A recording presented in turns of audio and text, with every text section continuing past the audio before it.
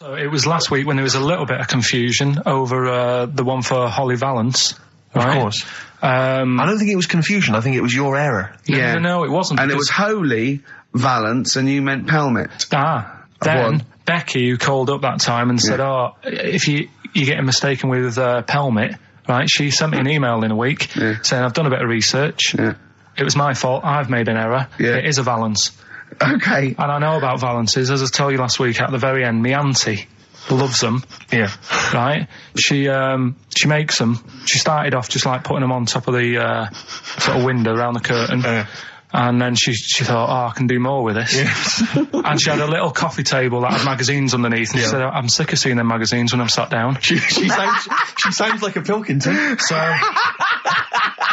I'm sick of seeing them magazines when I sit down. So she put a Valance around the table. Yeah. She just got Valances around everything now. Yeah. Then, next step, she tapes everything. She never actually watches telly. She tapes it all because she gets sick of listening to the adverts and that. Yeah. So she tapes everything. So she's got loads of videotapes and that. And the video used to get on her nerves. When she was watching a film, she'd see the clock changing. Oh. And it distracted her from the film. So she put a Valance around that. Yeah. That's genius. Yeah. So that is or is it mental? Only Mrs. Einstein can tell. I don't know. She's even made a little Jack Russell look like a hovercraft. Yeah. It's great. So everything's got a Valance. If you go round and you stand still for too long, the chances are she'll put a Valance around your head. Yeah. This is this is Auntie who? Auntie Nora. And this is the one that farted for 5 minutes. She did. Lest our listeners forget. Farted for 5 minutes. Called his mum saying I'm farting. 2 minutes into the fart. She said about 2.5 minutes in. Yeah. God. She said I'm about 2.5 minutes into the fart. My mum said, how long's it been going on for? She said, well, it was about 2.5 minutes before I called you. Yeah. And then it went on for a further 2.5 minutes or something. And then it stopped. She couldn't time it because there was a Valance over the clock. Yeah, she used to annoy her when she was on the phone and you put her off seeing the time. She was guessing it was 5 minutes. This was one consistent fart. Yeah, I mean, it wasn't making a noise, it was just... Oh, it wasn't making a noise? Just gas. Right, endless gas. So, there you go. That's fantastic. Well, we started off with a new one, a little bit of Foo Fighters. We like new and old on this show, don't we? Indeed, we like to mix it up. I'd like to play this to the Smiths from their debut album, I Don't Owe You Anything. I Don't Owe You Anything. The lads from Karl's hometown there. Indeed. The Smiths. Brilliant, that one. Wow, I went to Manchester, didn't I, the other day? Went up to Manchester for a little corporate. It was all right. Yeah. He went, wait till you get out. You see Piccadilly, it's better than Euston. Right. It was. It was nicer. I went outside and there was a ridiculous queue, and sort of one cab. Right. Yeah. So horse-drawn. Yeah. And so I walked, and it was okay. It was only down the road. It was a bit dark. It was wet and raining. Obviously, it's the north. I know, yeah. The hotel was very nice, but no minibar. I've never seen that before. I've travelled all over the world seeing a hotel without a minibar. No, so I don't know what's going on then. I don't know what's going on there. And then I did this corporate gig in Old Trafford. Pitch was up. Don't know what they were doing, but very impressive, big impressive. I think they're British Football Club, aren't they, Karl? Yeah. You did a gig at where? Old Trafford. It was in a function room. Oh, well, I thought it was the stadium. No, I'm not that big yet. Yeah. No. But I mean, I can't really comment on Manchester. I do know that Liverpool was voted most important music city via poll. True enough. So, Karl, you're making noises while I'm talking. Yeah, but you do this all the time trying to wind me up. And I'm not saying Manchester's the best place in the world, but what I'm saying is, there's bits of it that I really miss. Yeah. Like last Sunday, right? When I'd met up with Ricky, we had spaghetti bolognese, which was alright. And then I said to him, I need some soil. Damn, I wish you'd invited me. It sounds amazing. So I need some soil. What do you think? You need some what? Soil? Soil, yeah. I need to repot a plant, right? Yeah. So, you need to repot a plant? Yeah. Fair enough. So, I'm like, where you can't see these shops in London. Do you know what I mean? There's nothing around. I took him straight to one in my street. Yeah, but near your street, and that's probably the only one in London. Well, you say that, Karl. No, it does annoy me. Round my way, it's like, you can't move for soil shops. There's earth. You can just pick up handfuls walking down the street. Yeah, incredible. People just lean over into someone's front garden. No, you can take the plants as well. No, but what I'm saying is, Manchester, there's loads of decent hardware shops. Yeah. Here, if you want a panini and a latte or whatever, you can't move from 'em. But for soil, I had to go virtually how many miles away from me to carry that soil home and stuff. Yeah. It's not good. I mean, London's all right, but if cities were sort of marked... It's neglecting the peat market, really. Well, there's barely any mulch available in central London. I'm sick and tired of not getting a good, decent compost of a Sunday. Indeed. So, I'm thinking of moving to the north, where there is loads of soil and gravel. Indeed. And animal shite. Whatever. See, you're eating a biscuit. I can't believe it. Are you bored with this already? Do you know what? MTV called me last week. They called me again yesterday and said, when can they come down to do they're coming down next Saturday, by the way, to do a little screen test for you. They're going to sort of just film you with a little camcorder. You said this. They're going to film you. Are you alright? Do you want to, are you hungry? Do you want to go out and have a meal? I can't believe you're eating while I'm on air. No one can hear that. Do you know who I am? No one can hear that. Explain who I am. Well, that's Ricky Gervais, right? He's made his name on TV. Yeah. Okay, he's done any number of corporate gigs, and they pay silly money. So, I mean, this guy's earning, and really earning beyond his talent. All right? So I think I deserve a little bit more than a little mank eating a biscuit while I'm talking. Rick Gervais? Yeah. Have you won a BAFTA? Yeah, too. All right, so just a little bit of respect. Yeah. Yeah. Carl, well, what have you won? What have you won? I got a bronze certificate for doing a full week at school. That's great. It was only a bronze. What's that then? 3 out of 5 days. And I got me a little Crusaders badge, if you remember. What's the little Crusaders badge? The Crusaders badge for the religious club. So was that the fella that you went and played ping pong ball? So they wanted to talk to you about God. Yeah. Yeah. You got a Crusaders badge, did you? Yeah, that's why I went. That's why I joined. That's why I joined. For the badge. I like the little badge. Did 4 weeks and then packed it in. Travis on XFM 104.9 on Ricky Gervais with me, Steve Merchant and Karl Pilkington. We're doing Educating Ricky. Right, final one. Come on, Karl. Right, what was it? It was, why don't they just get a diary or some paper or something to write on? Yeah. Yeah. Because snappy. I couldn't think of a heading for it. It's basically, Go on. people who have tattoos, I've never understood it, right? That they have something put on their arm. Right, sorry. Have we started the educate? Is this part of it? Are you educating me? This is something that will be useful in my life that I didn't know about. Yeah. Go on then. No, it's just that they've got a machine out, right, that does tattoos. Tattoos. You come up with a design you want, and you sort of this machine scans it, and you put your arm in this thing, and you press print or whatever, and then it does the tattoo on your hand. Or on your like loads of little needles that follow a pattern? Yeah, the computer, basically, yeah. Is it a real tattoo? It's a proper tattoo one. The fella said... well, as long as it goes out, it pierces the skin with a I just wondered if it's one of those kind of, those kind of... No, it must be lots of little needles or a moving needle that can go Sorry, along but how is this cleaned, like, in between each person? Dunno, probably... I don't know. Well, no, it's only that if it's one needle, it's just the head, isn't it? If it's one needle that moves, and does it like loads of little... What are we gaining from a machine doing it? Just because they're going to sort of mess it up. But hold on, how do you keep your arm still? Because your skin moves slightly. The machine it's sort of strapped to your arm. Right, and so it's spread... the fella said that the tricky thing was in all this, it was the fact that... nobody would let him test it out on anyone else, so he had to do it himself. But did it work? Because the thing is with a tattoo artist, they can see when your skin's moved, and they can see what they've done, and they keep wiping it and looking, whereas a machine's just got to trust itself. Yeah. So I think one needle could go wrong. If it was a lot of needles, that it just came down, 1,000 needles that was an imprint. Yeah. But obviously I'm asking someone who hasn't delved any further than there's a machine that can give you a tattoo. That's all you've got at the moment, isn't it? Well, yeah, basically. That's what you've got? I mean, that's what I've got, because I'm not a fan of tattoos. I don't... But where did you read this again? This was... Internet? This was on the internet, yeah, it was, yeah. Okay. And I just don't understand why people do it. That's what got me attention. Because me... Sorry, what have I learned from this? That if you wanted to get one, you can get one done by a machine now. People say machines are sort of taking over and that. And there's another one. But it's just the fact. I mean, I don't know. So give us the snappy title of this education again. Why don't they just get a diary or some paper or something to write it on? That's what I always think when I see people with loads of tattoos. Like there's that fella who we were talking about the other week in Scotland who was covered 99% in tattoos. It's just like, what have you done that for? Yeah. Do you know what I mean? You can't get rid of it now. You've done it now. Yeah. One of my uncles, right, Tattoo Stan, he's just caked in them. Tattoos. Right. I don't think he's my proper uncle, but it's just like my dad's got. Tattoo Stan. No, my dad's that's a province in Russia, isn't it?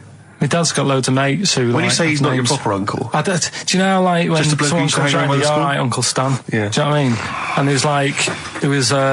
my dad had loads of mates like that. There was John the Screw. right? So he either works in a prison or he likes to have sex. Cabbie. Cab driver. Okay. There was Jimmy the Hat. I don't know where he Jimmy did. the Hat. Yeah. And, Did he wear a hat? No. No. There was Fred the Veg. You sure he wasn't a relative? Sorry. Fred the Veg used to get us, like, big bags of potatoes and that. Fred Veg, okay. And there was Tattoo Stan. Right. And he was just caked in them. And I used to always look at him thinking, why have you done that? I must have only been, like, 6 I or suppose 7. if you're born with a name like Tattoo Stan, Exactly. you're destined, Sorry, aren't you, were really? they like a 1950s gang? I'm worried about... I'm worried Who were about... doing a bank job? What was his name? The Hat? What was his name? Jimmy the Hat. I'm worried about Jimmy the Hat. Yeah. Not having a hat. I don't understand Are it. you sure he didn't have a hat? Not when I met him. Did he ever wear a hat? I didn't see him that much. Do you think it was a joke, like, when your mate's sort of like, 8 foot and huge, you call him Little John or Tiny? Do you think... Well, the fact that he never wore Yeah, a they hat. went, hold on, I've noticed something about Jim. Go on. No hat. And I go, oh, true, let's call him Jim the Hat.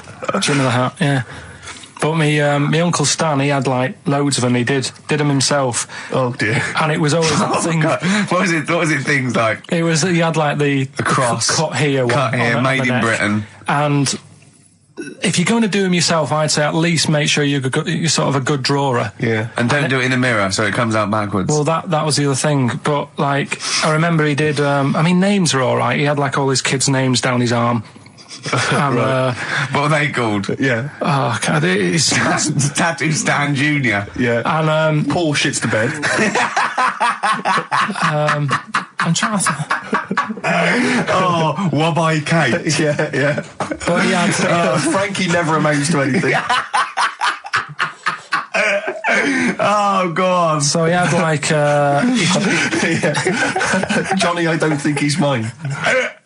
so he did all this... I don't even know why I'm telling you about tattoos. No, nor do I, Carl. Hey, to be honest... Don and Blitzen from the About a Boy soundtrack by Badly Drawn Boy. Christmas theme there. You spotted the Christmas theme. Yeah.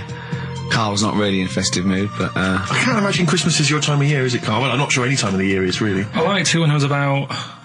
I think when I was about 7, I enjoyed it.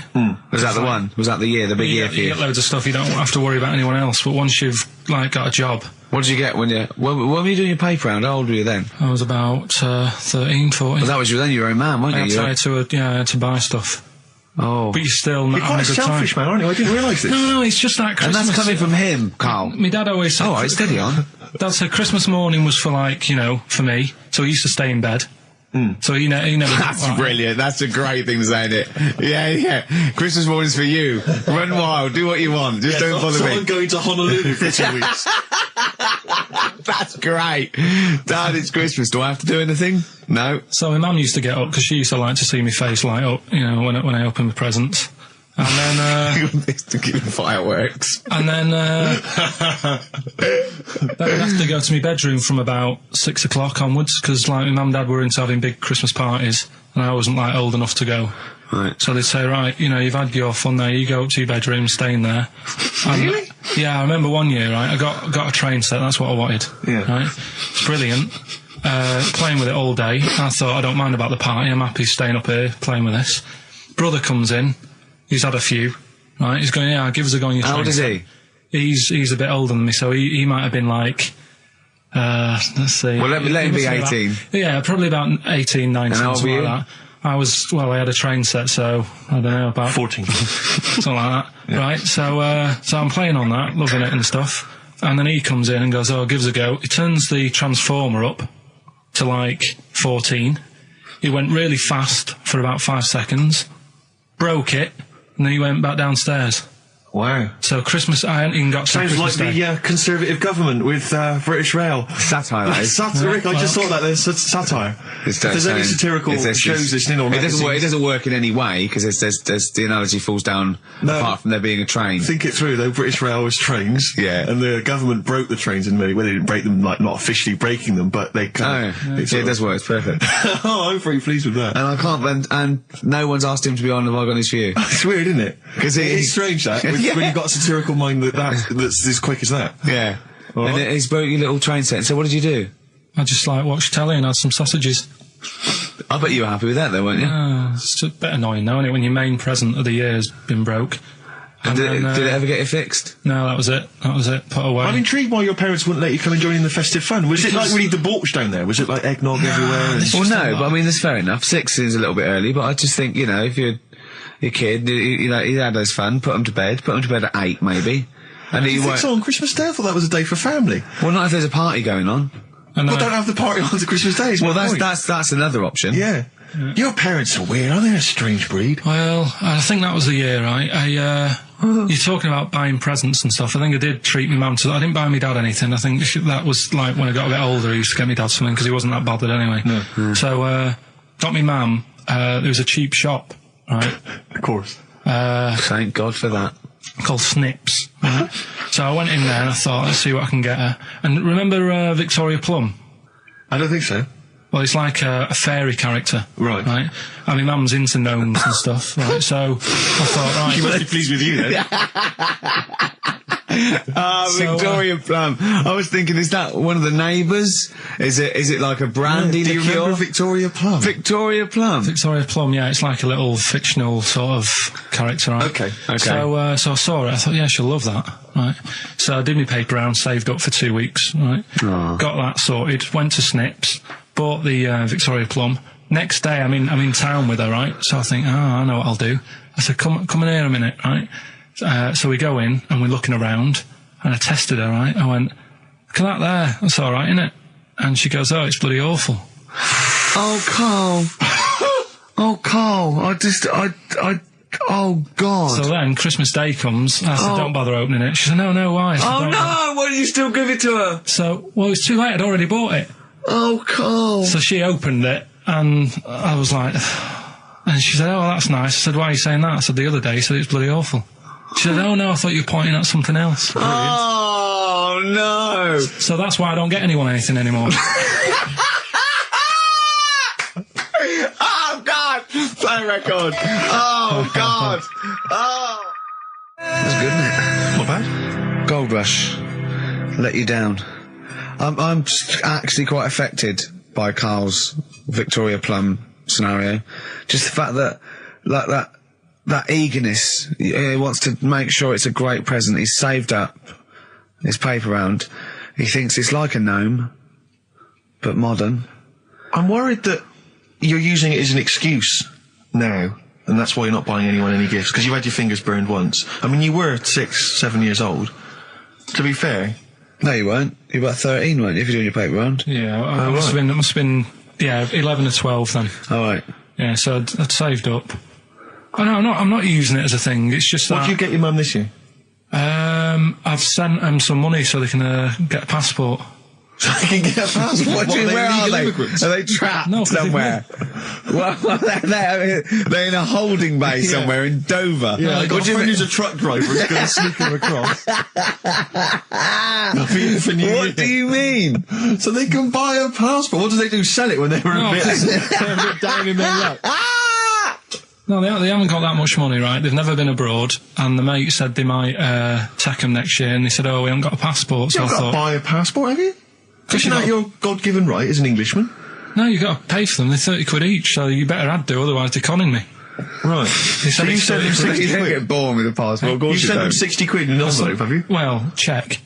Right. I love that. He'll be watching telly and France will come on and he'll go, oh, what do you think of that? She goes, it looks bloody awful. Yeah, don't open it. No. Don't open it. Yeah. Don't open it. So you've not paid for a holiday for them? No, I've just sorted out it's the better prize, isn't it? Because they can't go anywhere without it. Well, the passport keeps on giving. Yeah. So 10 years. That is, yeah. So, but no, I never used to. I mean, I can't think of other things. I used to get me dad once I started getting him stuff. It used to be a dressing gown, and then. But as an extra surprise, he used to put like a cigar in the pocket, so he'd think that was it. Yeah. Then he'd put it on and put his hand in the pocket. Right. And then he'd just hit you because he thought you'd nicked it. Oh dear. So you bought him a jacket with a cigar? That's quite thoughtful. Did you sneak a cigar once one Christmas? Yeah. Well, that's when they used to have like the big do's, like I say. You know, they were known for it. Like the whole estate used to know that. You know, we were having a party. Yeah. So they'd all come round. So they'd all come round and just have food and drink and that. I cannot imagine how unpleasant that must have been. Awful. And you locked in your bedroom with a broken train set. Yeah. And looking at Victoria Plum, whatever that was. In the bin. Oh, in the bin, yeah. And hear a mum saying, and he got me this. Isn't this piece shit? of rubbish. You could hear him just throwing it against the wall and laughing. And all the neighbours laughing. And you'd come down and just be in pieces with loads of spit on it. Just loads of gob on it. Eyes. And all the Polaroids of them just like laughing at it and pointing. Stamping on it. Alright. Flooding back. But no, I used to get up in the morning and then like they'd still sort of all be there asleep on the floor and on the sofa. That's awful. Carl. That's terrible. Christmas is surely the one day a year which is a family thing. It's for the kids. They're the ones that was Boxing Day. Well, I know. Oh, that's all right. It's over. Yeah. Back on the bike. All right. Who's going to pay for this? What, me? Yes, Carl. You're doing 2 rounds today. Yeah, was your paper round supporting the entire family? Yeah. No, so I used to get up and like go downstairs and they'd be asleep, so I'd be mooching about trying to find like another present that's still working. I love the idea that these people from the estate had like squashed his presents. So I found a cigar that had been sort of lit up and then put out, so I thought, I'll have a go at that. I went outside and had a go, and that's the last time I smoked. Right. I tried it, I thought, I don't like that. I love the fact that he does everything once. Yeah. In his life. It's a line of, I've done everything once. I don't need to do it again. Teenage Fan Club from the XFM Christmas album, and that's Christmas Eve. Their guitar sounds are just brilliant. They're just always so nice. All right, Carl, do you like that? Do you like Teenage Fan Club? Yeah, they're good. Carl, I feel like you've never kind of enjoyed the wonder of Christmas. I can't ever get the sense, maybe except when you were very, very young, that kind of bright-eyed, thinking of Santa, kind of landing on the roof and climbing down the chimney and drinking the sherry or whatever. So I like the idea of it, right? Sure. The sort of, I used to get a couple of annuals every year, you know. So did I, yeah. And I was allowed to open one on Christmas Eve. Oh, that's brilliant. So they could throw it on the fire. I think it is a quick skim through, do the word search right. Yeah. I think that's a light of a cigar off the cooker. Oh. Well, anyway, listen, a good friend of ours, Ross Noble, the comedian, brilliant, he gave me this picture, Carl, which he's got from a magazine. He loves you. And I have to say, I think this... I just looked at it then. Obviously, it's not going to mean much to the listener. Oh, this is self-indulgent. But it is currently available. I think it's in the current edition of Bizarre magazine, so you might want to buy that. It's not horrible, though, is it? There's a certain grotesqueness about it. Oh, it's a deformed person, isn't it? Well, to a degree, but I think what it's going to do for Carl is give him, I think for you and I, Rick, we're going to see his face. Light up. Brighten up, like opening a wonderful Christmas gift. Oh, you know what? I think I've seen this. Is this the one with the kid with the big head? I'll be honest with you, Carl, it is. Have you seen it already? Yeah. Let me just show it to you again so you can kind of I haven't seen it. It's like... yeah. We shouldn't be laughing at that. No, but that is like the kid who I went to school with. That is the same. That can't be the same. So do you recognise him? Seriously, that is the same thing he had. I mean, I have to say, it does look like it's been computer generated. It's so odd. Yeah. But look at the child's face. I know. Look at his reaction. Don't take another photo of me. I'm not sure this is right. It's not right. But I was hoping that would give you, Carl, just a little glimpse of. We've had a request as well on the best bits. Someone wants to hear you talking about your mates with the big heads. I can't believe it, because every time we go there, we get some sort of complaint about something. About what? Just leave it. Well, that for some reason that always goes from the story with my dad going to Blackpool for taking those kids there. And what kids? And, leave it. No, what? No, I don't know. There's people who don't know what you're talking about. I'll tell you when we put a song on. No, well, I know what it is, but you can't just say that. Well, Is it when your dad put a kid in the wheelie bin because he was getting out of hand? Yeah. Well, So we're going to we can't go through it again. It's too controversial. We're going to... What's the name? No, well, the thing is, right, you were just saying about what are you, about Christmas. That's the funny thing, right? Because in our house, there's no one who's religious, right? No. My dad got annoyed when I went to church that day. He was like, what are you doing that for? Of course. I went to see a gig in Liverpool. Remember the band The Christians? Yeah. He thought I'd join some club. Yeah. I said, I've been to see The Christians. He was saying to me, man, what's he doing going out with them? Yeah, yeah. And then the other thing is, because I'm not christened or anything, my mum used to say to me, don't tell anyone that, because there's witches and stuff.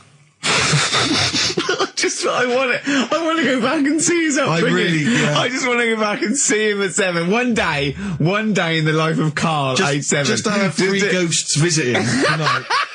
And take him back through time. But we could go with him. We could be some of the ghosts. Yeah, the ghosts of Christmas past. Remember this? That's incredible. Because there's witches. Don't tell what. Just say so she wasn't christened, but she thought maybe someone could take your soul because you weren't christened. It's like there's cults and that, isn't there? And if they find out you're not christened, then right. So I don't think they care. I don't think a lot of cults care. Well, but what can they do if you're not christened? I don't know. I just said all right because then through that time there must have been a time when. But hold on, now they know. Yeah, but I'm older now, so I'm all right. She used to worry about me playing out on the street. Oh, she was worried about when you were naive and stupid and easily led. Well, yeah. No. Good point. No, you're right now. Yeah. So yeah, good. Yeah. I just have to show you something, Rick, before we move on. I know we've got another Educating Ricky, but someone just sent this in. Yeah. They've been looking on eBay for Victoria Plum. You're joking? Come here and see the photograph. Oh, God, that's fantastic. Yeah. Have a look. That's it. Oh, God, he got that for his mum. It's the worst piece of tat I've ever seen. Carl! Carl. Imagine how... Oh, gutted. Carl. Imagine how... Look, think of him now, right? There it is. I've ever seen. I tell you, it looks like a Diddy man gone wrong. It looks like a Diddy man prostitute. That is. Is that the one, Carl? Well, it was a different colour. I had a yellow at mine. No, but look. How do they get? Tell them they go into eBay. So you need to log on to ebay.co.uk. I'm sure you've used it before. It's the online marketplace, ebay.co.uk. And if you type in Victoria Plum, I'm assuming that you can track this down. That's amazing. It's the worst piece of rubbish I've ever seen. Just think how cute he was as a kid, though, doing that. Just think of him, just going... just seeing that and thinking, she likes gnomes! It's the worst thing I've ever seen! I mean, to be fair, I don't know what her prize collection of gnomes looks like, but I can't imagine they're much better than that. I mean, gnomes are a fairly grotesque thing. But certainly your mum's taste and discretion is... Did you have those houses on your estate? You'd go in there and it was just loads of those dolls still in their packaging all around the room. And sort of like one of those homes that keeps the sort of packaging on the 3-piece suite. Why don't you buy another one for her for Christmas? Yeah. It's $3.99. It looks, but that's £2.49 because that was $399. Well. Oh, buy it, Carl. No, because I've sorted out her passport this year anyway. I'll get her that next year. I've had an email from Andrew Forrest who has just simply entitled it Karl Pilkington. Oh, Karl Pilkington. What do you think of that? That's got to be your new name from now on. I had a mate who used to use it.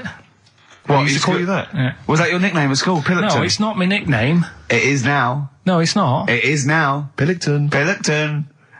Oi, Pilkington. Oi, Pilkington. Pilkington, do my homework. Where do you live? Where do you come from? Pilkington? No, there's this lad who called Mark, right, who used to go to school with, who used to call me that. And his mum, right, was like obsessed with cleaning. And I was never allowed in their flat. He makes the place look untidy. So she used to, I don't know if it was just me or all his mates, but I used to turn up and she goes, yeah, he is in, but you know what you've got to do? And I used to have to go round the side of his flat, and he had a computer, right, which I used to play. I didn't have one at that point, but he had one. And I used to have to go round the side of the flat and stand at his bedroom window with his window open, and I'd be sort of leaning in playing the game. You are joking. I'm not. His mum... You had the weirdest upbringing I've ever heard. The things you were willing to do. It's the strangest. What is this town like? No, I stopped going. Was there always music? Like, there's the horse in the house there. Oh, look at these two kids with big heads and webbed feet. All right, Ronnie. All right, Reggie. What was it like? She was obsessed. It is like you've grown up in a cartoon made for children. Yeah. No, his mum was really obsessed with cleaning. Can I play it through his window? I used to... Mrs. Ramsbottom, can I play it through Mark's window? Aye, you know what you have to do. She used to be up till about 3 in the morning. Pilkington again? Have you washed your hands? What, up till 3 in the morning? Washing? She used to be up doing the tiles in the kitchen. Washing until 3 in the morning? It's at 3 in the morning. And for ages and ages, that's saying that out on the tiles, I used to think that came from, like, his mum. Because she was out, like, cleaning them late. So, till I was about 13, I thought that saying, out late, on the tiles... Yeah. Was... And now you're not confused by anything. Well... There's no misunderstandings in your life now, is there? So he was allowed to walk in and out of the house, was he? No, he was alright, and he used to come round to ours a lot, and my mum used to get these pies from Hagenbach's, right?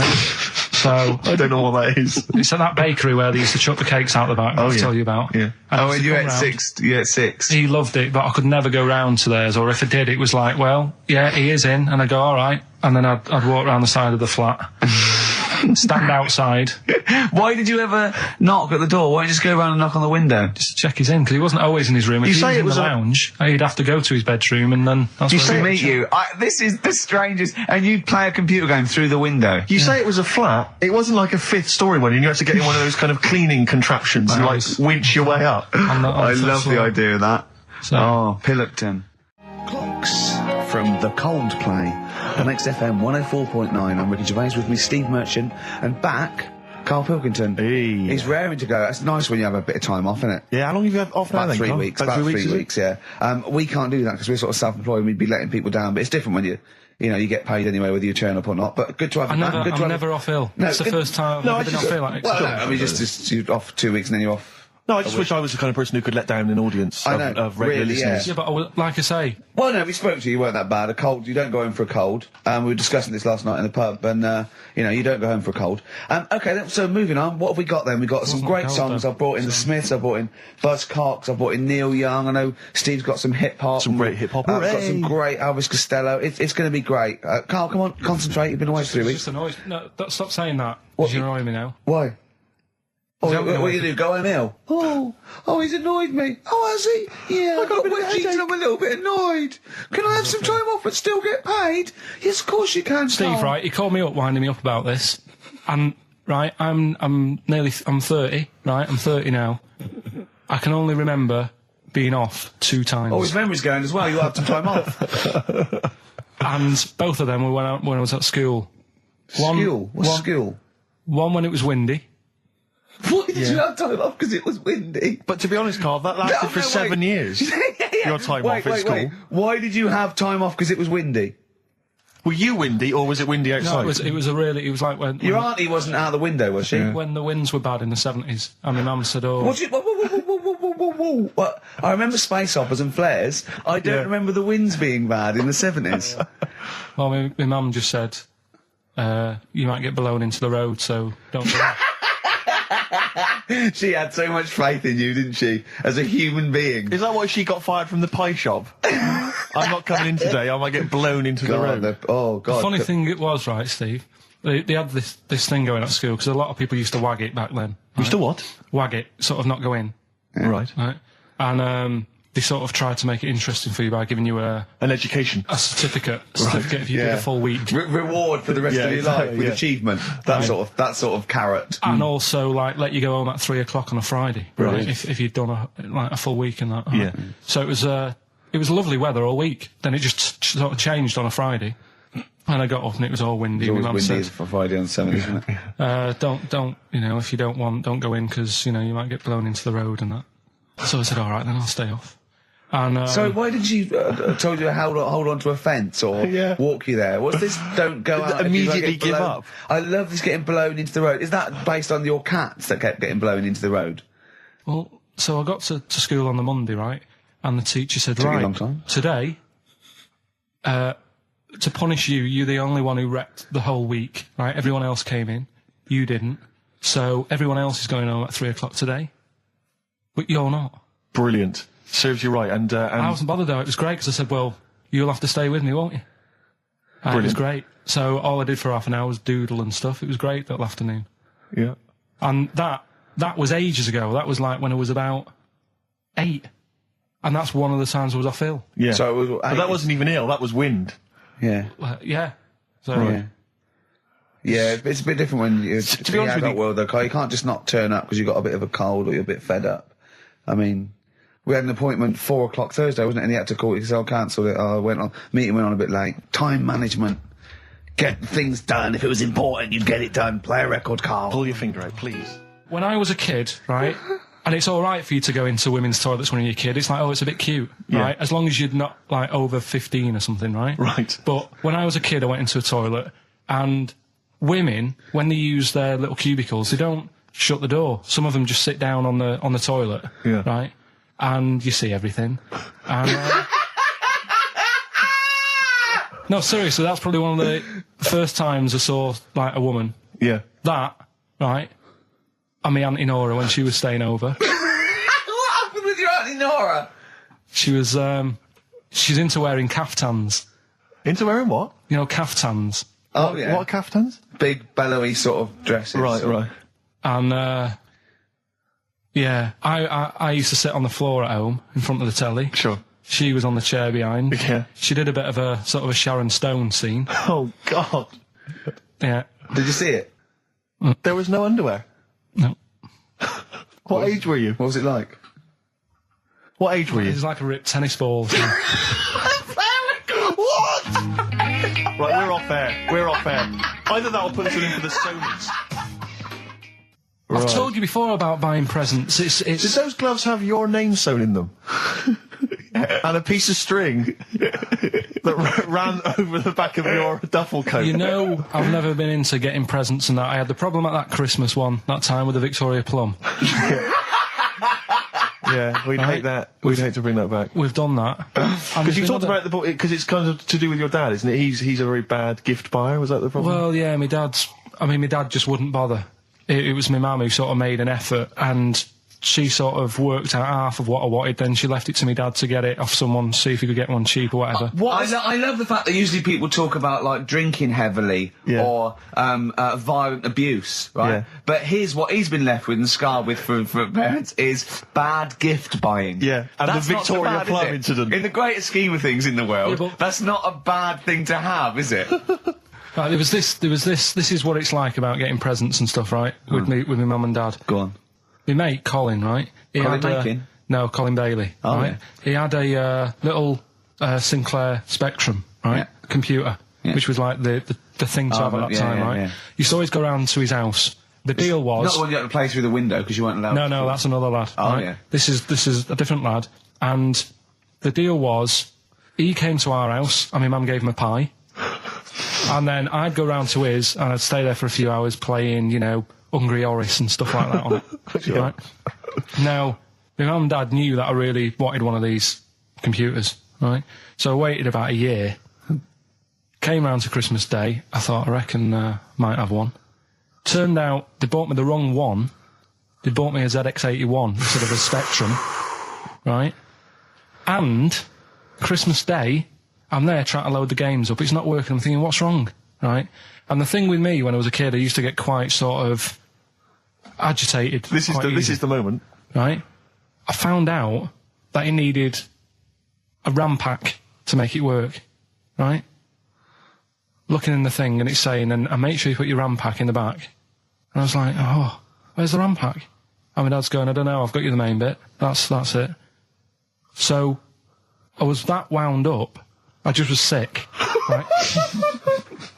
Just sick. Oh, I didn't feel sick or anything. I just was like, oh God, went to the sink, just sick, because I was that on edge about it. I said, come on, we've got to get one. And my dad's like, Tandy's shut. We're not gonna get anything today. Ruined again. Christmas Day. That was after the year when my train set got blown up by our kid. The following year, no RAM pack. And now you ask me why don't I get good presents? He's scarred. He just I'm gonna die. Honestly, I'm gonna die. He's just clean sick. Yeah. There's no RAM pack. Did you get to the bottom of it? Why wasn't there a RAM pack? You have to buy them separate. Oh, okay. What do you mean I can't play Frogger? Oh no. So, wasn't there another incident when you threw up? Spontaneously threw up? Through sheer anxiety? I do get it. It's not so much now because I've relaxed a bit, but as a kid I used to be quite on edge all the time with certain things. Do you think that's what happened to your cat that kept being sick? That it didn't get the food it wanted and it just threw up? Do you remember that? Yeah. God, so they shaved it. Yeah, but again, you see, the cat thing, I mean, it's mad. I was thinking about it the other day, right? I used to think I had quite a normal upbringing. You didn't. Right, and someone was talking Your about mother once told you not to go to school because it was windy, Carl. It was not a normal upbringing. The cat was being sick, so she shaved it, so it was easier to clean. Right, well, my mum and dad went on holiday, right, and I stayed at the Ross's down the road. Oh, yeah. Only a kid, must have been about 5 or something, right? And I was always running around in the house. I had a lot of energy as a kid. What the Ross's did, they had this cat that was dead violent, the most violent sort of angry cat I have ever witnessed. A tiger. It was honestly, Steve, if it was bigger, it would have been, because it was just always having a go at you. Yeah. If you went to pat it on the head, it went to bite you and stuff. And what they used to do with it, to stop me running around, I'd sort of be running around, and then I'd get a bit tired, and they'd say, have a lie down on the settee. So I'd lie down on the settee and I'd nod off. And what they used to do, I'd wake up, and I'd put the cat on my belly. Right? So I'd be scared to move, because it's like it's going to get me. But it would keep you there. It kept me there, and it used to sort of slaver on me, and they'd sort of, you know, go out or whatever, and I'd be lying there. That's not normal, is it? Carl, sorry, were you created by the Brothers Grimm for one of their fairy tales? What kind of a life is that? A cat paperweight to keep Carl in place. He keeps blowing around. It's windy. We'll have to weigh him down. Be careful. Your mum probably told him that it's a windy day. You got to get something heavy on him, otherwise he just gets blown into the road. God bless him. Did I ever tell you about my Uncle Alf? No. He wasn't a proper uncle, right? But it was just one of my dad's mates and that. And he was getting on a bit. He must have been about, 60, which is pretty old when you're younger and that. And he was the same. He used to always wear a suit and that. But it was never in good nick. It was always like a rough suit, but it doesn't matter. He's still, making half the effort and that. Yeah. And he used to sleep in a dinghy.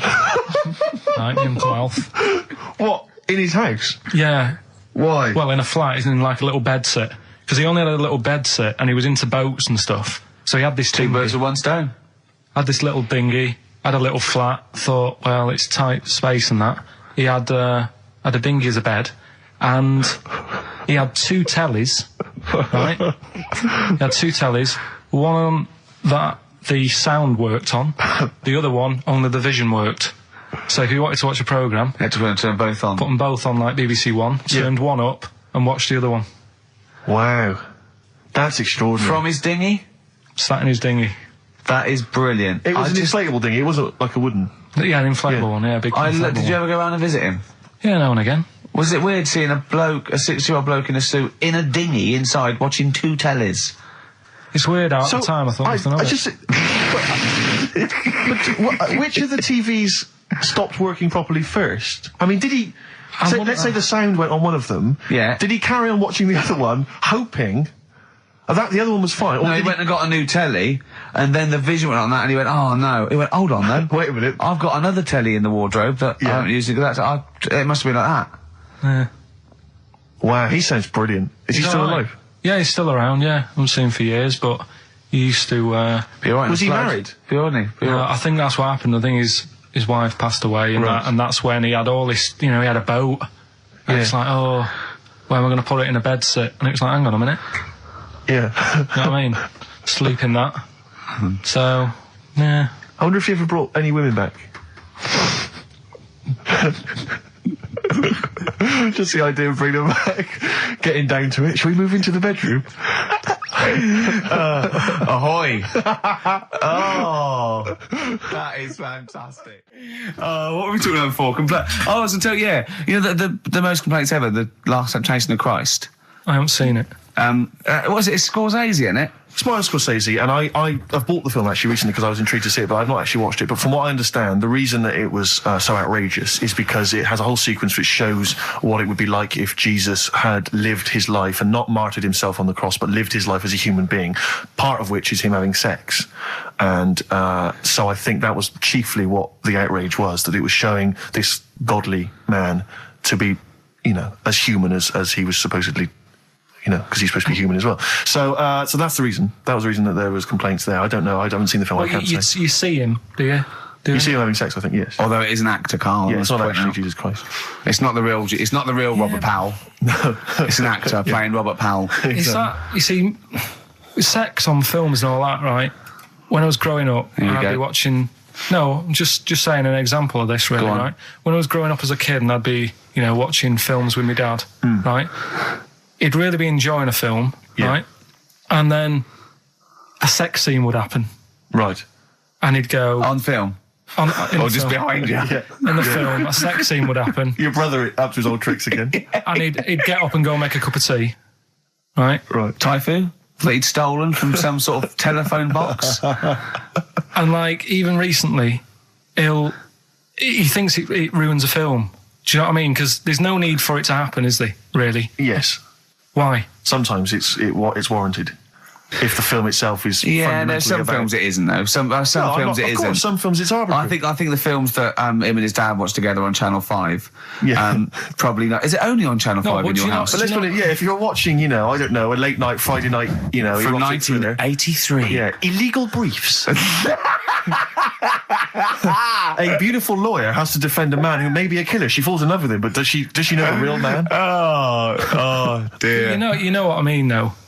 Lest you forget, of course, that I... Love Heat.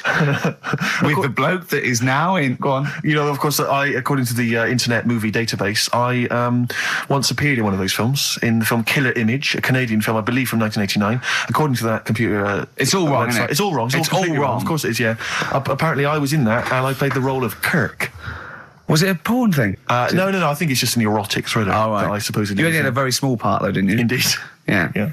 But no, do you know what I mean? Sometimes you don't need to go that far. Say, like in this Jesus programme, right? Film. What's it called? The Last Temptation of Christ. Just like talking... what's his name? Is it Ralph in The Simpsons? Yes. I drawed a kitty cat. It's like talking to that. Yeah. No, but right, this temptation thing, right? Do you know, often we don't get that many complaints on this show. We don't get very many complaints. And I think that's either because there's no listeners, or B, it's because most people agree with Karl, and that terrifies me. Or they let him off, because it's like, you can plead insanity, you can go mental and kill a few people, where they go, oh, he's a bit bad. Exactly. No, but was it because, they're saying that he was having it away, or is it because you saw it? What got the complaints? The complaint was the very suggestion that Christ it was a blasphemous thing, not the fact that you saw an actor's knob. So what about if they just cut it down a bit and you saw the little stable door closing? It wasn't the baby Jesus having sex.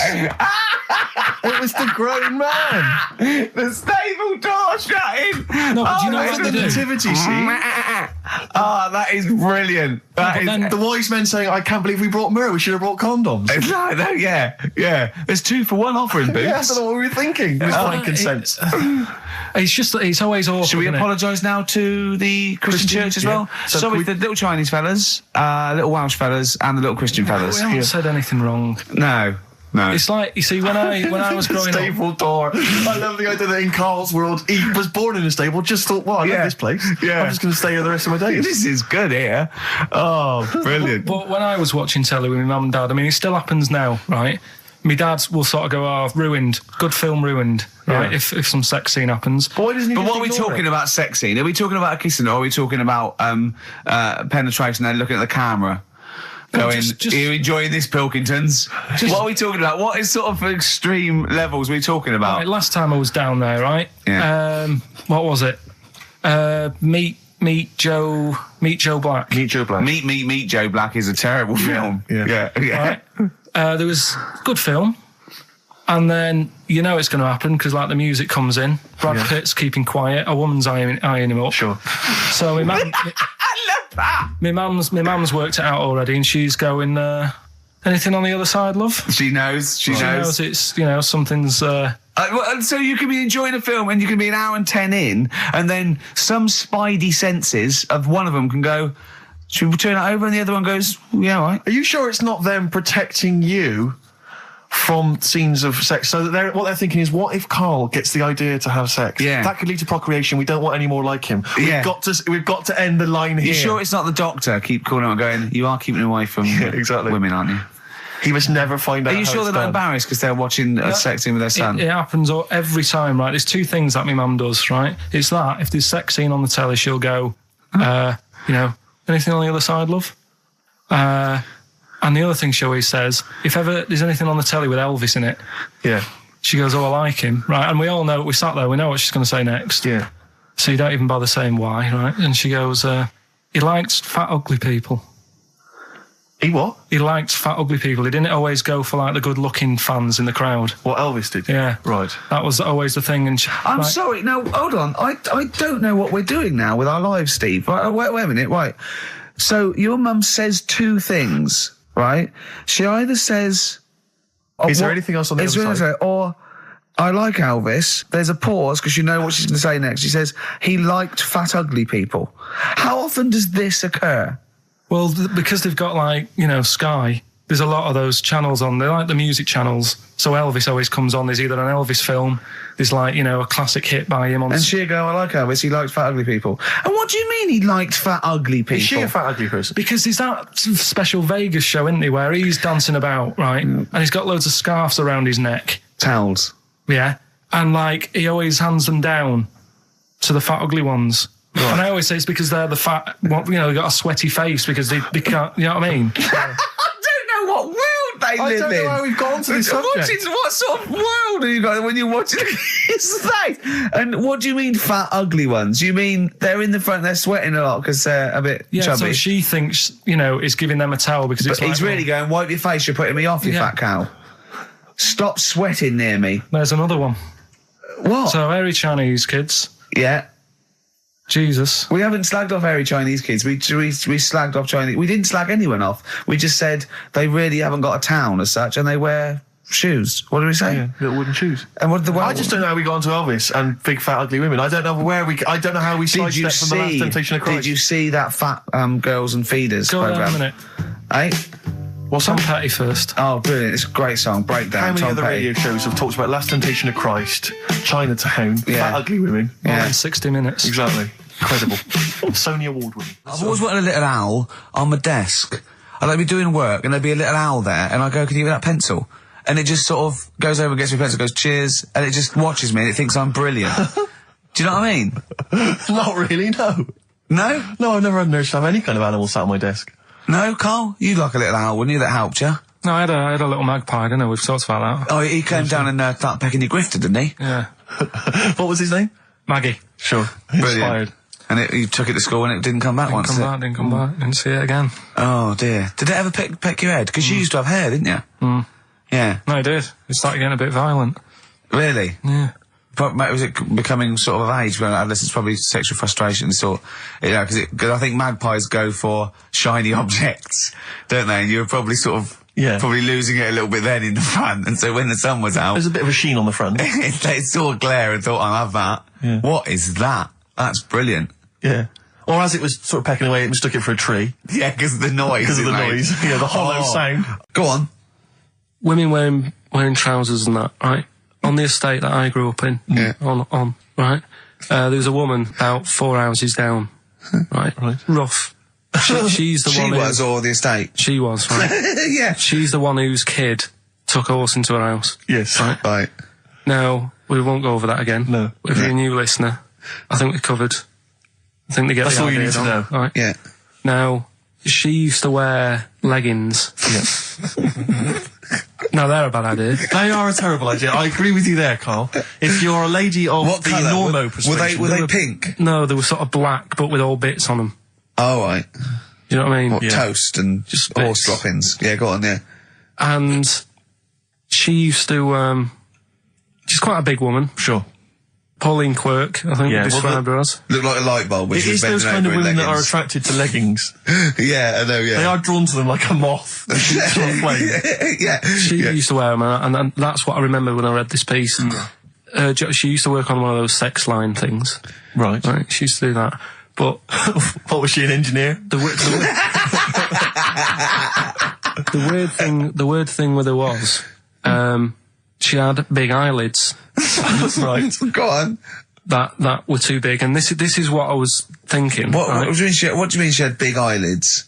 How big do eyelids have to be for you to go, they're big eyelids? What was she shoplifting with them? Would she come out of Dixon's with, like, radio stored in them? What do you mean she had big eyelids? It was another one of them popular things around our way. Do you know, like... What do you mean popular things? They go, oh, I say, well, they're all the rage. Can I get some big eyelids, please?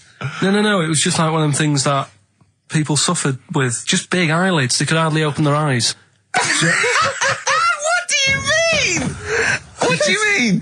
That's one of them popular things around where I grew up. People had big eyelids. They could hardly open their eyes. What does that mean? What sort of freak town were you born in? You had webbed feet people with big heads. You got women with big eyelids. What does big eyelids mean? Are you confusing her with the horse? Yeah. Did she have hooves? Look, what? Just too much skin. It was like the neck of a chicken.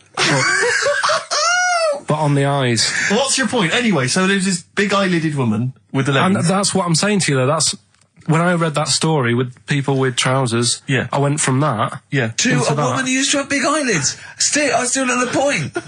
But then, and also the other bloke who had the eyelid problem was a mate of mine. Right. Yeah. His dad had it, and same problem, massive eyelids. I don't know what that means. I don't know what that means. I used to say to my mum, I'm going round to Dave's house. Yeah. And, or to say, well, that's alright, but make sure his dad doesn't take you out in the car. Because he could hardly, see. He had to have his head. He gets to tilt his head back to keep his eyes open. Make sure! Did he have a couple of matches with him at all times? Oh. What a load of gobbledygook. This began as educating Ricky. I know, so it's like he was people thinking, with eyelids. But it's like you're supposed to make that leap as well. Yeah. If I mentioned the trousers, Ricky will probably be thinking about people with big eyelids and women wearing leggings. Play a record, Carl. Got nonsense. Adverts. No. All right. I had so much mash last night. I had so much sausage mash, second helpings, that I had to sit on the edge of a seat so my stomach could hang down. I love spuds. Spuds and bread. I could not do without spuds and bread. I feel like maybe I could make my own bread. Spuds, I wouldn't know where to start with a spud. Yeah. And it's like, they're amazing. You can boil them, you can broil them. Yeah. I don't know what broiling is, Nor but do I suspect it's tasty. I don't think it's as good as... I mean, obviously the chipped potato is... For the working classes, the chip. It was always on. The chip fat fry was always on in my household. The ceiling, the death trap fire, polystyrene ceiling was yellow. Exactly. Come Wednesday in our house. Yeah. And, always had chips. Because all I remember hearing, if I think back to my childhood, all I remember was, gotta stop and get some potatoes, or phone your dad, tell him to get some potatoes. Well, that was your job, wasn't it? Yeah, potatoes. Yeah. I mean, it genuinely, it does concern me because... What did you have to do? Did you have to fill a diary out for your teacher? Do you know when you're at school? I don't know if you do the same thing, but you get like a little red book, right? And every night, I think it was a way of the teachers sort of keeping an eye on you. So if you went out robbing, if you wrote it in your diary, they'd go what you're playing at. Sure. Right? So you'd have to write down what you did every night. Yeah. But I didn't get up to that much at that point. Sure. I used to just go on my errands. Yeah. And it was my job to like... I haven't heard errand since the 70s. Nice to hear that. I went to U-Phase, right, the little local supermarket. Yeah. And I got... what's it called? Euthanasia? What? I did... U-Phase. U-Phase. U-Phase. U-Phase. Yeah. H-U-G-H. U-Phase. Oh, Hugh Phase is his name, right. Yeah. And I just had to get like a bag of potatoes. Of course you did, yeah. And a loaf. Staple. So I used to put that in my diary every day, and it got to a point when like even the teachers were like, just make something up. Yeah. Stop putting the same thing in. Sure, start joyriding or something. Live. I love the fact that he was fascinated by the strangest village in Britain, but the stories he's told us about where he comes from, there's him going around with two fellas with big heads, webbed feet, a little pigeon-chested bloke, him on his grifter with Maggie pecking at him, his dad in the telephone box nicking groceries, and a horse in the house next door. I mean, how strange was his upbringing? Yeah. And him hanging from his satchel. Unbelievable. There's another woman who I remembered. Actually, I'll tell you later. Go on, what? I'll tell you later about another woman who I remembered. Give us a teaser. It's just a woman who rode around on a three-wheeled bike with her husband in a basket. Right, I'll tell you that. Right, and the final clip. You don't get teasers like that on the other radio station. That's a hell of a funeral service. Right, listen. Right, tell us about this woman. Well, it was just because you were saying about the, you know, our living. We are broadcasting now, aren't we? This is actually going out. This is live. This isn't us sort of like... Yeah, but you were just talking about how I lived in an odd village. Yeah. With kids with big heads and all that, right? And what I wanted to do... What is that again? There's 2 kids with big heads. Yeah, they just had sort of big heads and webdams and that. They went to my school. And when I spoke to my dad the other day, because I'm going out to see my mum and dad tomorrow. Oh, yeah. So I said, have we got any school photographs with the big-headed kids in? And he said, no, nobody bought those sort of school photos because they were in it, so it was always a bit ruined. So I said, well... No, he said sales were, you know, because he obviously talked to other dads and stuff like that, and he just said, oh, no one bought them. But anyway, so... I would love them. Yeah. That's why I'd buy them. Yeah, but I wouldn't stand out, would I? If it's on the mantelpiece. Yeah, well... But anyway, so I was talking about, you know... When you say they had big heads, what do you mean? Do they look like someone from Doctor Who? They were just quite big. But they weren't related? No. So why did 2 blokes with big heads and webbed feet? I lived in a weird area. There was a chemical plant close by. I can't believe you've never told us that before. That explains a lot. Not just the freaks in your neighbourhood, but... No, there was loads of weird stuff going on. There was this, like I said, there was this woman who used to like live in one of the council flats, right? And she had a 3-wheeled sort of big, what do you call it? 3-wheeled son. He was the weirdest bloke we ever knew. Well, they call it like a big tricycle, but for an adult rather than one for a kid. It was a big one. It wasn't a motorbike though. It was a no. It was a push bike thing. Yeah. And she used to sort of ride down the road with a fella sat in the basket on the back with his like legs dangling over. And they'd be going to like the pub and what have you. Was it a different fella each time or the same one? No, same little sort of bald-headed fella. So it was in collection for like organs and things. Bring out your ill.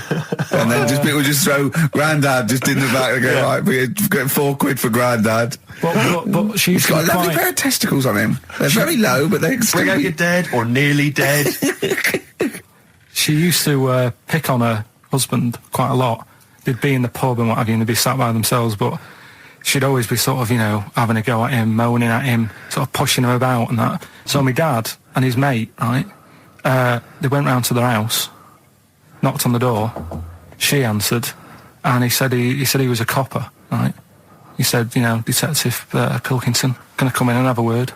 So I'm just going to make a note of impersonating a police officer. Yeah, but for the good, he went in and sort of said, now I've heard, superhero. Yeah. I've heard, you know, you picking on your husband a lot. Yeah. We'll be keeping an eye on you. Do it again, and there'll be trouble. And she backed off after that. She was all right. And how was the husband? Was he still in the basket though? Was he allowed to ever sort of like ride up front with her? Or was he just always in the bar? No, she'd sort of stop picking on him in public places and stuff. That's like good. That. You can't get done, can you, just for doing that?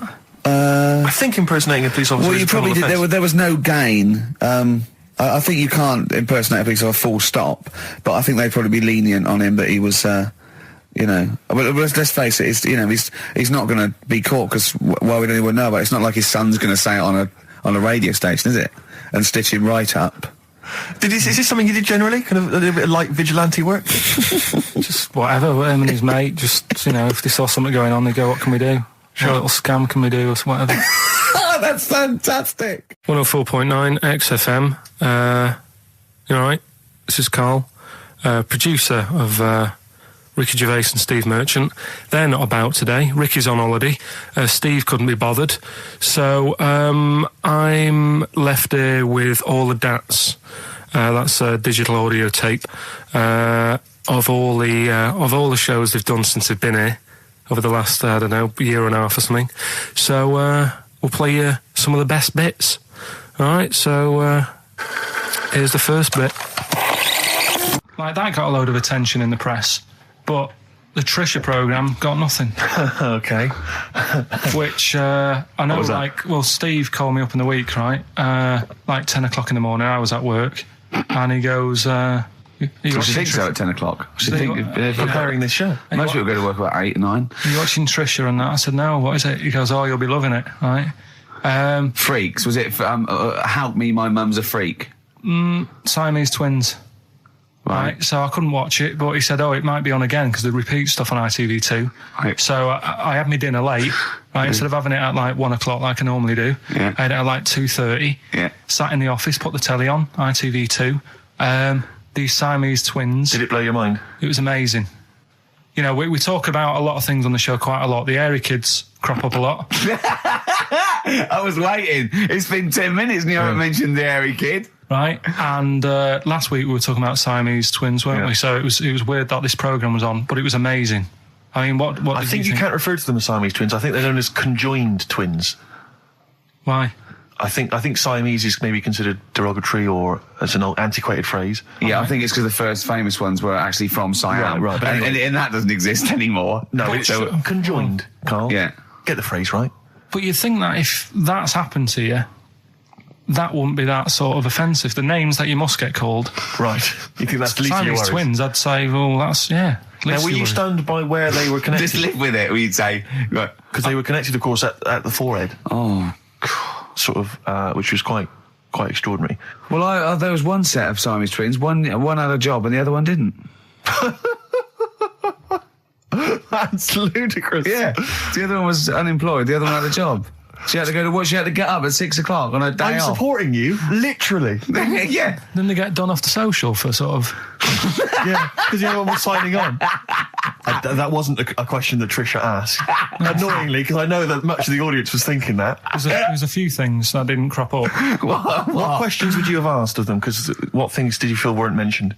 I'd love to just watch Karl watching amazing things. Exactly. Do you know what I mean? It's like early learning thing. Mouth slightly open. Yeah, mouth open and dribble, looking round to see if anyone else has seen it. You know, I hate that. Like when a cat sees a bird land on the balcony. Exactly. It can't believe it's luck. I'd probably say, how do you buy her like a birthday present? A surprise gift, yeah. Because everything's ruined. Sure. Right? I'd probably ask... Yeah. Well, did you not think it was interesting that one of them had a boyfriend? Well, that was a bit weird, wasn't it? Uh-huh. But what was the other thing that I was thinking when I was watching it? I was thinking if one got into crime and that was sent to prison... Right. What would happen? How would you handle that? It's brilliant. It is brilliant. If a chimp could talk. And what was the other one? The other thing was, what did he talk about? Because it's not as if you can say, well, guess what I did today?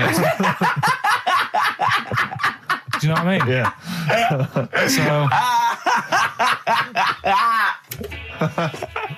The really weird thing about all this, right? And it's annoying because you were saying about, what should have Trisha have asked and all that. Yeah. But one of them mentioned that one of them was adopted and the other one wasn't. Don't talk rubbish. No, seriously. I didn't understand it, right? Of course you didn't. And then Trisha sort of said, well, let's have a chat. And they were like, no, don't want to go into that. What do you mean one was adopted? That's what he said. One of them... don't quiz me on it, but that's what was said. Hello there, Hello there, I'm a multi-millionaire. And I've just seen your orphanage. I'd love to adopt one of your children. You'd like to adopt one? I'd love to adopt a children, because I've got loads from around the world, so I'd love to adopt one. I'd give you $10,000 towards your... We'll speed it through then, yeah. Okay. We've actually got 2 left. I only need one. I'm only interested in one. Yeah, I don't need any more. Don't need any more. They're sisters. I know it would be tragedy to break them up, but I really only need one. Now, break it up. There's the rub, you see. Sure, because, you just need the one. It's $10,000 now. You can have that. I'll sign it now, but I don't want to discuss it further. I'll bring you around. Brilliant. Okay. Ding dong. Hi, yeah, brilliant. You brought my kid round. Yeah, there she is there. That's a joy. Yeah. Okay. Just standing next to a bush. Yeah, can you bring her out? No, there's nothing behind the bush, so you just want... I just want to be able to walk 360 degrees round her. Do you want her or not? Yes, I can't believe it. What's that little trolley? She's talented. Oh, dear. You're talking nonsense, Karl. Well, whatever. I'm a little bit concerned about your toilet discussion. Well, what exactly is your point again? I was just a bit bemused. You see, it's a tricky one. All I'm saying is, right, there I was at the pub quiz. I go to the toilet, not thinking about anything. I try to go, right? There's a little gay fella next to me. I love this little gay fella. Now, the weird thing is, there's nothing stopping him having a little glance, right? Because he's allowed in the fella's toilet. Yeah. Now, I'm not allowed to go into the woman's toilet and have a little have a little look round. Right. So all I'm saying is, should they have another toilet area? What, for gay people? Yeah. And so this would be gay men and lesbians? Is that going to complicate things? Well, I mean, I can only assume. I mean, to what point? I'll ask you a question, right? If you're intimidated, that's a shame. But you know, most gay men aren't looking at your knob. You know that. What do you mean? I can only say that 99.9% of gay men who use a urinal standing next to what they assume is a heterosexual man aren't looking at his knob. And what they're doing then? They're emptying their bladder. No, but the thing is, I can't talk. You're saying like, you know, about would you have one toilet for lesbian women and gay fellas, right? What does that mean? Would it be mixed? Would it just be? Would it have a man on one? That's heterosexual man. One little picture of a woman on the other, and then what? What would the little icon be? A man and a woman. A man and a woman. Just having a chat. Yeah. In pink and dot lines. But you couldn't mix them, because then what would happen is you'd get people who are going, oh, I'll play up to this a bit. Or pretend to be gay. And yeah, you know, sort of grow a moustache and shave their head. And pretend to be a lesbian. Right. Yeah. So, well, I see, so you know people pretending to be gay so they could go in and have a look at the lesbians? Yeah. Right. So that would mean that we need 4 cubicles now, wouldn't we? Yeah, no, this is fine. 4 cubicles. So every pub How many toilets do we need at Every the pub's moment? now got 4 toilets. Oh, Karl, bisexuals. Yeah. Now, interesting. Bisexuals. How many toilets do we need now? Call the council. Do you use any? Huh? No. No, because they're interested in everything, aren't they? Because the little bisexual fella will be looking at your knob. Right. With them, what you do, you just have a door. You open it, and there's one urinal there, so you can't get a queue. They have to sort of wait. I just thought that, well, why can't there just be a thing between the urinals, so no one can look at anyone else's knob? Wait a minute. Just to go back to Ricky's point, what stops, even if we've got the toilet for gay men, what stops the gay men who want to have a look at your willy going in the regular toilet and pretending that they're straight? Most men don't wear gay across their head. Exactly. They don't have a tattoo. There's no branding yet in the British House where they have to declare. So we're going to have to expand this. So we've all got to carry identity. Do you know you can see a gay, can you? Coming a mile off. No? No, I'll just hold it in next time. No. Can you tell gay men? Do you know a gay man? I'd say, probably, if you did if you lined some people up and said, point them out, I reckon I'd get... But hold on, we're not talking about people dressed in leather with the arse cut out and an handlebar moustache. Yeah. We're talking about, the everyday, non-seen... of course. Yeah, but I mean, suppose I put you in a room and there was 10 naked men, right? Yeah. And there's 5 gay men and 5 hetero. Could you walk along that line looking at those gay... Am I naked? No, you don't have to be naked. Why would you have to be naked? To catch them out. Play a record! How would you catch them out? No, don't go into it. Don't go into it. Play a record. And then the other thing is, the one that I was reading, the world record with the fellow who's pulling a train with his teeth. Does that make any difference that he's done it with his teeth? What do you mean? Well, what difference does it make? Well, isn't it? It's quite hard to pull a train with your teeth, I imagine. Well, it's pretty hard to pull a train. All I'm saying is it because he couldn't beat the fella who's pulling it with his hands? Well, this is my point. I think there was one bloke with a record for the running backwards 100 metres was sort of like 11.5 seconds. And I was thinking, turn around, you'd probably have a really good go at that. Do you know what I mean? Yeah. It's sort of like doing a marathon with a milk bottle on your head. Take the milk bottle off and see how fast you can go, you twat. But you can just tweak it, like the fella who has done the pegs on the face, right? Yeah. His name's Gary Stretch Turner, right? Right. So you're sort of cheating already if he's got a stretchy head, right? but you are, right, you are one of the most stupid humans I've ever met. Well, get me in the book. Yeah. Right? Well, listen. So Gary Stretch Turner, right? His record is 153 pegs. Yeah. he did it again, and he only got 150 on. So he hasn't broke his own record. Right. But what I'm saying is, if he tweaked it a bit more, would that make a new record? What? Well, if he said, I've got 150 pegs on, but at the same time as eating a burger. I see what you mean, yeah. He'd be the world record breaker for pegs and eating burgers at the same time. Yeah, just change it a bit. If you know you're not going to make it, just do something else. I'm assuming the rules are set at the beginning, Carl. That's it. That's where they say, right, you're just going to do the pegs thing. You're not going to introduce burgers halfway through, are you? Definitely not.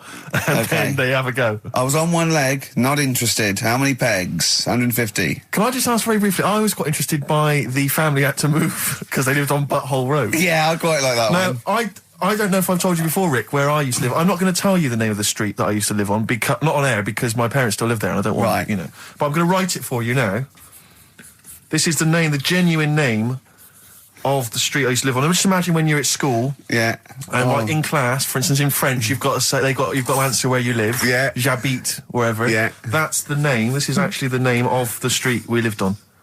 No, it's not. I swear to God. That is... Absolute right. I could phone my father now and he could confirm that for you. I swear because he doesn't want to God. And I'd say that... But listen, do you know what worries me? It's the apostrophe S. I know. Because that's blatant. Yes.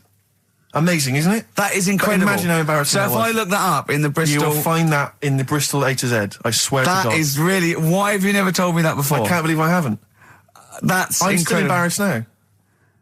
Do you know, whenever I have to phone up, if I have to give that address, I always spell it instantly. Really? Like, somehow that'll hide it, that'll disguise the name. But I can't get over that. Anyway, if you perhaps live in Tits Avenue, yeah, or... Wankling Drive. Wankling Drive, just get in touch. Let us know, we're not really interested. This is XFM 104.9, I'm Ricky Gervais with me, Stephen Merchant. You're listening to the best of, basically, Karl Pilkington. This is a bit easier, but I still think it's a good one. So this is, we should explain what this is if you just tuned in. It's one of those stupid lateral thinking problems. That Karl himself has created. Yeah, that was his homework. Right, this one. It's a fella. He has a normal day doing stuff. Nothing wrong with him. Right? And it's the twist in the tale. It's just like Tales of the Unexpected. Yeah. Just a normal day, nothing wrong with him. Hold on, though, he's got the legs of a fish. Go on. So that's why he's been hiding his legs. So Go on. He does his normal... The legs of a fish? So he can't carry on. He has his working day and that, and then he gets a bit tired. Goes to bed. He puts the light on, leaves it on, goes to bed. Oh. That's crazy. That's mental. I can't think what's happened. Anyway, here's Radiohead. Right, okay. What? The question is, why does he put the light on when he's going to bed? He's had a normal day, he's come home from work. Is that right? He's come home from work, or he's not been working? Yeah, he's just been out? No, he's been working and stuff, I think. You think? You've made it up, Karl, you can decide. So the question is, why has he put the light on when he's asleep? There's a reason that he's put the light on when he's asleep. Has he gone to sleep? No, Karl, don't shrug. You're meant to answer these questions. He put the light on before he went to bed. Yeah, and the question you're asking me is why? What's the scenario? And the light's on and that, but he's gone to sleep. Yeah. He started reading and then he fell asleep. No. Did he intentionally, for some reason, put the light on? Every night. It's mad. Sounds mad. That's Karl, doesn't it? Every night he does it. Yeah. He puts the light on when he goes to sleep. Karl, is the point of this, he puts the light on for a very good reason. Not for us, but for some people. He's blind and it's always been on, and he thinks he's turning it off, but it was on in the day, and he thinks he's turning it off, but he's turning it on because he's blind. No, that'd be stupid. That works. No, that works great, Rick. Yeah. Thank you, Karl. So you've got to come up with... Hang on. If you're blind, why would you put a light on? No, he thinks it's off. Yeah. But why would he turn it on anyway? Just think so he doesn't get burgled, so people know he's in because he can't see him. So he just he puts the light on when he's there, then he turns the light off when he goes to bed, so people think it's fine. But he's got it out of kilter, and actually he's walking around in the dark all day. I don't believe that if you're blind you turn your light on. I don't think you'd be living on your own, would you? I'm not having that for a second. Do blind people live on their own? I'm not having that for a second. Well, some people do. Lonely blind people live on their own. No, if you got bad eyes. Any even women? Are there any blind women who are living on their own? No, I mean, if you know of some blind women... 08700 800 1234. We've gone through this. If you are a blind woman with no standards and you don't care annoying voices and smell, then get in touch with you. I mean, you've got to be within the ages of, say, 25 to 65. You know, Right. Well, call it 75. You fussy all of a sudden. Yeah, go on. If you were blind, would you live in London? Because someone said yesterday there was one struggling outside in Leicester Square, and I don't understand. If you were, I mean, you know, That might have been a tourist. but why come to London if you're blind? It's the worst place in the world to come if you're blind. To hear the sights. To hear the sights. It's a bit mad, isn't it? They do the same job. They have tourist needs like anyone else. Yeah. No, but it sort of stinks, and you'd go away going, "Oh, it's not that good." I just thought that I thought it was a bit weird. Well, never mind your concern for the partially sighted or sight impaired people coming to London. Get on with this. Yeah. So there he is. Yeah. It's like, oh, a bit tired. Yeah. Just put the light on. Get to bed. Yeah. So he turns the light on and he goes to bed. Yeah. Oh. Should we play a track? He's not sleeping on the job. He's a lighthouse keeper. Well done. Is he a lighthouse That's keeper? not it, Carl. He's a lighthouse keeper. Right. Why wasn't the light on all the time? It's light in the day. You idiot. Play a record. What? Play a record. You're a buffoon. No, actually, the light isn't on in the day, is it? No, it's not. I think you're the buffoon. Oh, yeah. Carl has won! It's a long time since we've had any white van Carl. For those that don't remember this particular hot feature, we basically ask Carl some of the questions that are asked of a white van driver in the Sun. They always have this on Saturday afternoons. Anyway, here's the first one. They're not fascinating, Carl, but I'm just interested on your take, really. Yeah. What do you make of Cilla Black quitting Blind Date after her husband sent a message from beyond the grave? Are you familiar with this story? I didn't know that. What's that? She went to see a medium, and supposedly her husband passed on information through the medium, which was incredibly vague, but persuaded her to quit live on air. Well, it's about time, isn't it? If even dead people are saying, enough's enough. But I'll tell you what, though, talking about ghosts and that, do you know how I'm into them? Yeah. Right? How weird do you think this is, right? Well, it's not true. Before you say it, play a record. No, go on. Go on. Right, it's this woman. I don't even know if it's ghost, really. It's just a bit weird. Sure. Yeah, sure. There's this woman, Yeah. and she's not a woman, she's a kid. Sure. Okay. Sure. She's walking down like a street in her area. It's a nice day and everything. Everything's normal. She's walking down, and a woman comes up, cycling past, right? The woman on the bike looks at the kid, absolutely terrified, right? Got a really scary face on her. Yeah. The kid's thinking, why is she doing that? Yeah. Right? So anyway, she thinks nothing of it, goes, I think she was playing in the park or whatever, goes and has a nice day. About 15 years later... Oh, right, yeah. She's, I don't know, I think she was going to work, right, on a bike. She was riding her own bike. Riding her own bike, cycling down the road. Oh, yeah. Looks at the kid. That's the thing that happened, like, 15, 20 years ago. Right. It's her on the bike looking at her as a kid. Right. Not another child. No. So It's her. She's seen herself. Carl? I mean, I don't know where to start. Firstly, where's this information come from? But I mean, why do you ever... I mean, I don't know what part of that you think can be true. I mean, honest, I'm speechless. I don't know what to say. What are you talking about? Bit weird, though, isn't it? But it's not true. It didn't happen. Nothing happened like that. She said it did. Well, then she's wrong. She said she saw herself.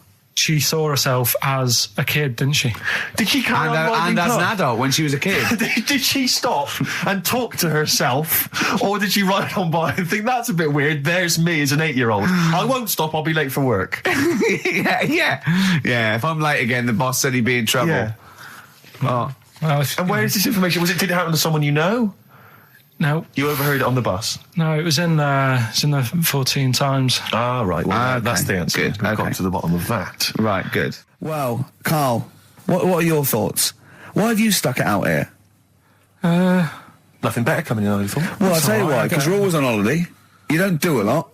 You get paid, well, doesn't he, really? He's a moaner. He doesn't try and get on at all. He doesn't deal with people. He moans about everything.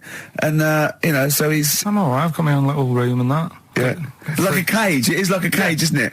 And he can shut the door. If people walk past, he goes, shut the door. He doesn't want them looking in. He's like a miserable old chimp.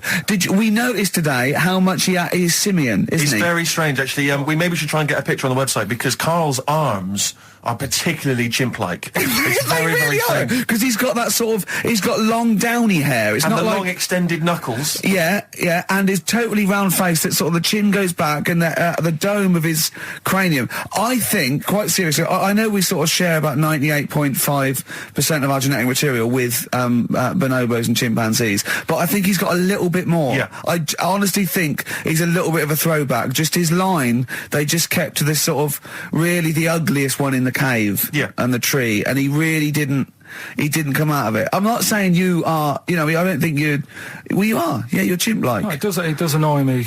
My hair annoys me on my body and that. Because I've got like hair on my little toes and that. Have you? Then on the legs. Would you see your little toes? Can you pick things up with them? No, it's tried. Okay. Well, that's the finale of this week's show. We're going to see if he can play a record and put the fader up from a tyre while swinging a tyre, just using his hairy toes. Yeah, I've sort of got hair all the way, but then it just runs out where it should be. On the top of your head. Yeah. Is this part of the reason why you're always uncomfortable about being nude or around naked people? Is that partly the reason, do you think, because you look so grotesque? Well, when I'm on holiday, I don't really like wandering about without a top on unless, like, it's a quiet beach or whatever. Sure. So what would you normally wear? Need. I just have like a nice sort of light, summery, sort of linen shirt, maybe, just a few top buttons open. Yeah. But I don't like... The naked body isn't that nice anyway, is it? You know what I mean? Whatever it is, if you're a cat and you're shaved, you don't look that nice. You know what I mean? But with I think you'll find a cat is naked even with its fur on. Cats don't wear clothes. No, but what I mean is, a bald cat isn't that good. You know it does me head in that I'm bald. I'm not, I wish if I could have hair, it would be nice, but that's life. Would you prefer animals to wear clothes like Mickey Mouse does? Or Goofy? You know that I don't like nudist and all that, we've done it. But don't you think sometimes you could sort of like, maybe, fancify a little bit? Like, if there was such a thing as an ape, salon, and there isn't, Karl, there isn't, right? Would you give a orangutan a trim, maybe sort of his hair? Because some of those look like they're going bald, but they've got a comb over, don't they? They should just have a shave. When it's like that. That's what I did. Just take it back. And the underarms as well. Yeah, they've really got a lot of underarm hair. Even the women ones. Really? Yeah. That's disgusting. I know. I don't know. I don't even know why they breed. I don't know how they get they laid, some of those horrible old hairy ginger orangutans. Yeah, they are particularly grim, some of those. I know, yeah. The big ones. I know. Ginger ones. Yeah. You can't be happy, can they? What is that? Where did that happen, the ginger thing? Why do people give them, like, a hard time and that? Well, you just gave them a hard time then, so why did you do it? You were just buying in, were you, to people do sort of give... I don't understand why, but ginger people get quite a bit of stick, and I've never understood it. No, well, it's just, I don't know why. They do, though, don't they? I don't know, it might be historical, it might have been because... I'm sure they don't everywhere in the world. I'm sure it's probably... No, they are. They're always... I've said to you about even, like, ginger cats, they're always fat, because they're sort of sick of it, probably. Play a record! Wait. Ginger cats, what do you mean? When you see a ginger cat... They've been eating, like, because they're upset, they're fed up and they've been bullied. You never see, like, a thin, happy ginger cat running about. It's always overweight and looking a bit fed up. It's just a good point, isn't it? I wouldn't say it's a good point, Karl. It's a point. So last week, the Chinese don't age well. Now, anything ginger, including cats, are sick of it. No, but I'm just saying... Are you ginger? Would you like to take issue with any of Karl's points? 83 XFM is the text. You can text us. Maybe you've seen a thin ginger cat. I'm not having a go, though. That's what I'm saying. I'm just saying it's weird how people give them a hard time. And it's if I could have hair, I'd go for ginger hair rather than being bald. Really? No.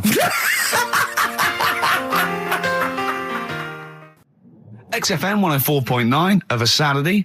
Ricky Gervais with me, Steve Merchant. Hello there. But we're not here. No, we're away. So this is the best of, and I hope you're enjoying it. We certainly are. I woke up this morning, feeling fine. It's not a blues song, and I turned my phone on, and it was from Karl, and it went, "Forget it, I've made my mind up." And I thought, wow, what is that? And I forget it, I've made my mind. I went, "Karl, what is it?" He went, "Oh no, it's about the text I sent you last night." I went, "Well, what was it? I just got this text." He went, I was just wondering, I was thinking last night. He said, supposing you had to have your hands removed. Sure. Right? And the doctor said, well, you can either have them stay like that with stumps, or I can sew feet there. What would you have? And I was bleary-eyed, and I went, the stumps? He went, yeah. I went, all right? He went, yeah. And then what was his follow-up text to that? And then I got the text, it was obviously before it, and it went, and it was like quite serious. What would you do if surgery not doing your hands? Would you have stumps or the feet? Right? Now the way, when I said he's made his mind up, and I went the stumps, he went, yeah. I think secretly he decided on the feet, but was too embarrassed to tell me. There's a little bit of what would you do? Because But why did you think of this? Why did you think of this? Girlfriend's away, right? Yeah, no, that's not why you start thinking bizarre surgery devices. Right? I'll let you into my little mind, right? Last night, I had some beans on toast, right? She was away. It's good already. She was away, she had some beans on toast, she went wild. Yeah. Right? Now, I was stood up, I live on on a high street, right? So I'm washing up, I'm looking out the window. First thing that had my attention is, I can look into other people's flats, right? Yeah. And it was weird how all these different lives were going on, I was watching them, and everybody had the telly on and was watching Volcano, right? Which was on last night. Right. And I thought, that's weird, right? I can see them all watching it. And it was like a little Chinese lad who was dancing around in some underpants. Yeah. And then there's a little old woman who lives downstairs who was reading a book, and she's always reading a book every night. And it's like, I have a better life than her. And then there's like some sort of bouncer who's always getting ready to go out late at night with all the black on. He looks like a bouncer. So I was watching all this life going on. I thought, did you witness a murder while you were doing this? Yeah. It was like that sort of Sliver film where that bloke had loads of tellies watching people's lives. So that was going on in my mind. And then I was washing up, and I picked up the plate, and I thought, it's amazing, isn't it? The human body, the way you can just sort of, I want to pick that up, and you do. Yes. And the way your hands work, right? Yeah. You've got 5 little digits, but it's just the right amount to do to do what you've got to do, right? So I'm cleaning the plate. Sorry, Karl, stop. It's just the right amount. Might be one of the most genius things I've ever heard said. I would love David Attenborough to phone you up and say, Karl, how do I word this about the evolution of the mammalian front limb? Just go, we'll just say it's the right amount. But it is. One of course extra would get in the way. Yeah. And one less would just make it that little bit more tricky when picking up a bit of a slippery dish. Sure, or buying gloves. Yeah. A slippery dish. Couple of emails. Monkey Matt's emailed us. Who? Monkey Matt. Oh, Matty, yeah, go on. Yeah. He says... How's the Monster? He's all right. He says, Karl has missed a cracking headline from The Sport. Hide-and-seek champion found dead in cupboard. I hope it's real. I don't know if it is. I doubt it. Just looking through some of the news stories that Karl did make it into Karl's news roundup. Yeah. Just this one you might be interested in. Headline, woman says partner ran off to become vampire. Yeah. And it says, a young mother says her partner has dumped her to become a vampire. Rebecca Roberts from Somerset says Matthew Barrett fell for a blood-worshipping woman in a US cult. The 23-year-old mother says he began shaving all his body hair, dressed in black, and used Rebecca's lipstick to redden his eyes. Rebecca caught him performing weird blood rituals in front of his computer at night, cutting himself to prove commitment. She said, I thought it was just a hobby. Everyone's got a right to one. I was pleased he'd found an interest. Brilliant. This is apparently from The Sun. Apparently he's left. He's gone to America. He's living in this Ohio-based cult. But it's the last bit where she's been asked whether or not, if he came back, would she take him back? Sure. And this is where I wonder if the journalist, you know how journalists are supposed to just report the news, be objective. Yeah. I wonder if maybe the journalist here has maybe had some interference. Made the quote better for them than go on. Because it says, I never thought this would take over his life. Now, if he came back, I'd say fangs, but no fangs. Oh, dear! I can't believe. Imagine you're the woman, Rick. Okay. And I've come round. You're the journalist. I'm the journalist, and I've come in and I've said, okay, I read about this. All I have to do is not say that thing. You've come. I understand you're obviously quite upset. Your husband's gone gutted. off. If he came back, would you take him back? Definitely not. Right. What would you say to him then if he came back? Just get lost. Right, but I'm really pissed off with you. Would you perhaps say something a bit more pithy? Not in this situation, no. You're upset? He cuts himself, he drinks blood, he's left me. Sod off. I'm not interested, mate. Because I tell you what. Go on. I mean, I like what you said there, but I wonder if we could condense that a bit more. If he came back, would you say... Go away. Would you ever say something like, thanks, but no thanks? No, because it makes it flippant, because I'm really angry. I know you're annoyed. And I'm upset, so I wouldn't say... I certainly wouldn't say thanks. I might say no thanks. But what if you sort of said it like aggressively, like you were giving him the finger, thanks, but no thanks? Like you didn't really mean it. Sort of sarcastically? Sarcastically, would you possibly say I might say thanks, but no thanks, and that'll be it. And that's and I'd leave it there. I'd never change that. Sure. I'd never change those words. Can I ask you a question? Go on. Do you like puns? Hate them. Right. I don't like Countdown. I don't like QI. I don't like any of those posh Cambridge, Oxford types. I hate puns. If you had to say thanks but no thanks in the form of a pun, what would you maybe say? I wouldn't. I never would. Right. I'd say thanks but no thanks. I would. I mean, I feel embarrassed that I'd even say that because I don't think I would even say thanks but no thanks. Okay. But if I did go that far, I'd leave it there. Sure. So, have you ever noticed, as I have, the similarity between the word thanks and fangs? Not really. It's very similar. Not thanks, really. Fangs, F-T-H, there's a K. Fangs very much. G. It's A and S. Well, the A, the N and the S, but that's about it. Would you agree it sounds marginally similar? Yeah, Is it possible you might one day say fangs but no fangs? I wouldn't know. Right. I could put that though, could I? But don't say I said it. Right. I mean, yeah. Fangs, but no fangs. Yeah. This is the thing. Just, if you ever read an article in The Sun, The Mirror, anything, do not believe it. Really seriously question and query it, because... If it ends with fangs, no fangs. If it ends with a pun, almost certainly they never said it. Okay, it's not his fault. Let me have It's Not His Fault. You've got to save this. This has got to teach me something. It'll be an interesting story. Right, it's not his fault. This fella... what year? Ages ago? Olden times? I'd say in the 70s. Okay. Would you?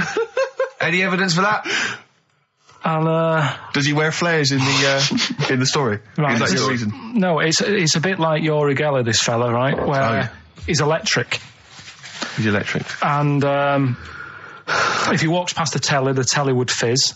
Uh-huh. If he walked past the radio, it all goes like that. Ooh. His hair stuck up all the time. Ugh. And he'd be having a bath and everything would be all right, and then the power would sort of switch on in his body, and the electric in his body made him jump out of the bath. So... What do you mean, so? What is that so? What does that so mean? You've given us nothing. You've given us nothing. You'd have to at least give us the scientific explanation. Yeah. Electric eels have 400 volts in them. Oh, is this the running away again? What was that one called? Yeah, but it's not his vault. But there's a reason not his fault. It's not his fault. I thought it was going to be something about I think we should do these the other way round. I think you should tell us the story and then we'll hear the pun. It's not his fault. It's not his fault. Right, let's leave it. Play a tune. Forget it. Educating Ricky. Bin it. We're not doing it. No, we are. Oh. Darkness growing on me. Love that. Love the darkness. This is the Best Of Show on XFM 104.9. I'm Ricky Gervais, with me Stephen Merchant. Yes. I hope you're enjoying the Best Of. What exactly is there then? Is it just a kind of moon-like kind of surround with just kind of dust and rock? That's exactly what you see. I was there when the Mars thing went wrong. Yeah. I would have just sent a camera crew there, filmed a bit of that, right, and say, here we are, this is it. Ignore the little coffee shop in the background. Right? This is Mars, because that's where it's like just loads of dust. Holes everywhere. Tidy it up. Little round-headed aliens complaining. It's Whinging. just like Mars. Yeah. So is there what's the best bit about the holiday? Come on, pretend you're Judith Chalmers. I have been doing. I would have done all. I would have said that. Don't bother. Right. I mean, the hotel was good. Yeah? That was all right. What was that like? It's all right. Just, clean. That's all you want, isn't it? See, that's not quite what Judith Chalmers does. She doesn't go, what's the hotel like? All right, yeah, clean, isn't it? All right. What was it like? What was it? 3-star, 4-star? Did that have a swimming pool? What was the room like? Yeah, had a swimming pool and that. Yeah? Yeah, it's good. I think it was one of the better ones on the island. Okay. Nightlife?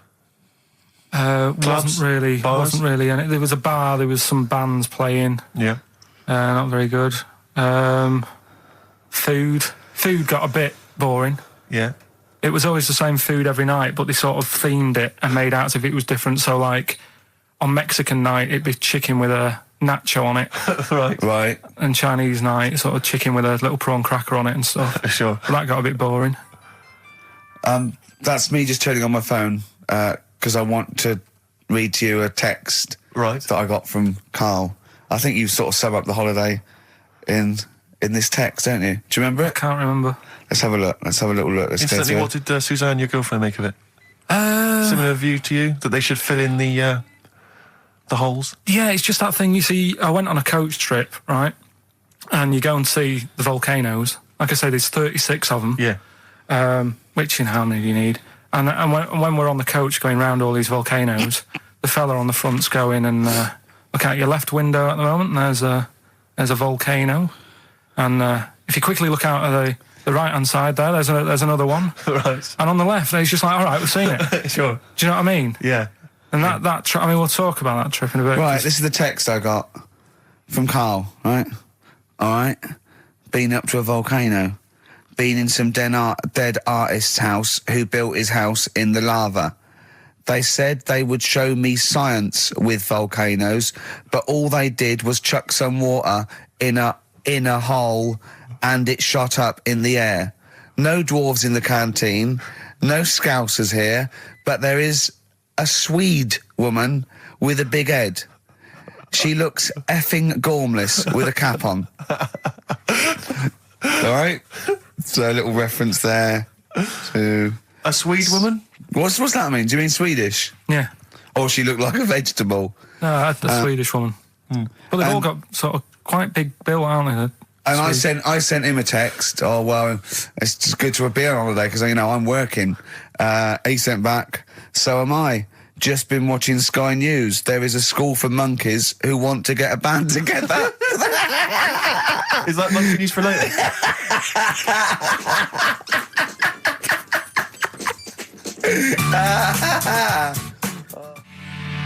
Oh My Corazon by Tim Burgess. I can't get enough of that. I love that chorus. On XFM 104.9. Ricky Gervais, Steve Merchant and little Karl Pilkington. But it was a nice holiday. Yeah, it's all right. It's just, you know, I went there to relax and that. Exactly. Did a little bit of that. Trying to think of some new, you know, features and stuff. Sure, always working. 3 holidays a year, Jesus. Oh, well, not really 3, not 2. It's all one big sort of like work thing to me and Steve. 2 holidays, isn't it? Work hard, you need the holidays.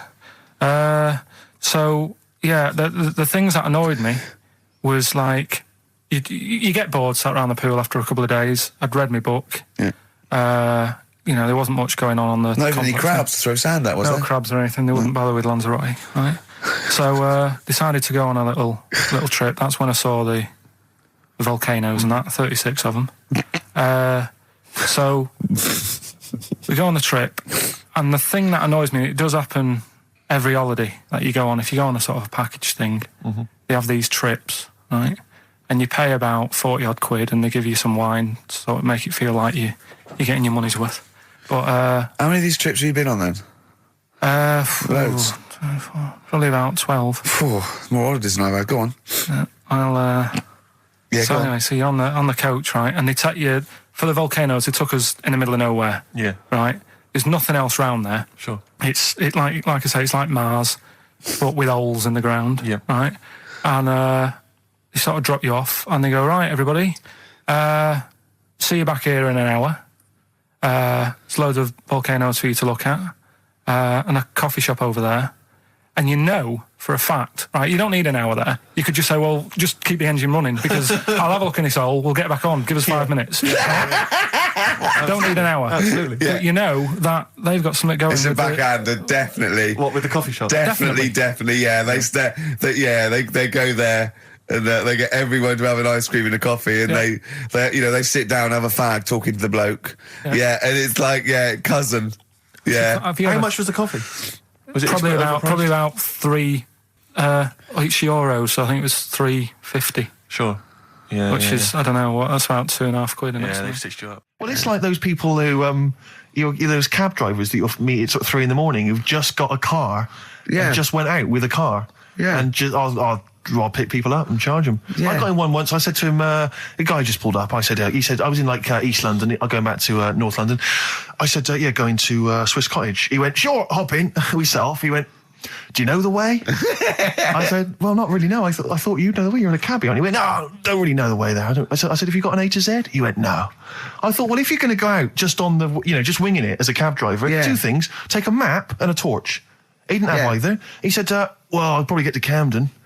I said, right, I'll direct you from there. Drove on for about 5 minutes, making conversation. About 5 minutes later, he went, do you know the way to Camden? I thought you knew the way to Camden. I don't really know the way. I thought I did. Oh. It was let me out. £4. Exactly. And that's, I don't know who's got that sort of time on their hands that they just think it's 3 a.m. I'm at a loose end. I think I'll go out doing a bit of cabbing. Wow. Yeah. Because your dad was a cabbie, wasn't he? Yeah, he was, Couldn't stand it, but it's good money. He was he wasn't like a chancer, though. What was he doing when he put that little Forrest Gump in a weedy bin? That was part of the cab company thing. They had to do like a charity event once a year, and he did it one year, never asked him again. Tell the story again. I'd rather not, because we got a few sort of complaints about it. Why? Why did you get complaints about it? Because he put a kid in a bin, and it's not the thing to do.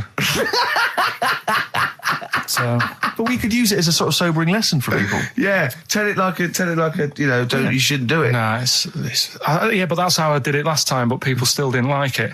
All the stuff I tell you, we don't take the mickey out of people on purpose. No. It's real life, isn't it? And that goes on in life. Yeah. My dad was saying that in hospital, though. Do you know I was in hospital? Yeah. He did some jokes about old people and that. And he said, at the end of the day, if something makes you laugh, it's funny. And if it makes you laugh, you can't help laughing, can you? Do you know what I mean? So, what are you meant to do? And laughing's good for you. Yeah. So... But being laughed at isn't as good for you, is it? No, but there's probably more people laughing at one person, so if you balance it out, there's only one person who's upset and there's a bunch of people laughing. So it's That's genius. Give me an example of that. Give me an example. Well, for instance, Karl Pilkington as he talks and the people listening. No, give me an example of I can't, because again, that's what I'm saying. I can't tell you the story, because there might be someone out there who... This person might even be listening and think, I forgot about that and you brought it all back to me. So I'd prefer to leave it, but I think people know... Why did he put him in the bin in the first place? Because he was getting out of hand. What was he doing, though? You see, I can't explain. You can, don't be silly. I prefer to leave it, honestly. What was he doing? Was he annoying him? He was annoying my dad and the other people in the cab. Right. And he thought, how can I deal with this before it gets too out of hand? Yeah. He pulled over and put the lad in a wheelie bin. I'm going to embarrass. So we'll leave that. So then I was thinking, imagine like going to the doctors and he's saying, yeah, everything's all right, your heart's good and everything, but... Your heart's good? What, your Larry's or...? Yeah, your heart, you're in good form and whatever, It's good news, I had Giano in earlier, he's not looking good. Fat swaller. But you're all right, but your hands need to come off. Right. Blimey. But... That's bad, I get a second opinion initially. But I better good news, I've got a nice pair of feet I can sort you out with. Yeah. And he puts them on, and then I was thinking, right, first of all, washing up, what would that be like? But Steve, that'd be tricky. Yeah. And then the second thing was, it'd probably ruin the sort of the shape of your jumper. Because you have to keep putting the feet through there. Yeah. And then I thought, but I could still cycle in. Okay. To work. You could run in. Well, that's the thing. You'd be really fast. Well, that's what I was thinking. I thought I could still cycle because I could balance, and then I thought, but the only thing is I probably couldn't pull the brakes. Because of the little short things. Yeah. And then, like you, I thought, but then again, you're running in half the time. So that's what was going on in last night.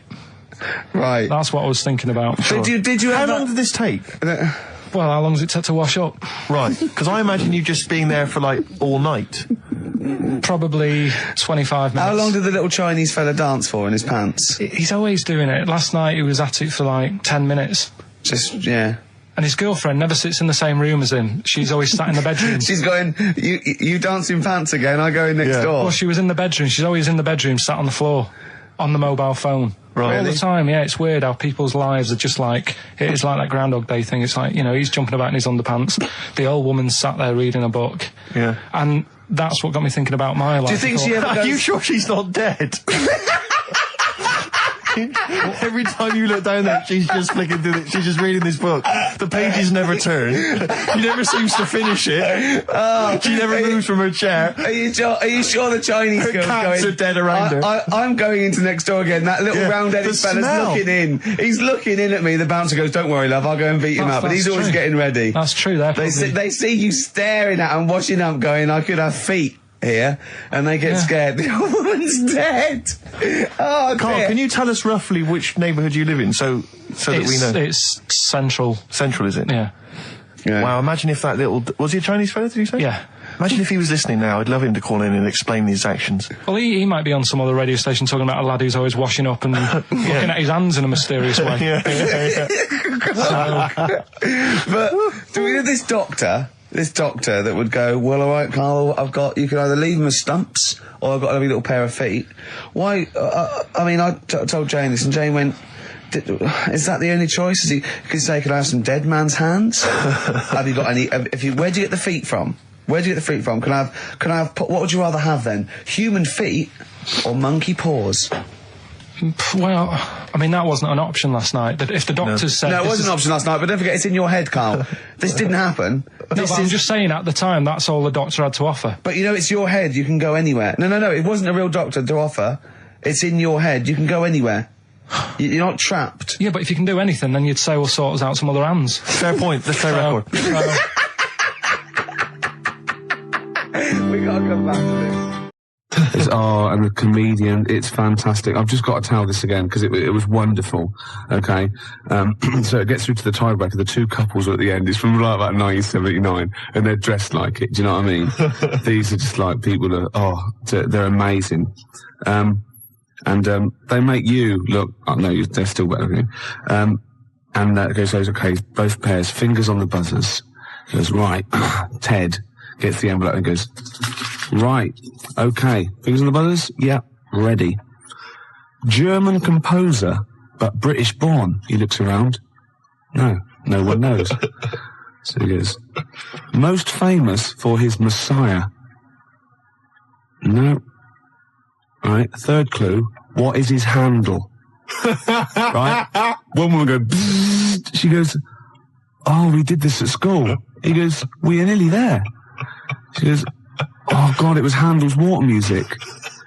He went, "So what's the composer's name?" She went, "Chopin." He went, "I'm gonna have to throw it across." Buzzes in. This bloke goes, "Is it Beethoven?" Oh, isn't that fantastic? Oh, Why?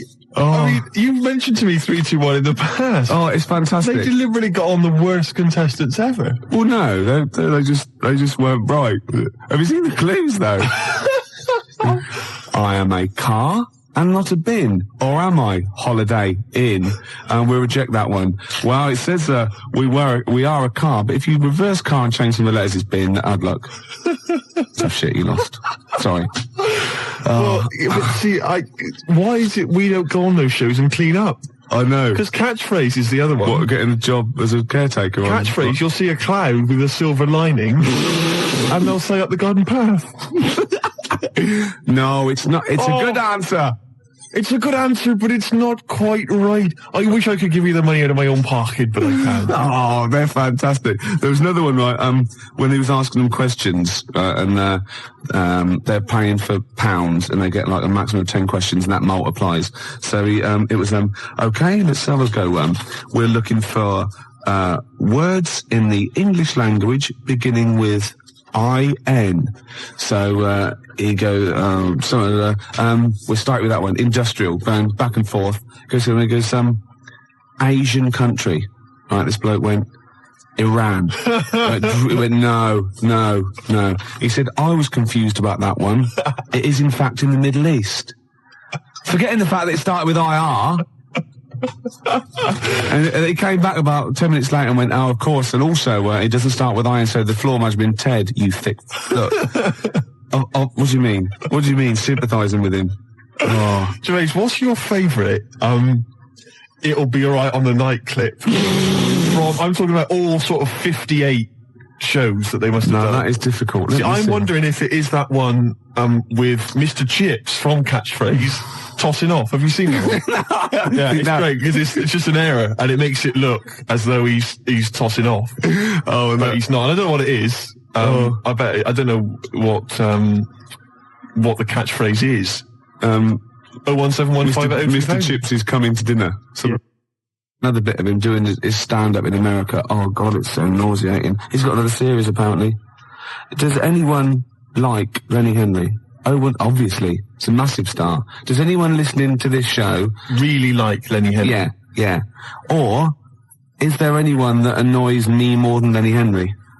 I should answer that one, shouldn't I? Yes. Do I win a prize? I think what you want to do there is you want to speak correctly. It's another simple thing, Gervais, which will help you out in your radio career. Oh no, I'm a Swerve Driver. That's 3 minutes 41. I've got to pick one. 7 minutes to the news. Gervais, whoa. Before you move on, can I just tell you, because we talked about celebrities and going to school with celebrities and things. Yeah. I have a very famous second cousin. Really? Yeah, I'm going to tell you who it is in a minute. Really? Yeah. And I've got the best joke in the world. Have you? I should have been trailing that. That'd have kept them on their tender hooks. Why are they sitting on tender hooks? So we've got... What are tender hooks? I think it's tenter hooks. I don't know what they are, but I don't think it's... What? Oh, okay. 0171. Who annoys me more than Lenny Henry? No one. You've won that one. So don't bother phoning in. But who annoys you, the listener, more than Lenny Henry? Yeah. Oh, that's a good one. Clever. Because then it's thrown it to them. Yeah, and it's their opinion. Oh! Simple thing. Excellent. I noticed again you didn't bother to give the whole phone number. What did I say? You actually just said 0171. It used to be, as I recall, 0171580, which is about half of it, but no, just 0171. Oh. Gervais, you know last week we started a competition where people had to send in photographs or pictures or anything. Oh, yeah. I would show them to you indiscriminately during the show and see if you would laugh. Yeah. Got the first one here. Yeah. From Michael in Crouch End. Yeah. All right.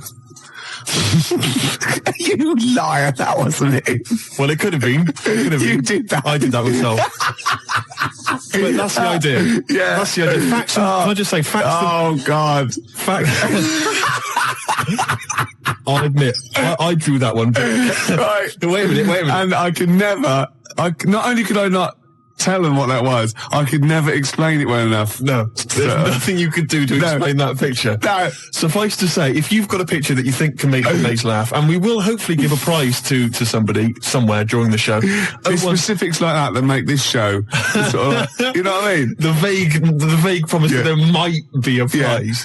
Yeah. Anyway, if you have a picture that you think can make Gervais laugh, 0171 580... Shut up, I'm trying to give the number here. 0171 580... That's enough. 1234. That's the fax number. Yeah, exactly. How are they going to phone in a drawing?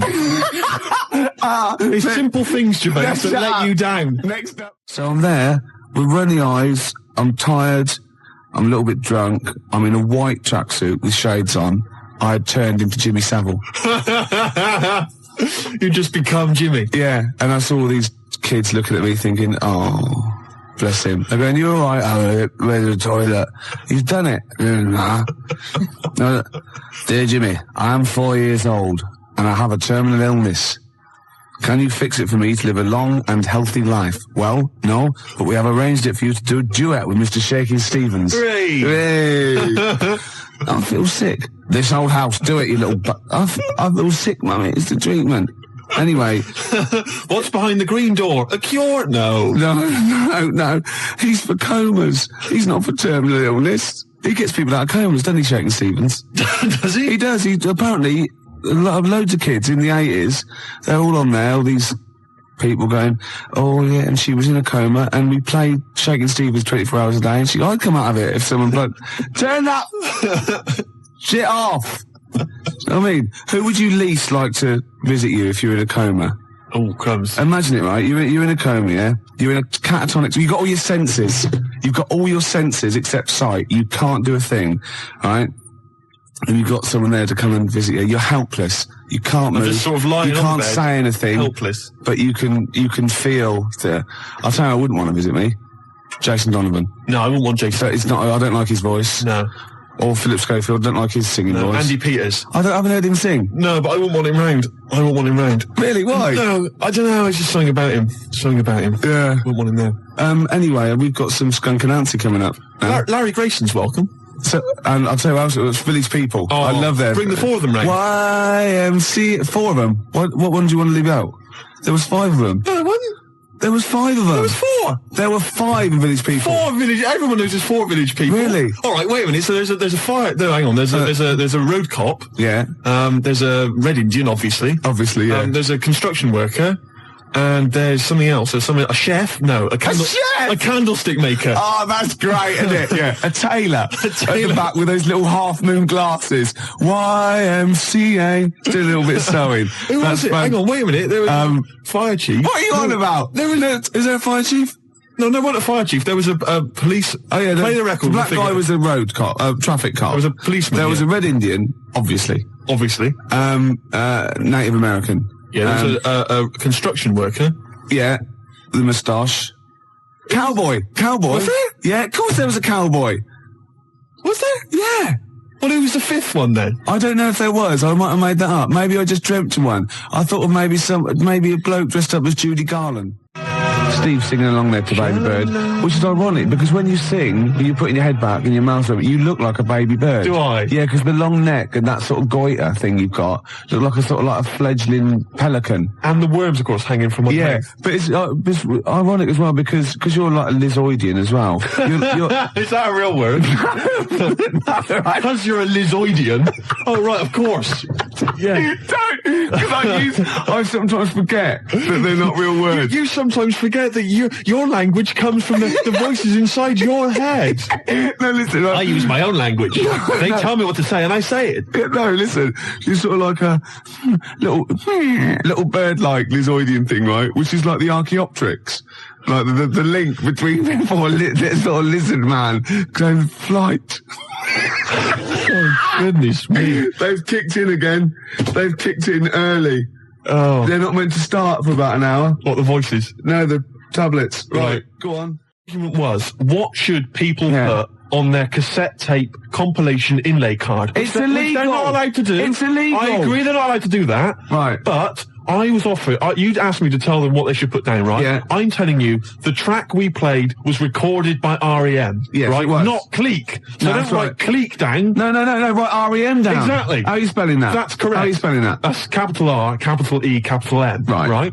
And you want to put down the name of the track as recorded by R.E.M. Yeah. They've called it Superwoman, right? I don't care if it's really called Superman in the world of the Clique. Oh, no, I'll stop you there. In the world of the Clique, it might be. You don't care if it's really... Why do you have this argument? You do care, or you wouldn't be arguing. No. You do care. No. No, you're saying I'm wrong. You are. I'm not wrong. It's called Superman. Only by the Clique it's called Superman. No. By R.E.M. it's called Superwoman.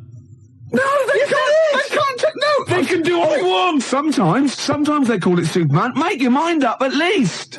They call it Superwoman. Are you sure they're called R.E.M.? Or have they changed that? They call it Superwoman, you tosser. How are you spelling that? That's SUPERWOMAN. You idiot, you fat imbecile. It's Friday night. You'll love this. I went to a party. Got invited to a party. A genuine... Oh, no. That was an afterthought. You said I went to a party, then you suddenly went, I got invited to a party. What? Did you get invited to it, or did you just go to it? I got invited to a party. I went to a party. Okay. Well, which is it? I was at a party on Friday night. Okay, right, okay. And it was people I know. It was up in North London. I live in South. Not that that's particularly important. And what I'm saying is I left my... Yeah, you weren't in your... What you were saying is you weren't where you pay rent. Exactly. No. So I got there, and there was a few people there I didn't really know. And I got introduced to this girl, Christine. Right, and I'll be honest with you, I don't know if anything might have happened. Do you know what I mean? It could. Do you know what I mean? All I'm saying is we were getting on well. Things were happening. All right, we were having a chat. Okay. Hey, Gervais, you're interested already? Yeah. Anyway, she wanted a packet of fags, right? And a few other people wanted a little bit of grub or whatever because it was late night. It's about 1 a.m. When you say she wanted a pack of fags, did she say, "Oh, I'd love to talk to you all night, but I've got to go and get these cigarettes"? No. Go on. Sorry, I won't interrupt again. We were going on well, and she said, "Yeah, a pack of fags." So I went over. The guy told me who runs the party or had the party. He said there's a sort of 24-hour little sort of 24-hour supermarket thing. You went for it, did you? What? You went for it, did you? I went on her behalf, right, to the supermarket place. One of those little sort of 24-hour 7-Eleven places. Yeah, I'll get the picture. So I go there, and I'm going to buy the fags, and people wanted a few sausage rolls and all sorts of stuff. So I'm there, and I've got all my stuff, right, and it's quite late, but there's two blokes in the place, and I don't know whether I think they were from Italy, but I can't be certain. But anyway, they caused a bit of a ruckus because they were after some ciabattas. They were saying, "I want 2 ciabattas. I want to." I don't know if that's no. I'd say that was sort of like Kenyan. Right. Okay. But anyway. Okay. They were. Yeah. Anyways, they were 2 ciabattas, and they were causing a bit of a rumpus. They were saying, "Not those. No. How much are they? How much are those a pound? Oh, we're talking about pound. I don't want. No, I'm not paying for those. I love those." So anyway, they got their ciabattas. Turkish, maybe. They went up to the counter, and the fellow who was next to me in the queue, he'd put down a jar of coffee. Right. Oh, yeah.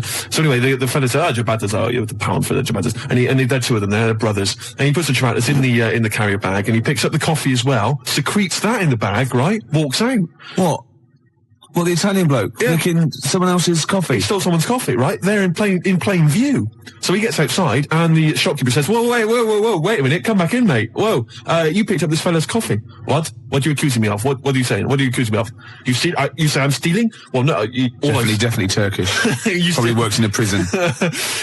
You're stealing? What are you stealing? You accusing me of stealing? You accusing me?" Yeah. And the fella said, "Well," and he says, look in the bag, ciabattas. Where the coffee? I'll be honest with you, he'd hidden it outside. He'd already got rid of it. It was smooth. Right, so anyway, now he's getting a bit violent. No ciabattas. Well, I buy the ciabattas. They're not very nice ciabattas. I eat them, they're not nice. You accuse me of stealing coffee. He's pushing things off the counter. He's throwing the ciabattas everywhere. Really? Right? And it's terrible. And was he smashing plates? He wasn't no, smashing I'm just getting a hint from the accent. Go on, sorry. Right, yeah. So anyway, he's accused. You accuse me, and it looks like it's going to be a fight, Gervais, I'll be honest with you. I'm nervous, right, because I'm stood next to him in the queue. Yeah. I'm thinking any minute he's going to turn around. What are you looking at, fish monster? Yeah, they've sent you out because they thought you wouldn't get attacked. Exactly. And, how ironic. So I edge backwards towards the frozen goods section. Yeah, you're thin against the fridge. I'm hiding. I'll be honest, I was hiding. I'm not going to lie to you. I'm a cat. Really? So, anyway, the Ciabatta brothers. they're causing a bit of a rumpus, and it's all going on. So they decided to call the police, the shopkeepers. Yeah. Right? Well, now the Ciabatta brothers are nervous, so they go, "No, it's all right. Don't keep the Ciabattas. We're not paying for them. I don't want my money back. It's all right." And so they move towards the door. But a little probably fella, spent some time in Delhi as well. A little fella, he's barricaded the door. He's used some of the display units. He's barricaded it, right? Fantastic. So the Ciabatta brothers are trying to get out, right? They can't because he's holding them off, right? They can't get out. They're caught. They're smashing the place up. Really just throwing things on the floor, right? And he's going to me. Help me keep the door closed. He's from Italy as well. I think he was. Yeah, probably relate. Go on, yeah. He's saying, help me keep the door closed. I'm saying, well, I can't, the leg and everything. I can't help out. No, I can't. I just got to be over here. The dialysis machine, if I don't get back, the battery runs out, I've got to, yeah. So anyway, eventually the Ciabatta brothers, they actually knock the stuff over and they get out the door and they leg it off down the road. Yeah. And anyway, it's terrible commotion, the food and stuff everywhere. The shopkeeper's in tears. It's absolutely terrible. Yeah. And everybody left, right? And I said, can I just pay for my goods and these fags and go, please? And he went, no, shop closed, we can't serve you. And I went, listen, I've just been stood here. I almost got in a fight. I want to pay for my goods. Yeah. And he was in tears. I can't. He probably selfish. Wanted to shut the shop just because he'd been robbed and attacked. Yeah, and then you'd been waiting there patiently, not helping. Exactly. You must have been there for about 10 minutes, not helping. Yeah, he should have served you before then, really, before the fight. It was crazy. So anyway, I demanded he serve me. Right? Yeah, I bought everything. Was he crying as he served you? He was crying. I left the shop, got back to the party. Yeah, Christina gone. Because I got caught up in some bloody dog day afternoon scenario. I missed out on a possible. How's your father? Will you say? Well, I missed out on a fag at least. Yeah. And the letdown of her saying face to face no. Yeah. I mean, at least there's a little bit of hope when you get back and go, there's your Benson's. Ooh, do you want a drink? Yeah, there's a little 7-Eleven just the other side. Go across the road, go the other way. I'll be about 10 minutes, love. It didn't happen for me. It will. game show, right, that I came up with, okay, and it features me, but I think it could be perhaps a vehicle for yourself, Gervais. Yeah. All right, I'm going to tell you, it's called Ricky Gervais Meat Rations. Right. And I like it already. You like it already? Because there's a part in there for me.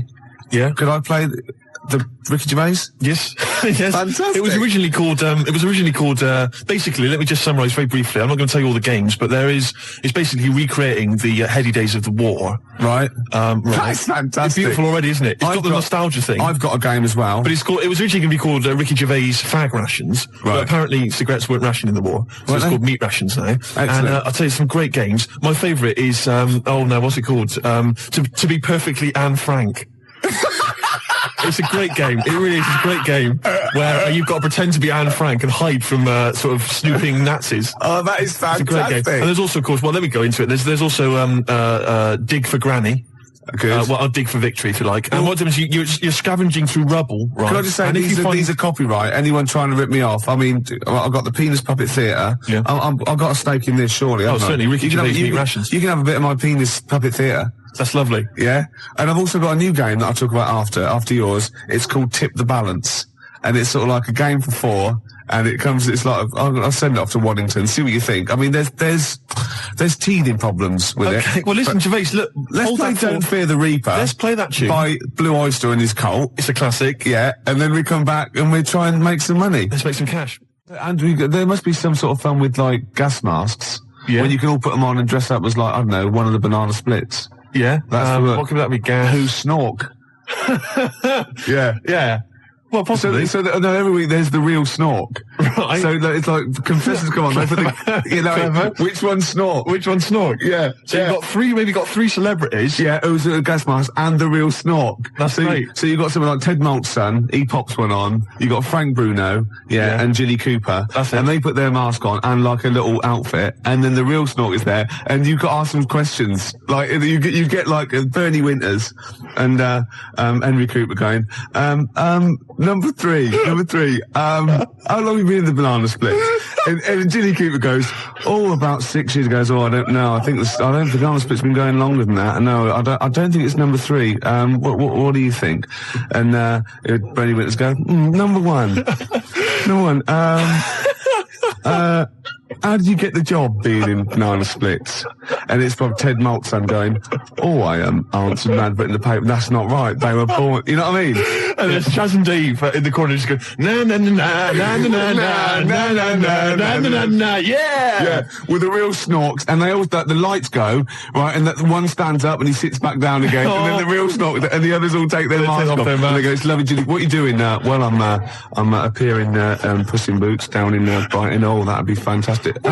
What? Jilly Cooper? I don't know. What does she do? She's a novelist. Oh, yeah. Now appearing in Panto. I'm not letting you book the guest. Oh, God. But wait a minute. What? I mean, I love your idea. Yeah. Who snork. Yeah. It's a bit odd, isn't it? How we started off with a kind of wartime nostalgia show, but now we've sort of featured sort of quite bad 70s animal things. Nothing wrong with the banana splits. But I like that. That's a good game. Yeah, okay. That can be like a special feature. So I'm just going to make a note of it because we've got Dig for Victory, to be perfectly Anne Frank. Yeah, and who's snork? Who's snork? Yeah. Well, I'm full of ideas. I could probably help you on this. Oh, this is great. Well, what other? Yeah. Maybe we'll come up with some other ideas as we go. Yeah, we've still got Tip the Balance to go. But can I just say, I did actually once try and pitch this. When I appeared on Blockbusters. Yeah. Well, I obviously met with a producer there, and I said, I got an idea for you. Have we talked about this on air? We talked about me on Blockbusters, but not about my pitching this. No, go on. And I said to her, sit down. I said, I've got a great idea, and I tried to bill it with me as the star. She said, who are you? Steve's Meat Rations. She said, why are you in it? I said, I am. Don't worry, I'm the only one who can pull it off. Yeah. And she said, right, go on, what is it? And at that time, I had none of the games. All I had was the title. And she went, I like it, yeah. What are the games? I don't know. She said, if you'd have just said, well, stop me there, love, and just popped a gas mask on and said, who am I? She'd have gone, snork. No, it's not. I used to write when I was at school. Oh, yeah. Now, I didn't watch sort of kids' programs when I was growing up. I watched sort of crap adult ones. You know what I mean? ITV on the telly from 12 midday through to like midnight. And I'd watch all the all the police series, Police Story, Charlie's Angels, Steve Austin, and Teen Knight Rider. Teen Knight Rider, yeah. And I wrote this essay at school once, and I just couldn't stop, and I started serialising it. And every time I just kept writing, I was sort of like, you know, people were reading it at school, and it was about a cop, a New York cop, who was as hard as, you know what I mean? Yeah. And I worked out what his name was. Now, God, this is how television influences me. Because it was one word name, which is his surname. That was the title of the book, title of the series, and that's what all his friends called him. Right. It was called Jezuk. Jezuk? Yeah. Jezuk. Yeah, I thought it had a Z and a J. Jezuk. Jezuk. Yeah. Do you know it does sound so close to like Pillock or Jesse. Yeah. Or Nonce. No, Nonce. There's no Nonce. Well, do you know what I mean? Cross between sort of Jezuk. like Pillock and Jism. Damn you, Jezuk. Yeah. You're off the case. Give me the badge. Keep the stinking badge. I don't need a badge to be a cop. It was all stuff like that. And he'd burst, yeah. And so he'd look at his gun and go, this is my law. My God, it's Jezuk. How did he find us? Jezuk. Yeah, it was great. There'd be shootouts and everything. Oh, fantastic. Let me just ask, did he perhaps have a broken marriage? He was hard-boiled. He played by his own rules. Didn't he? Yeah. I imagine. Simultaneous with this. He was a bit of a drunkard as well, had a bit of drink. No, he didn't drink, no. He was a good-looking fella. But he was letting himself go. He was a bit hard-bitten. Yeah. And the other thing I was sort of simultaneous, which was more of a novel. I wasn't serious. I was actually writing a novel, and I got like 3 exercise books, right? It was about this kid, right? Oh, God. Right? He saw his parents just brutally murdered for no reason by a gang of outlaws, yeah? And he buried his father, and he knelt down on the grave, and he said, looked up, and he goes, as God is my witness, I will avenge thee. And then he sort of went to the store, and he got loads of bullets, and he practiced, and he was the fastest guy. He was only about 16. Yeah. His name was Jody Barnes. Jody Barnes is all right, yeah. Yeah. That's nice. Yeah. Oh, fantastic. Have you still got any of those exercise books? I hope not. That would be incredible. The teachers used to sort of like, I must have gone, yeah, it's good. I must have passed around the, he's done another one. Gervais has written another episode of Jezuk. Yeah. But I say, seriously, if you brought one of those in and read it out, I'd be entranced. Imagine it. Seriously, that'd be great. Do you think your mum might... of a twisted 14-year-old brain that only ever watched ITV cop shows. Do you think your mum might still have some copies of Jezuk? No. Was it like sort of, the initial one was like Jezuk, then it was like Jezuk abroad, Jezuk in Paris, Jezuk on safari. Yeah. Here comes Jezuk. My mum... Return of Jezuk. I liked that Jezuk. He's a proper man. Yeah. It's not like you. But Mum, I invented Jezuk. You're a Nazi. You couldn't be like Jezuk. He's in my mind. Return of Jezuk. Here comes Jezuk, son of Jezuk. Oh, it's fantastic. What if Jezuk met Jody Barnes? They'd get on. They'd have no quarrels. They could team up. Oh, it'd be fantastic. After break, a little bit of Lars. Teen Jezuk. This is 5 minutes. The news. I'm looking forward to the news. You've had a great couple of newscasters the last couple of weeks. Don't piss them off because Jezuk came in here. Oh my God! He would not stand for it. He'd arrest the engineer. He wouldn't stand for it. He'd soon figure out whose fault it was. Yeah, and he'd get me Jezuk. They'd be down the precinct, wouldn't they? Asking a few questions. Jezuk, you're off the case. I don't need a stinking badge. Yeah. I bet Jezuk plays by his own rules, doesn't he? Of course he does, but they take his gun, his official gun. Not the one on his ankle, though. Oh, he's got a little ankle gun. Of course he has. I didn't expect that from Jezuk. Yeah, he has to. So. Is Jezuk one of those? NYPD cops who doesn't have a first name? Yeah, I'm thinking him now. I think he might be a little bit Latino, maybe. Really? Hispanic. I don't know. Hispanic. Yeah, Jezuk. Czechoslovakian Hispanic. Yeah, Jezuk. Get me Jezuk. Yeah, Emilio Jezuk. Emilio Jezuk. That'd be fantastic. So what's the name of the show itself? Is it named after him? It's called Jezuk. It's called quite simply Jezuk. Of course it is. It's called Jezuk, yeah. And he's an NYPD cop. When is he going to marry that girl? Oh, come on. Make her an honest woman. For goodness sake. She's cooked to you again. Jezuk. Oh, Christ's sake, Jezuk. God. But you see, he's hard-boiled, Gervais. He's already had 2 failed marriages. I know. And I'll tell you what it is. It was because the fact that he was a cop. Because you bring that stuff home with you. Yeah. All right? You can't just leave that at the office, Gervais. I'm worried about his kid. 16. Really? Yeah. Is he going off the rails a bit? He's on smack. Is it? I don't believe it. I don't believe it. He could have been a great cop. He could have been a football player as well. Well, of course he was, because he was great in college. He was great in college, and now he's hanging out with the wrong people because Jessup can't give him enough attention. I know. And of course, Jessup's ex-wife, of course, is dead, so he's got to raise the kid on his own. Is she? I don't know. Oh yeah. Is she? Well, she got. Oh no. What did she die of? His first wife, the marriage broke up because he was heavy drinking. Oh God, yeah. And because of the fact that he's got. Yeah, but that's because of the things he has to go through every day of his life. I know. Listen, you're facing smackheads coming at you, coked on crack, right? Oozes, right? You got to let your hair down in the bar. He killed a young kid. I know he did. Twice. Yeah. His first wife, I think what happened there, Gervais, as far as I'm aware, is that they got divorced, but really they still love each other, don't they? Let's be honest. Yeah. She's the only one really that stands by it. Well, Jessup says, well, I can love two people. Yeah. And he has done. Yeah. Well, I had to cut those scenes out. And his second wife, she's dead, isn't she? She got killed, didn't she? Yeah. You know why? Why? He hesitated after he'd killed the young smackhead boy that was coming at him. Had a grenade. I don't believe it. Yeah, a little grenade, yeah. And his second wife got caught in the crossfire. And he thought, he shot him, and that's why he never hesitates again. He just goes in blasting. Sometimes he shuts his eyes. He just goes in blasting. What would be the opening credit sequence for Jessup? What would happen? Would it be Rockford Files style, where he's in the supermarket, buying food and all the sort of it? I think he'd be, I think it would be like split screen. I wonder he'd be turning round in like a mall, like firing. On the other one, he'd be dropping the toast and his wife would be ruffling his hair in the morning. And he'd be going, and he'd sort of like be getting crumbs off it. Well, it wouldn't be his wife. It would be a lovely lady he probably picked up the night before. No. Remember that? He doesn't do that. No, he does. He does not. He doesn't. He's estranged from his wife, and his second wife's dead, you idiot. Yeah, but we established he's got a new one. He hasn't got a new wife? Not a new wife. He's got a new bird, hasn't he? Well, yeah, you said wife. Well, he's faithful to her, though. He doesn't go and pick up fluses. What? He doesn't go around with dirty girls. I always remember from the beginning of Quincy, where he's there and he's doing exactly that, sort of running and jumping over things. And then you see him and you think he's examining a body, because that is what he does. And he's kissing someone. It pulls out and he's given a woman in a sunbathing outfit, just giving her a massage. A sunbathing outfit. I don't know what the Where's Steve lived to that? I did see in yonder a sunbathing outfit. For sure. There was flesh bits in the middle and the rest were polka dot. What is a sunbathing outfit? Sunbathing outfit! That's great! Birthday suit. There was a girl in the Altogether. The Altogether. Oh, God. Oh, that's fantastic. Yeah. What's wrong with that? I will pop this rubber thing on, and for sure, I am in a sexual intercourse outfit.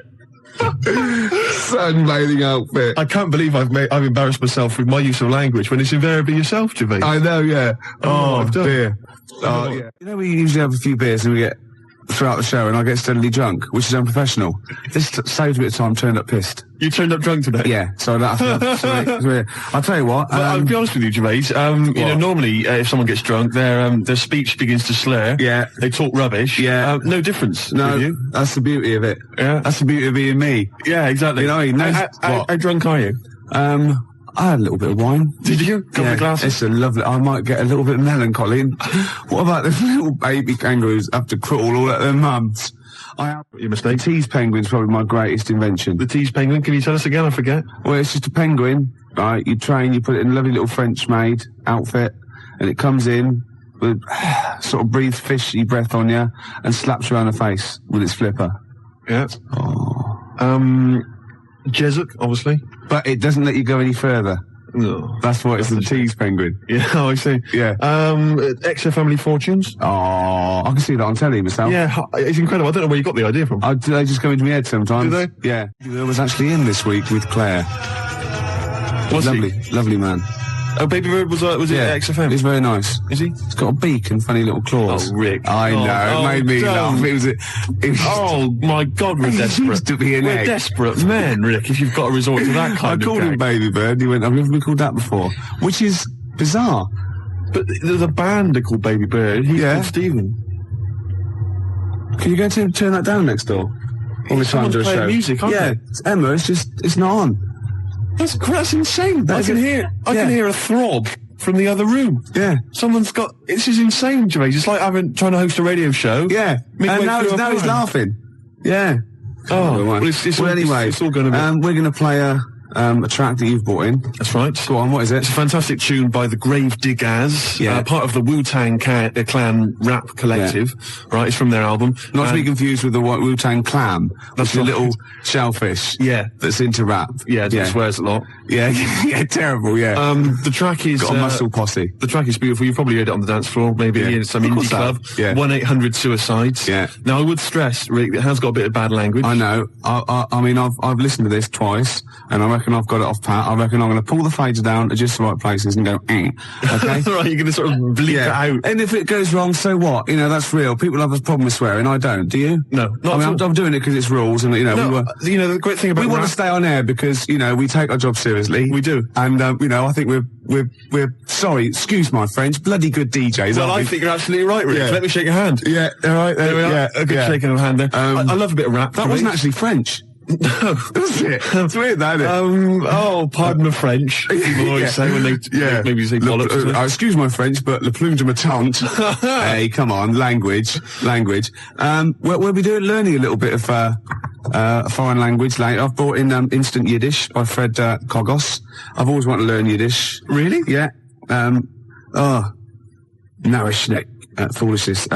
Some glick, some schlimmen, yeah, for better, for worse. So I'll teach you little usage phrases like that, out of the old Instant Yiddish book. But first, what was this? Gravediggers. It's Gravediggers. They're keeping it real, they're keeping it raw, so there is a bit of bad language. Yeah, well, mine's raw. You've been keeping it raw? Yeah, of course I have. Right, I'm gonna have a go at this then. Alright. Right. Don't get nervous. No, don't, shut up. Right, I've got to play this. Shut up then. Don't put me off. I've got to concentrate. Bleep it out live. And I will, yeah, shut up. Alright, is it going? Oi. Okay, take it calm. Take it calm. All right. There's one coming. I know. Your life is for no reason. Oh, good work. Good work. You're doing okay, but you're not out of the woods yet. This is too stressful. Oh, you're doing well. I don't think there's any more. I don't think there's any more. No, just play it. Okay. Of course I am. I'd tell you, one day, right, it's just one of me at the moment, but one day there'll be a whole squadron. It'll be like Planet of the Apes. Oh my God, and you don't actually need anyone else to sort of like breed, do you? Exactly. We can just reproduce as we are. It'll be like Planet of the Apes, right? There'll be sort of a Charlton Heston figure. The squids. It'll crash land. Get your damn dirty tentacle off me. It'll crash land. Exactly. And there'll just be loads of me crawling around. Yeah. All identical. Chasing him on horseback. And they see like Bristol Temple meet and they go, oh my God, they blew it up. Yeah. He's back in Bristol with all your... Oh, no. Incredible. There must be an organisation of volunteers or something who, if it's like touch and go, if it's really serious, if you're like clinically depressed about it and you really can't get a woman, they don't want just people turning up who can get girls and saying, oh, I fancy, you know. But in your case, you know, they'll speak to you, they'll see you, and I think, you know, there must be some sort of national health thing or private where you can actually sleep with, I don't know, a voluntary worker. You know what I mean? So? Well, yeah, there's people that... Yeah, I know, but there's people that, I don't know, volunteer for geriatric duty, you know, and they're exploding all over the place. They're covered in the stuff, right? There's people that work on leper colonies, right, for, you know, for nothing. There must be someone who will sleep with you out of sympathy. You don't want that. Of course you don't. You don't want that, do you? Well, let's not be hasty, Rick. I mean, these people, especially if they need some sort of free publicity, you know, get a bit of, you know, sort of press and media attention. Yeah. I also sort of help to publicise their campaign, really. There's probably an organisation that go, you know, they go off to like, just strange climes and go on to like leper islands and that, and they work with them. Or they can sleep with you. Now, that's got to do the lepers some good, doesn't it? Yeah. You know what I mean? Wouldn't that be terrible if that was the option, right? And suddenly volunteers to leper colonies doubled. Was like going to Torremolinos. Yeah. Let me on the bus. Sorry, there's no room on the bus, but you're at the back there. Yeah. Good. Well, then here we go. Here I am then. Yeah. But I signed up for the lepers. Yeah. Licking their wounds. Well, sorry, but... Geriatric duty. Yeah. Scraping it out. Oh, dear. Oh, you know, I heard a song in the week, right? I've heard it before. It's by Ween. And it goes, push little daisies and make them come up. and I don't know what it's called. 0171 580 2000. I don't know where to look. Push the little daisies and make them come up. It's like that. It is. It's rubbish. I've been going around singing There's that. no song with that lyric. It's like that. It goes, push the little daisies and make them come up. Shut up. Yeah. Shut up. That's what my friends have been saying for the last 4 days. God, you're really irritating me today. Like, people will go and go, if you'll be mine, not too annoying. But, after about 10 times you go, oh, can you sing something else? But when you've heard, push your little digits and make them come Shut up you now. can get really annoyed. Yes, it really can, can't it? Shut up. Okay, Wanna Die is You and Me song. Push your little Shut up. We've done funny phone calls, haven't we? We've done some funny phone calls. Did that one like Penky, when we phoned up Safeway and said, have you got some cheese? And they said yes. And we showed them, didn't we? That showed them. Yeah. Oh, we've done some crazy crank calls. Yeah. Do you want some beer? Do you want some beer? Brilliant game. 5 o'clock foreigner. 5 o'clock foreigner. Yeah. What else have we done? There's been just too much, hasn't there? The alarm frog. The alarm frog. That never got off the ground, did Really it? got going. There's some great ideas. Tip the balance. That's the last one I've got. Tip the balance? You haven't explained it. It's my last. I think it's a little bit in bad taste. Really? Yeah. Oh, well, I don't want that on this show. No. I mean, I think it's a little bit much. Really? Is it too much? Is it the most outrageous thing you've ever... Well, okay. Well, no, look, this is an idea, right? It's a board game. It's a board game. I'll send it off to Waddington's when I'll get, It's 4 simple weights, sort of just like fulcrum weights, like scales. Like a little seesaw? Yeah, a little seesaw. And there's one end is like a bowl, right? The other end is like a kilogram weight. Right. And there's 4 of those. So 4 of you sit round, and you've got to quite simply tip the balance, right? So you've got to fill the bowl. Fill the bowl, yeah. What, with rice or... No. Household objects? No. Bodily secretions. Right. So it's the first, Maybe you shouldn't tell us about this. Well, no, because there's simple rules. Anything that comes out your body is all right, okay? In every form. Right. Well, anything that comes out of your body, yeah. You put that into the bowl and sort of tip the balance. So, I was just thinking, if I said it quieter, it wasn't so bad. I was going to go, it's piss. Do you know what I mean? Yeah. Doesn't work right. Snot. Sick. Yeah. Spunk. Well, I was going to say cum, because then I could be spelling it C-O-M-E. Therefore, getting by some of the radio authorities rather sneakily. And spunk, as you said, is like courage, isn't it? Exactly. Like in the Waltons, they go, oh, look, I love your new girlfriend, John Boy, she's full of spunk. Yeah, sorry about that. Well, I've been carried away, Dad. Good night, John Boy. Yeah. John Boy. Good night.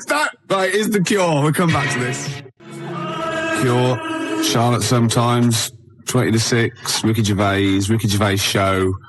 And Steve, what have we offered today? Well, we've offered Tip the Balance, a new board game from Waddington's, which involves secreting various bodily fluids into a bowl in order to tip the balance. Yeah, and then what you go, tip the balance. I can just imagine the front cover with sort of Granny. She's stooped. Yeah, she's just like...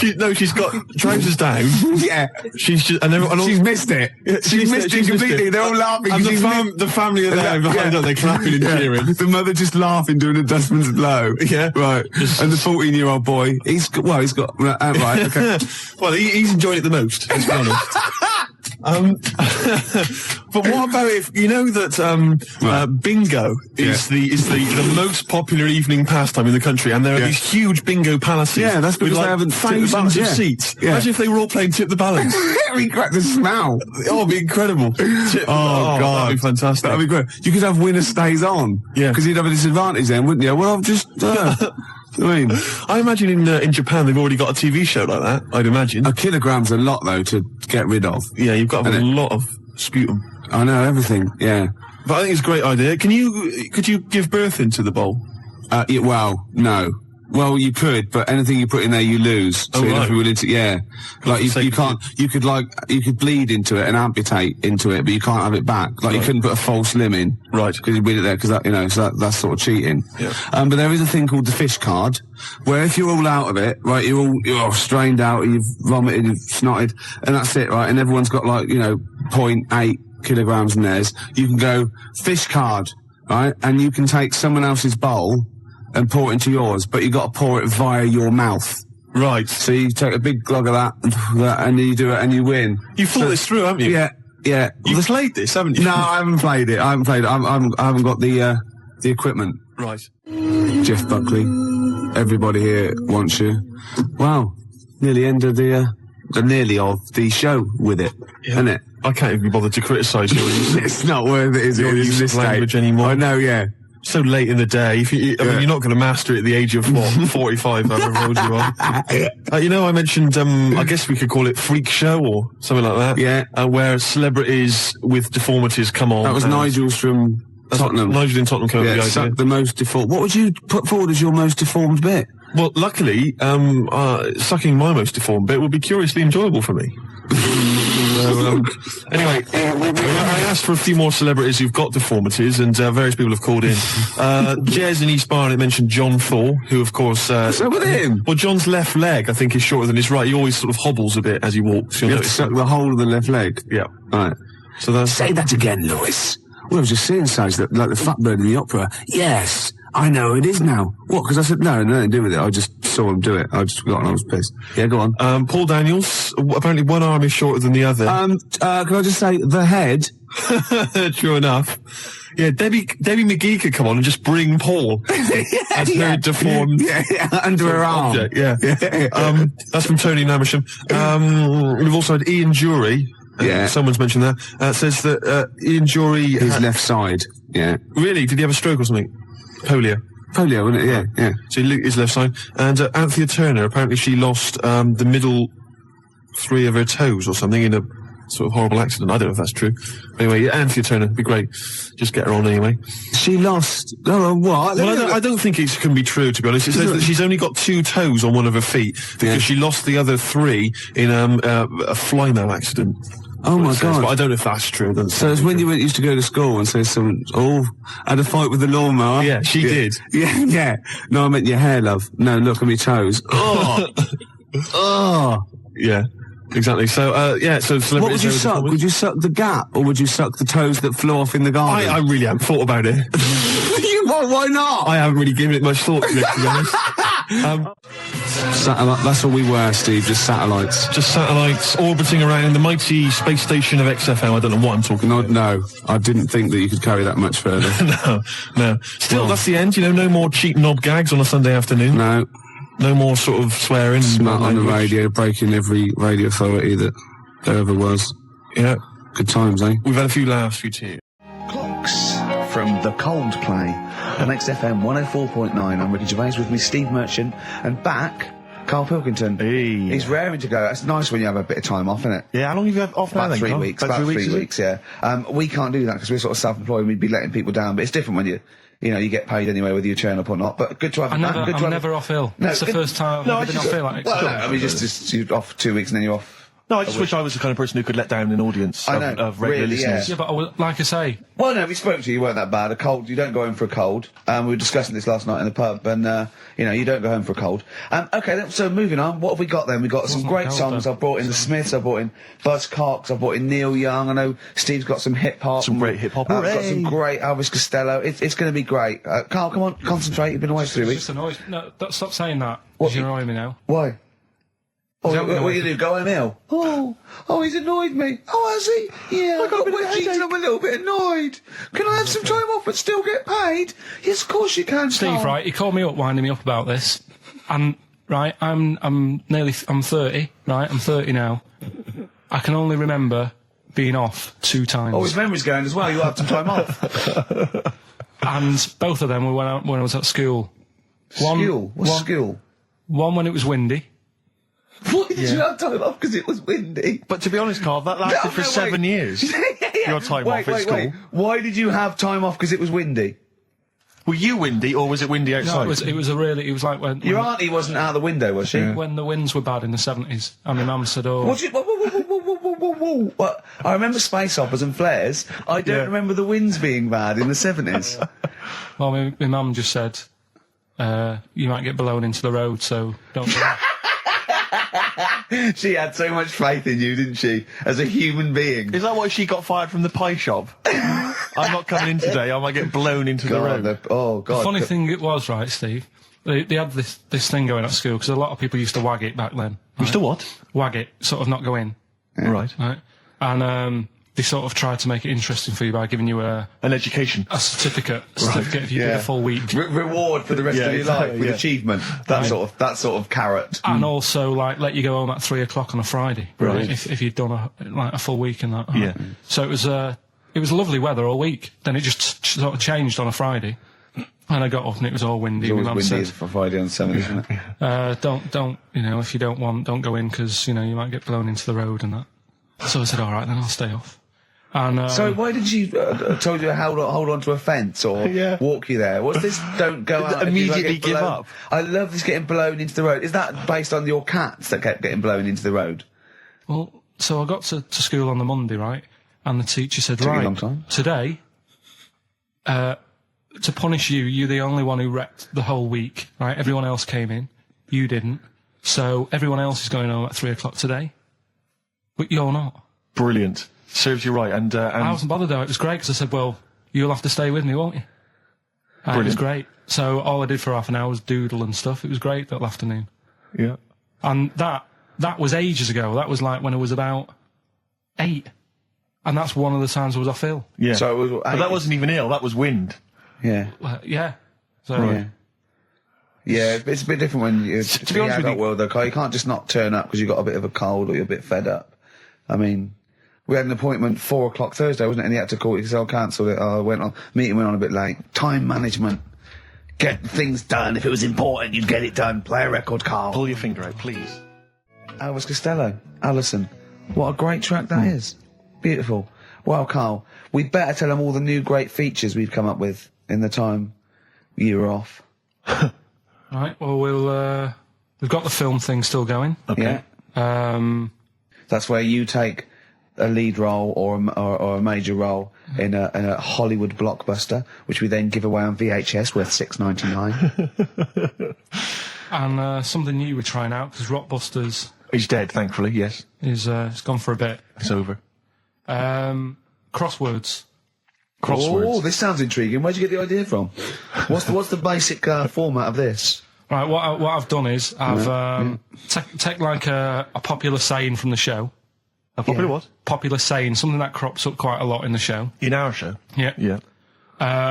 First thing that sprang to mind was there's this airy Chinese kid. Oh, okay. Classic. But more commonly it would be something like, Carl, you're an idiot. Yeah, Carl, record, you idiot. A fool. Carl, you're a fool. Oh, what did you mean you let us down again? Yeah, Carl, where have you been? Yeah, oh, you've got a headache, have you, Carl? Yeah. You better lie down. Typical phrases like that, yeah, sure. typical phrases like that, yeah. Carl, you're a loser. Yeah. Oh, yeah. Right. And what I've done, I've got a load of different songs and took words from the different songs and then joined them together to make There's This Airy Chinese Kid. And then people have to email in and say what the 5 songs were. It sounds like the most complicated game ever. I'm looking forward to it. Have you heard any of this, Rick? Because I've not heard this at all. I'm not familiar with this. Well, all it is, it'd go like, Airy Chinese Kid! And it's from sort of 4 different songs. Right. And you've got to identify the songs. Right. Wow. How many songs in this, Carl? 5. There's This Hairy Chinese Kid. Okay. Right. So. And what are the prizes for that? Are these the prizes? Yeah. All right, well, let me tell you what they are. They're not too bad, actually. We've got Live Forever, which I assume is a CD that ties in with this new film. Think of that! A well-known phrase from the show, and it's Hairy Chinese Kid. Yeah. What other... Where would you There is no other radio show in the world. This is... Go on. If you've just tuned in, I mean, what are you thinking? Think if you've just tuned in, you're going, well-known phrase from Shaw, Hairy Chinese Kid. Oh, yeah, classic. They'll be playing that in charades this Christmas. So yeah, this is a CD that ties in with this new film Live Forever, which is all about Britpop, and so there's stuff on there from Oasis, Blur, Pulp, etc. We've also got another Red Dwarf DVD, Marion and Jeff, first series of that, excellent. That's on VHS, sadly, but never mind. And also the very best of Led Zeppelin, a 2 CD set there with all the classics on. So that's not bad prizes, actually. You've done yourself proud. We've upped it. We're getting serious now. We're playing in the the bigger league. We've upped the stakes. And we want Heat Magazine not to lose touch with us just because Rockbusters is gone. Yeah. I think they're still behind us. So we've got film. You appear in a film. We've got crosswords. How is that to do with the crossword? Because I've got words and sort of cross them. Okay. Right, you don't really cross them. But, good. So words. We're playing a game called Words. Word Song. Hello and welcome to Word Song. And obviously I imagine there'll be some more great music. But we've got a new feature, haven't we? Which one's this? Are we doing within the Monkey News, the new feature? Oh, Steve. I'm excited. You know, Monkey News is my favourite feature, so what have you added to it? Explain it. Right, well, there's been loads of stuff going on in the past few weeks, right? But for the times when I struggle, when sort of monkeys have had a quiet week, and there isn't that much news going on, right? Come up with this thing. I sort of speak to an expert. I've spoke to him already. You spoke to an expert? Yeah. A monkey expert? Yeah. Uh-huh. And I ask him a question. Wow. Right? The feature, it's got a good name. You know, that's the way I work. Yep. Cheapest chimps. Right? Okay. And what I do, I ask them a question about, you know, how much does it cost to, you know, keep one? How much does it cost to, you know, feed one for a week? Yeah. All this sort of stuff. So I give out like a monkey story, and if that isn't enough for people, they'll also learn something else at the end of it. Right. Yeah. So like... It sounds fascinating, can I say right now? That's just some of the things that we've come up with. Play a record, Carl. Please still continue to listen there. Yeah. Richard Ashcroft, Buy It in Bottles on XFM 104.9, Ricky Gervais, Steve Merchant, Karl Pilkington. Carl, I need the phone number of your girlfriend. Let me explain why. I was lucky enough, once again, to be on your quiz team this week. Ricky... Still to beat me. He's still to beat me with his team, yeah. Second I came. The gang here and some friends, we sometimes go down to a pub quiz in the local area, and I was very nicely, I was invited by Carl to be on his team. Twice now I've been on that team. Ricky's always on another team. And what can I say, Carl? Do you mind me saying this now? Because I've analysed the team, and it's very much your team, and you've put the team together. You've recruited some excellent personnel. Your girlfriend's very, very good on the team, as is one of her work colleagues. And you normally bring in, you know, someone like myself. I like to think I'm providing something with the entertainment section. I seem to remember last time I answered at least 6 or 7 questions that other people hadn't got. So I felt I provided something there. Carl, I rather like John Harvey Jones, who used to be called in to sort of troubleshoot companies. I see why you are not winning ever, and it's a rather pricey contest, isn't it? It costs a tenner to enter per person, and unless you get in the top 3, you're not going to get to see your money back. No. So I think you're going to maybe need to step down from the team, because Carl, I'm not sure. I am not sure. You consider yourself a kind of player manager, but frankly, I'm not sure you're providing enough. Right. See, this is funny, because as bad as I imagine you are, I don't think Steve would make it into my team, so he's getting a bit cocky here. I want to know what your opinion of him, because he's told me he's great on it. Well, you bang out of order, first of all. Right? Okay. Do you have a good night when you're with us? I tell you what, I wish I'd lost a tenner every time I've come down. That would have improved it. You point out there about the football analogy. Mm-hmm. Alex Ferguson, when did he score a goal? Right. He doesn't. He tells the others how to do it. Right? That's my role. He doesn't take up one of the 11, though, does he? No, exactly. It's not like you can only field 10. Yeah. Because we only got 10 again. I want to be in the 11. Exactly. He's not running around in midfield, falling over. Yeah, shouting, "Oh, what have I told you?" Yeah. No. Right. I'll admit. And there's a limit of 5 players. We should explain that. That's the point. Yeah, there's only 5 players on the team. So. But it was pretty tricky on Tuesday, though, wasn't it? It was one of the tougher... Tell everyone the one question you got right. Something about... Well, tell us the answer. The 2 words you had to say to get the answer. Danny Minogue. Danny Minogue. That was what you provided, Danny Minogue. Is this valuable? Well, no, not really, because there was at least 2 of us who also knew the answer. Oh, well, we gave him. No, exactly. We gave it to Carl. We massaged his ego. I just feel Carl. Do you know what? I feel a bit bad now, because I just thought he had a crushed face. Then. Can I just tell you right now? He just can't believe this. Can I just tell you right now? I think the problem is this. I think there's that precious 5th position that is not being filled at the moment, I think, consistently enough by a decent player, right? You've got a solid team. I'm thinking if you want to remain on the team, you are going to have to pull your finger out and find a 5th member that is going to provide, and I'll tell you where the weaknesses are. I can tell you right now, mate. The weaknesses are natural history and science. Something which Ricky Gervais is scoring on week in, week out on his team. There is a few. Now, if he was available for a transfer, we could be fine. But we've got to find someone to fill in that space. Otherwise, I'm either going to quit, or you're going to have to step down. Because I don't think I can be on a team where there is these obvious deficiencies. There are visible deficiencies. And, you know, the £10. That's £10. I'm not made of money. That's once a month. I've seen him depressed for 2 hours when he lost £20 at a casino after 5 hours playing. Don't bring that back. Don't bring up that again. Yeah. That story. He doesn't like wasting money, Carl. You know that. What do you think? What's the solution? We've got to think proactively now. We've got to sort this out. See, there's always other things going on in my mind when I'm in that pub quiz. For me, it's just a little bit of fun. Sure. It's a night out. Do you know what I mean? Suzanne enjoys it. Yeah. Bit of a get-together, we have a chat beforehand. Yeah. We have a bit of fun. Yeah. But there was other things on my mind. Carl, I could do that here. I don't have to lose a tenner. Wait, what were you thinking during the quiz then, when the questions were coming out? What were you thinking of? Well, what it was, right, just before the quiz started, I had to go to the toilet, right, because the rule is, right, people who don't go to it, once it starts, phones off, no more toilet. They take it dead serious, don't they, right? Yeah. So, I went to the toilet. Now, I'm not being out of order here, it just got me thinking, right? I went to the toilet. The gay fella in there, right? There was a gay fella in there. Gay fella in the toilet. Now, how could you tell? How did you know? Just typical, everything about it, right? Everything about it, right, yeah. Oh. What, large handlebar moustache, leather cap. Butt plugs, amyl nitrate. Could I just say that these views do not reflect the views of the management of XFM or me and Steve. Or most of the people in this country. Go on, Carl. What's your problem? Yeah, but this is what I'm worried about, really. But this is why I only got Danny Minogue right. Right? Because this was floating around my mind. Went to the toilet. Big gay icon, now, isn't she? Go into the toilet. They have like men's cubicle and they have women's cubicle. Yeah. Now, without sounding out of order, is it wrong for me to think gay men should have their own little cubicle?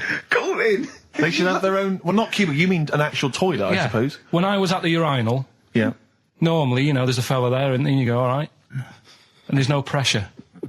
But I couldn't go. I was thinking, should I wait? If I go into the toilet, it'll look obvious. Yeah. I had loads of pressure, and this was going on. What were you worried about? I'm so sorry. What were you concerned about? Viewers? I'm so sorry. Well, it's like, right, listen, when I was a kid, right, and it's all right for you to go into women's toilets when you're a kid. It's like, oh, it's a bit cute, right? As long as you're not, like, over 15 or something, right? Right. But when I was a kid, I went into a toilet, and women, when they use their little cubicles, they don't shut the door. Some of them just sit down on the toilet, right? And you see everything. And, no, seriously, that's probably one of the first times I saw, like, a woman. Yeah. That, right? And my Auntie Nora when she was staying over. What happened with your Auntie Nora? She was, she's into wearing caftans. Into wearing what? Caftans. Oh, yeah. What caftans? Big, bellowy sort of dresses. Right. And,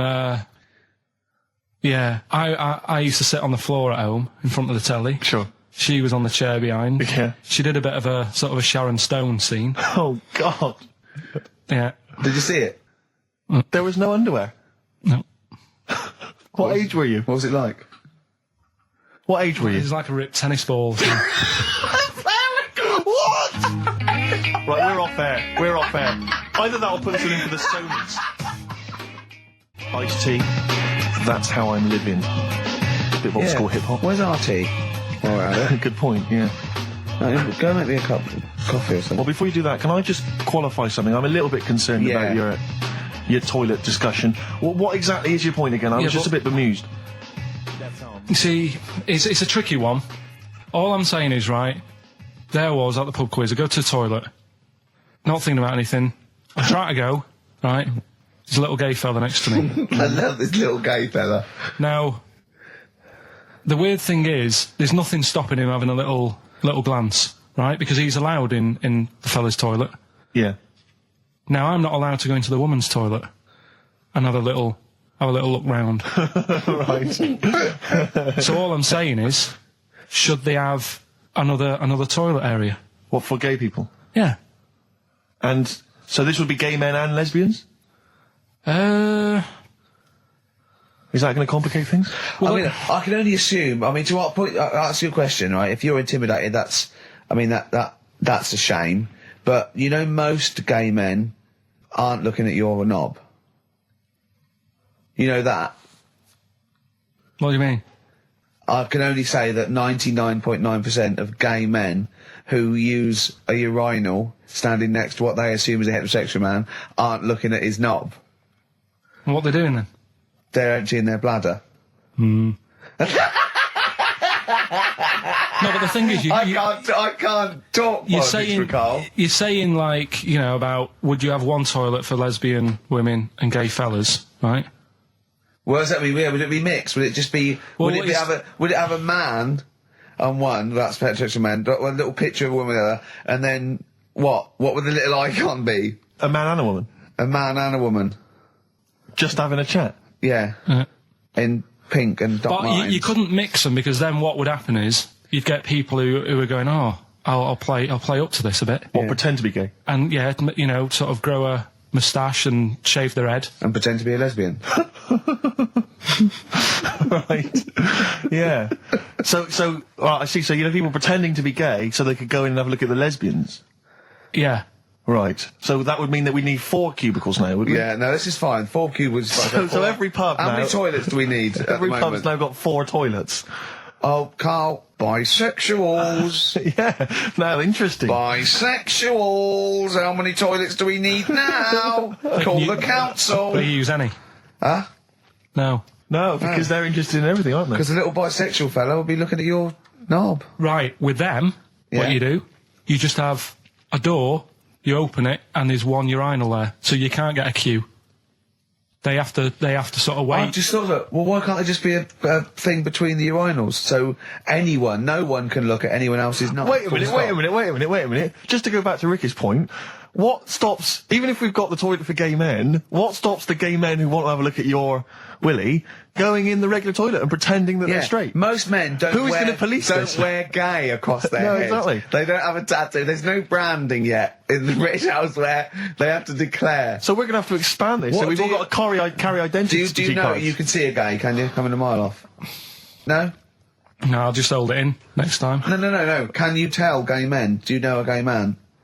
I'd say, probably, if you did if you lined some people up and said, point them out, I reckon I'd get... But hold on, we're not talking about people dressed in leather with the arse cut out and an handlebar moustache. Yeah. We're talking about, the everyday, non-seen... of course. Yeah, but I mean, suppose I put you in a room and there was 10 naked men, right? Yeah. And there's 5 gay men and 5 hetero. Could you walk along that line looking at those gay... Am I naked? No, you don't have to be naked. Why would you have to be naked? To catch them out. Play a record! How would you catch them out? No, don't go into it. Don't go into it. Play a record. Miserable now. Would you share a toilet with Morrissey? From Manchester, you'd have a lot to talk about, wouldn't you? Yeah. We've had an email, Rick, from Jim, and he's just simply said, what about a separate cubicle for bold Mancunians? Wow. Makes a lot of sense. Yeah. You just have your own toilet. The Thrills, One Horse Town on XFM 104.9, Ricky Gervais, Steve Merchant, and Karl Pilkington. Now, Karl Pilkington is getting ready. It's the start of a new strand in the show, a new quiz, a new competition to replace Rockbusters. Now that's quite a tall order, but what have you done? Right, like I said, if you've only just tuned in, what it is, I've took, and I'll be taking, a well-known saying every week from the show, something that crops up a lot. First one that sprang to mind was... There's a little gay fella standing next to me in the urinal? That's next week. Okay. This week, there's this airy Chinese kid, right? Yeah. That's crops up quite a lot. Sweeping the nation. Right. So what I've done, I've got 5 songs. Yeah. And I've edited them together to make that saying. You've got words from songs where any part of that sentence occurs to recreate it. Yeah. Now, what do they need to do? Do they need to say what the song is? Just the 5 songs? I mean, I was going to say song and artist, but if you want, just a song. So there's 5 things there, and if someone doesn't get all 5, it's still worth emailing in, because we might give it to the one who's got the most, and then... Yeah. Can I suggest we go for artist rather than song? Only because sometimes it's quite tricky to get a song title. Sometimes it's very odd, or it's not quite what you think it is. So maybe artist is an easier one. Are you happy with that, Karl? It's your competition. I mean, Steve always does this whenever I come up with an idea. Oh, yeah. I'm just trying to make sure it's just the best it can be, Karl. Yeah, no, he came up with a few game shows, and Steve was going, no, it's no good. And Karl said to me, he said, it's the one of The Office ever got on telly. Yeah, but, well, we shall see how Cheapest Chimps plays out. But frankly, the fact that... The fact that you said to me, Steve, I've come up with the best game show ever. It's called Cheapest Chimps. What's the idea? I don't know. I just like the name. It's something to do with chimps. I thought, well, I'm not sure that's the best game show ever. And what was the other one you came up with that you told me about? I think a few people will be disagreeing with him, Carl. I think people will say that Cheapest Chimps could be the best game show ever. You know, when I was at school, people like you, I really didn't like. You're a stirrer, Gervais. He flits, doesn't he, from one side to the next, Carl. The one thing, we may argue, mate, but at least we're consistent. Ricky Gervais flipping from one side to the other. One day he's on Carl's side. When was the last time Steve wrestled you to the ground and got you in a leg clamp? No, you're right. Never. What, is that supposed to be a good thing? Well, did you see us? Yeah, I saw you struggling in Carl's office earlier. He was punching my legs to release me. We were on the floor, and I was squeezing him with my mighty legs, wasn't I, Carl? What? It was like, I imagine that's what a crab feels like when an octopus has got it. We were playing that, weren't we? So anyway... So, I'll play you this clip now. It's 10 seconds long. We'll play it a couple of times because you'll need to take it in.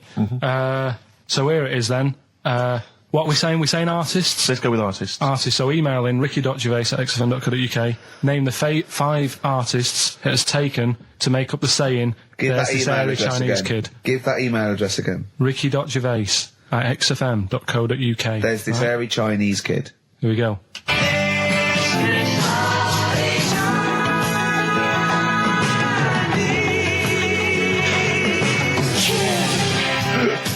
Play it again. Play it again. Here we go.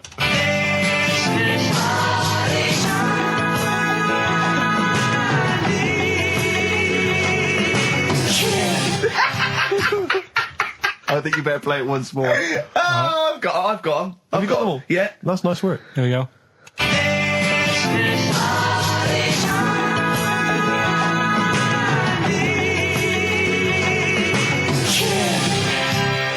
I can just remind you now that the prizes include a Red Dwarf DVD, Marion and Jeff, the first series of that on VHS, a Live Forever Britpop CD, and also the very best of Led Zeppelin. Let's play one of those actually while we're here. Brilliant. Rock and roll. One of the prizes on Karl's competition this week is the very best of Led Zeppelin. That's obviously rock and roll. We've also got a Live Forever Britpop CD, Marion and Jeff, and Red Dwarf. And should we play it again? So people There's have got this another hairy chance? Chinese kid. Who are the artists? Here we go.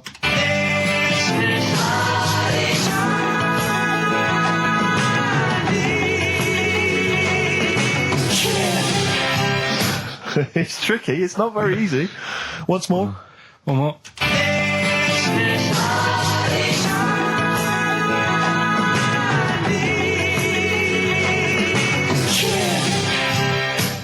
Well, there you go. Ricky.gervais@xfm.co.uk. Those prizes can be yours. I, at the quiz, also discovered, of course, and I don't know, I'm just intrigued to know, Karl, I'm just intrigued to know, it was your girlfriend's birthday, wasn't it? Earlier in the week? Or last week? On Monday, yeah. And, I mean, obviously it was a triumph with the stuff you got her for Christmas. The condoms. The box of condoms? Box set of condoms. Oh, yeah. not just the singles, the whole set. Yeah, a complete collection. Brilliant. So what did you go for this What'd time? you get her? Yeah, but... No, Yeah, but it's her birthday. How long have you been together? About 9 years. Okay, so, God, it must cost you so much. No, but it starts getting tricky, doesn't it? Because I spoiled her a lot in the first few years. Yeah. So then Here's a packet of rubber bands, enjoy them. Oh. Well, it's what she wanted. I mean, you're making out as if... No, everyone wants paper clips. Come on, what did you get her? Got her a new pair of gloves. Right. Alright, well. And? What, nice leather ones from Selfridges or Harrods or something? They were good ones, they're the sort she likes, so... They weren't... Well, they weren't the little woolen ones that she had. Yeah. I thought that was a joke when she said he got me these, because I laughed. No, I know that's the one she did have. When they said it was his birthday, right, it was her birthday Monday, and me and Steve wanted to get her, and she went, he got me these, because she had those little woolen gloves on. I laughed, because I thought she was joking, Karl. That's what she wanted. Right. I've told you before about buying presents. Did those gloves have your name sewn in them? And a piece of string that ran over the back of your duffel coat? You know, I've never been into getting presents and that. I had the problem at that Christmas one, that time with the Victoria Plum. Yeah, we'd hate that. We'd hate to bring that back. We've done that. Because you talked about the book, because it's kind of to do with your dad, isn't it? He's a very bad gift buyer, was that the problem? Well, yeah, my dad's I mean, my dad just wouldn't bother. It was my mum who sort of made an effort, and she sort of worked out half of what I wanted, then she left it to me dad to get it off someone, see if he could get one cheap or whatever. I love the fact that usually people talk about, like, drinking heavily or violent abuse, right? Yeah. But here's what he's been left with and scarred with from parents is bad gift buying. Yeah, and that's the Victoria Plum incident. In the greater scheme of things in the world, that's not a bad thing to have, is it? Right, there was this, this is what it's like about getting presents and stuff, right? With my mum and dad. Go on. My mate, Colin, right? No, Colin Bailey. Oh, right? Yeah. He had a little Sinclair Spectrum, right? Computer, which was like the thing to have at that time, right? Yeah. Used to always go round to his house. The deal was... Not the one you had to play through the window because you weren't allowed to. No, that's another lad. Oh, right? yeah. This is a different lad. And the deal was, he came to our house and my mum gave him a pie. And then I'd go round to his and I'd stay there for a few hours playing, you know, Hungry Horace and stuff like that on it. Sure. Right? Now, my mum and dad knew that I really wanted one of these computers, right? So I waited about a year. Came round to Christmas Day. I thought, I reckon might have one. Turned out they bought me the wrong one. They bought me a ZX81 instead of a Spectrum, right? And Christmas Day, I'm there trying to load the games up. It's not working. I'm thinking, what's wrong, right? And the thing with me when I was a kid, I used to get quite sort of agitated. This is the moment, right?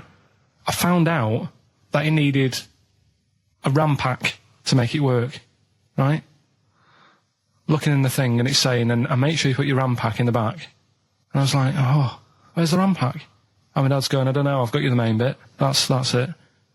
So I was that wound up, I just was sick, right? Just sick. Oh, I didn't feel sick or anything. I just was like, oh God. Went to the sink, just sick. Because I was that on edge about it. I said, come on, we've got to get one. And my dad's like, Tandy's shut. We're not gonna get anything today. Ruined again, Christmas Day.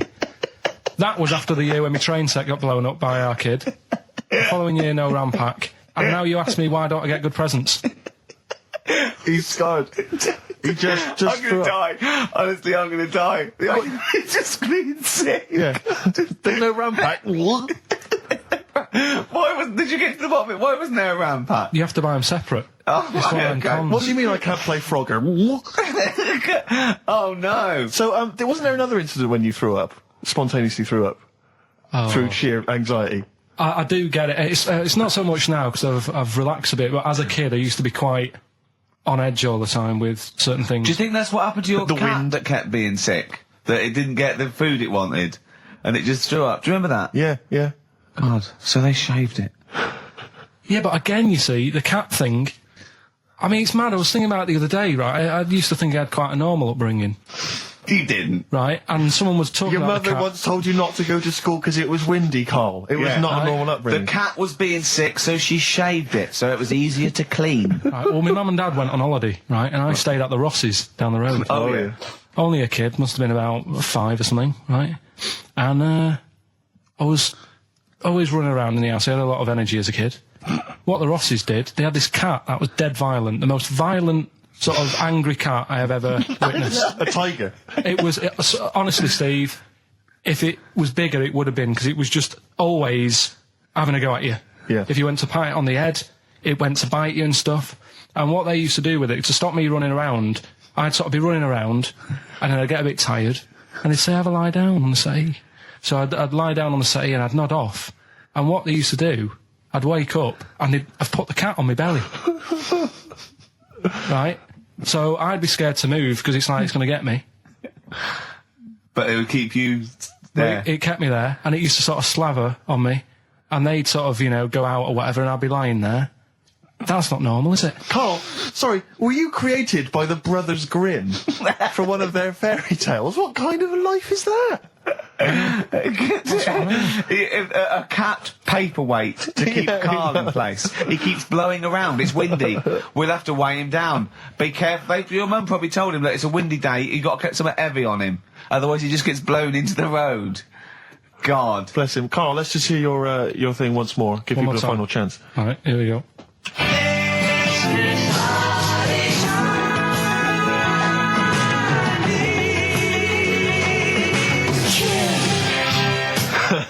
ricky.gervais@xfm.co.uk. Strokes, someday. Do email in if you've got any of these, because most people have only got 3 out of the 5. Only one person's got 4, and they haven't got the second bit, the this of there's this airy Chinese kid. I reckon if you've got that, I realise that I've only got 4. I got that one wrong, so that's the one to get. All right?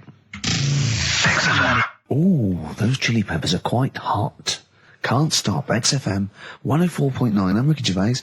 With me, Steve Merchant and Karl Pilkington. All right. Karl, you know what the time is? Bong. Monkey news. Yeah. Right. Imagine if Trevor McDonald started like this. Yeah. There's been a lot of stuff going on that with monkeys. Oh, yeah? I was mentioning earlier how we're sort of making the feature grow a bit, right? So I'm thinking, I haven't told you, Steve, either. I've actually been asked to write a thing about monkeys. A poem? No, for a magazine called something Apes. Right. They want me to do like a column, 500 words About monkeys? Anything I want on monkeys. Anything. What are you going to write? Don't know. Think about it. Well, give him a typewriter. I come up with Shakespeare eventually. Yeah. You could write about that. Why didn't you write about that? The fact that you don't believe it. You don't believe that an infinite number of monkeys could type because he was Shakespeare. Because you reckon most of them hadn't read Shakespeare, so they wouldn't know some of the spellings. Exactly. It wouldn't happen. You idiot. Get on with it. All right. There's been a few things, but one that springs to mind is they found a load of monkeys somewhere. Right? This is brilliant. Yeah. I mean, imagine this if this was news. Yeah. Go on. Where? Somewhere. I think it was in 17th century? It doesn't matter that bit. Right? Okay. Found a load of monkeys that are having a good chat. Go on. They're having a good chat. All right. They found monkeys that can talk. Yeah. They've worked out. They've got about 534 different words that they're using to have a chat about stuff. More than you.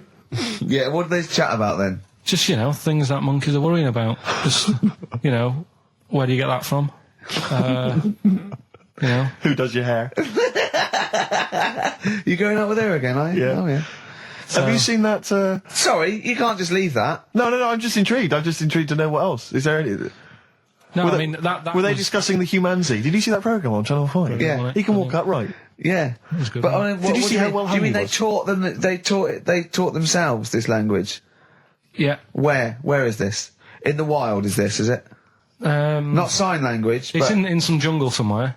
They found these monkeys. He heard some explorer was over there, cutting through the woods and that. And he heard his name, and he thought, "That's what he went. What do you want, Ronnie?" It wasn't me. I didn't say. Yeah. I didn't say. "Oh, it's Snodgrass. Where'd you get that gun?" Yeah, exactly. Well, it's only me and you here. Yeah.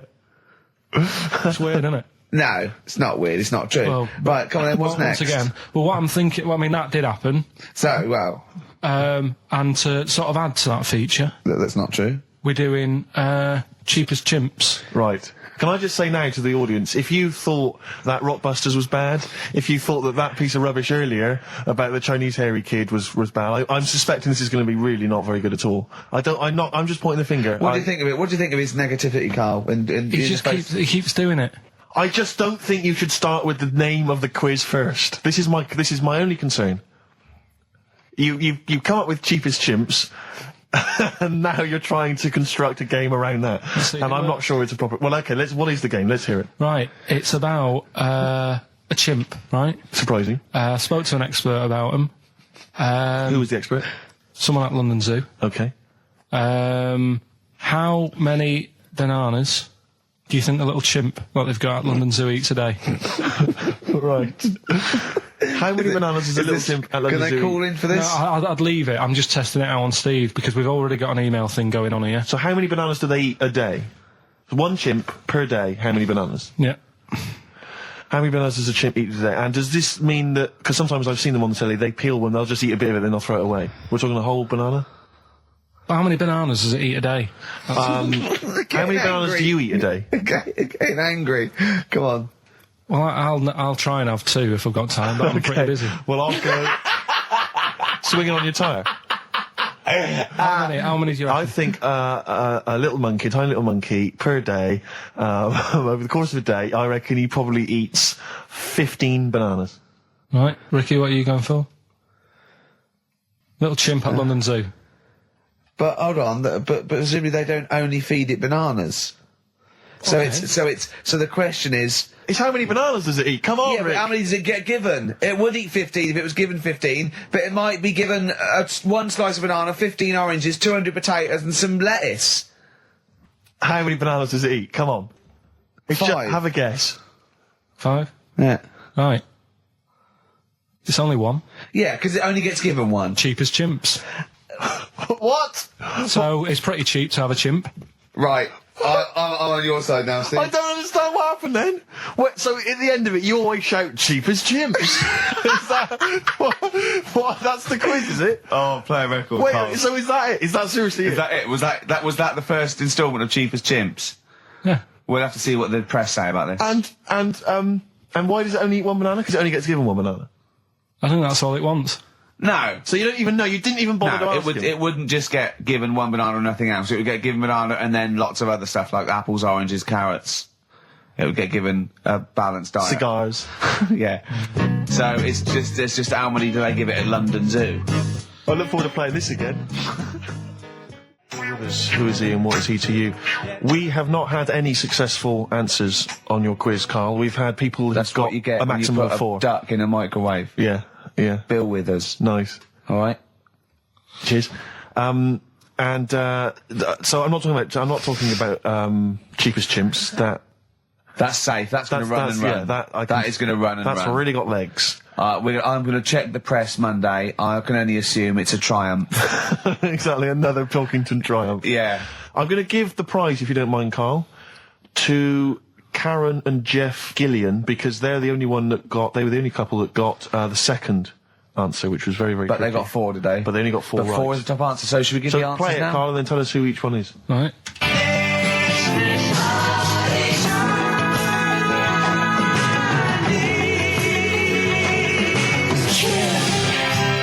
So there you go. I didn't know the second one. There's Play it this again. very Chinese kid.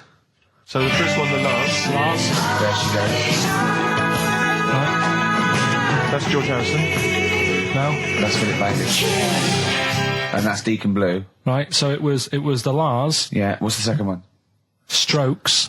That was very tricky. That is hard. George Harrison for yeah. Airy. That's all I could get. It was Ari. Ari Christie, yeah. But it, Chinese Phil Bailey. Chinese War is. Yeah. And Deacon Blue, Real Gone Kid. Real Gone Kid, yeah. There's this airy Chinese kid. Very, very hard. I love the fact that the normal bit of that, like, the normal bit is like the well-known phrase, there's this hairy Chinese kid. Yeah, exactly. Like, nothing happened there. That's normal. There's this hairy Chinese kid. As a phrase that often... In fact, you're right. We must have said that phrase 20 times today. When was the last time that was said 20 times? Never. I don't think it's ever been said anywhere. There's this hairy Chinese kid. I mean... Even in China. I don't think it's... Well, it's very rare. Definitely not said in China. The prizes they've won. The prizes they won: Red Dwarf DVD, Live Forever, the best of Britpop, Marion and Jeff on VHS, and the best of Led Zeppelin. Well done to Karen and Jeff Gillian. I've also seen no proof of this hairy Chinese kid. None whatsoever. Alpine Stars, Burning Up on XFM 104.9, Ricky Gervais, Steve Merchant, Karl Pilkington. Steve, you were out of the room there. Mm-hmm. Karl took a phone call from someone. Okay. He's found a cellmate. Right. Not a soulmate. I think one day they will be cellmates. Yes. Because he's just like, he loves everything Karl loves, and he was telling Karl stuff, and Karl's face was lighting up. Yeah. He's told him of 2 Russian kids in the circus.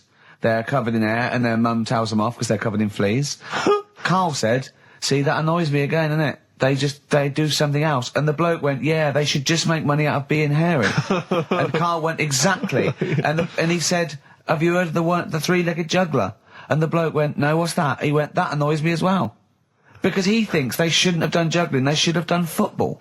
Do you know what I mean, though, Steve? What do you mean a 3-legged juggler? What are you talking He's a about? famous 3-legged juggler. Oh, he's mega famous. He's like the Beckham of wherever he's from. But the other day I was looking in, I don't know, Bizarre magazine or something, right? And there was this fella who, he had no arms.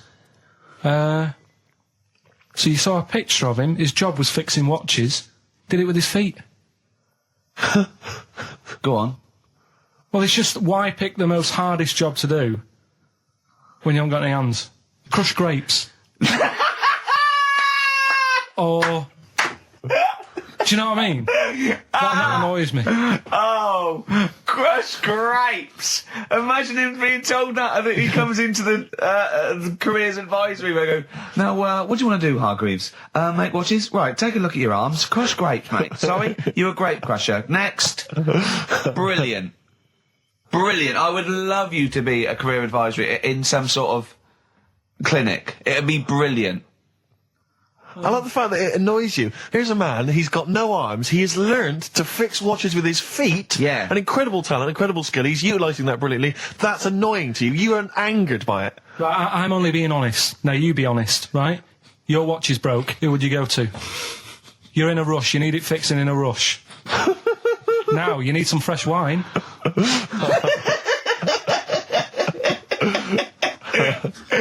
Be honest. Oh, you're amazing. But what's this thing that you've been talking about, this video? Freaks, right. It was a thing that was banned for like 50 years. I think it's been taken off again, but I don't know why, if it's just been deleted, right? It's a quest. If anyone out there has got a copy of Freaks on DVD or VHS, can Karl borrow it, please? I mean, I almost want to set up a camera to see him watching it. It's absolutely real. They used people in the circus of the time. I think it's the 20s or 30s of the Depression. And there's people, there's coneheads, there's a bearded lady, all genuine. There's a bloke they call the human slug who's got no arms and no legs, Karl. And he's just there, and he rolls a cigarette and lights it with his mouth. I think I've seen his brother, who isn't called the human slug, is called the pillow. Right. How does he make a living? He, Does anyone want to meet Karl for money? Do you know what I mean? The annoying thing was, right, there was a picture of him, I was going to put it on I think I've seen his brother. on our website, we put things up like this, right? If you go to Ricky.Gervais at xfm.co.uk / What? You put things like that on my website? It's nothing to do with me. I want people to know that that website is not kept or looked at by me. So, what have you put on there? There's a fella on there who's known as the Pillow. And he's, you see, I get a bit worried with things like this, because we're not sort of having a go or anything. It's just things that fascinate you. Yeah. And, yeah, it's a guy, it might be the same sort of thing. What's your one I called? bet you used to stare at people with goiters, didn't you, when you were little? In Tesco's. Well, just go to xfm.co.uk / Ricky, it is. What's the worst thing you've ever seen on, like, a human face? You know what it is, and I don't want to talk about it. I can't remember. Have you told me? Yeah. What is it? But go, It's not go the to, elephant lady. Go that to the, yeah. Is it the elephant lady? You talked about that, I know. Yeah, I don't want to talk about it again. Go to the website and see the human pillow. Why is he a human pillow? That's what annoyed me. I thought he was more of a draft excluder. Oh, that breaks all kinds of rules. Buzzcocks, harmony in the head. Now, things are flying here at XFM. People have called in. There is a video of Freaks on the way. Karl's going to see that within the week. That's exciting. That is exciting for me. Do you know what I mean? About our education of Karl. We started off trying to teach him about science and history, and now we just find out he likes pictures of hairy Chinese kids and Who women. doesn't? Who doesn't? No, true. You've got a theory about pictures of freaks, haven't you? You see, you always bring things up that I don't want to talk about, because I'm really worried that people, if you've just tuned in for the first time, it's the first time you hear it, and we're talking about hairy Chinese kids. Yeah. Talking about the human worm. Karl, listen. People don't think that you're taking the piss out of those people. They lump you in with them. Do you know what I mean? They think that you're a freak of nature. So you can say anything you want. Do you know what I mean? Because it's honest, it's from the heart, it's genuine. So, don't worry about that. Yeah, but Suzanne was saying last night that I've got a heart of stone, or whatever it is. Why? Because I wasn't crying at Comic Relief. And all I always used to say to her, get out, Elephant Man. Let me watch that for 30 minutes. I'll be crying my heart out. Why? Why do you care about that but not... Because it's... That is more real, isn't it, right? Think of John Merrick. Sorry. What, the film starring John Hurt is more real than footage of starving people in Africa. No, but what I'm saying is, think about... See, this is why I didn't want to bring it up, because people are going to just say... Well, you're allowed to cry at what you like. People can't have you for not crying at someone and crying at someone else. Imagine that, like, if you've seen the film, you know, his head's all, you know, messed up and that. Yeah. He's getting picked on all the time. Yeah. By Michael Elphick, I remember. Yeah. It's just really, really sad. Whereas, you know, we're trying to help But you give him a bun and he forgets it. Do you know what I mean, though? He never forgets, Rick.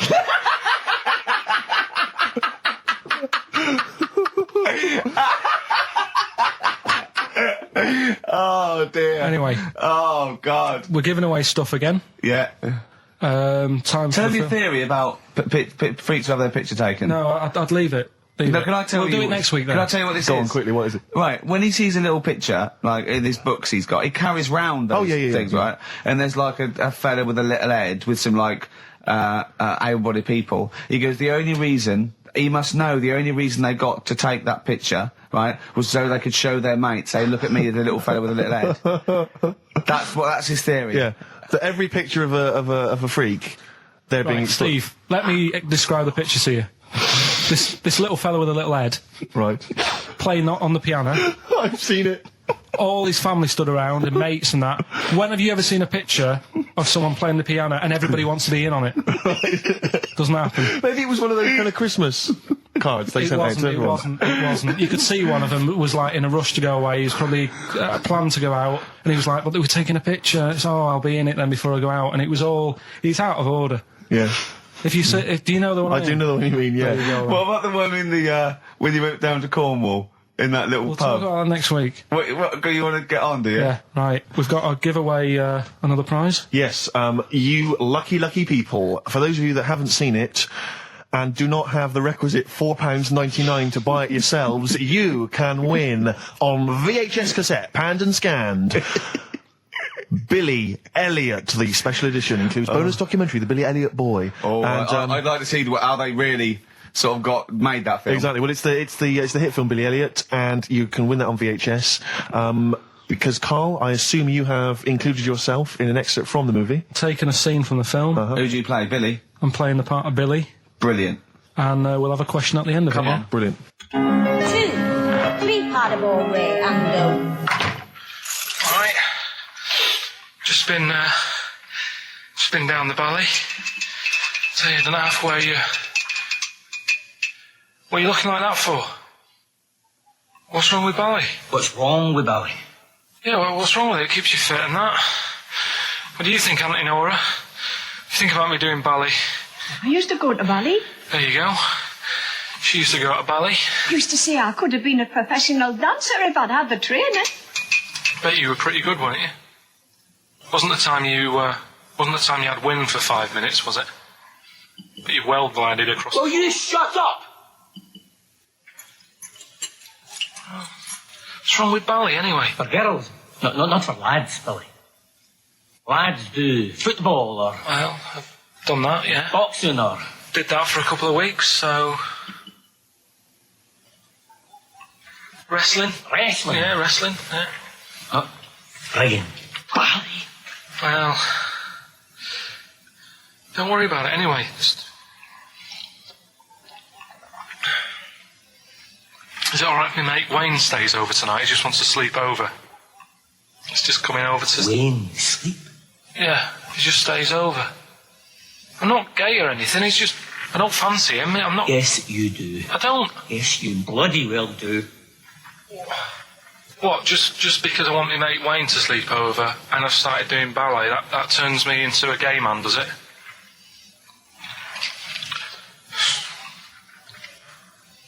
You haven't seen my Village People album lying around. You're asking for a hiding. Just joking. Just having a laugh. Just didn't mean... I've had enough in here, I'm going out. No, from now on you stay here, you look after your nana. Got it? Yeah. Yeah. Alright. Well, there it is. What's the question? Powerful. I'd like to know... what was the name of the actor that Karl was taking the role of? Does that make sense? That's not grammatically quite right, but anyway, fine.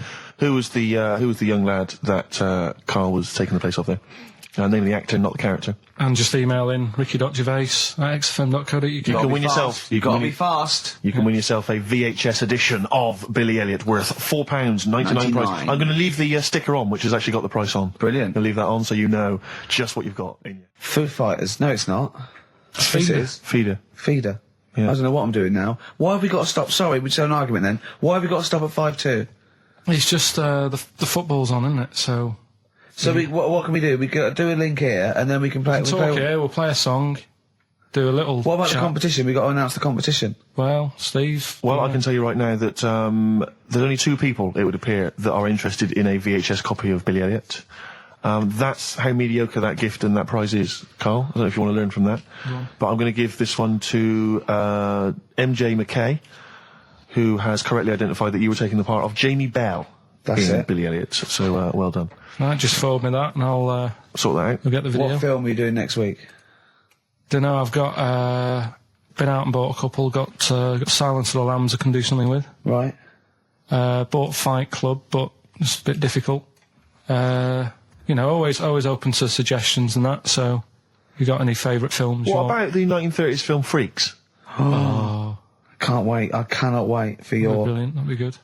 Excited about that. Why don't you do a film review of that next week as well? Yeah, well, it depends. If the fella, if anyone's got it, just send it in. I'll send it you back once I've watched it. So that'd be good.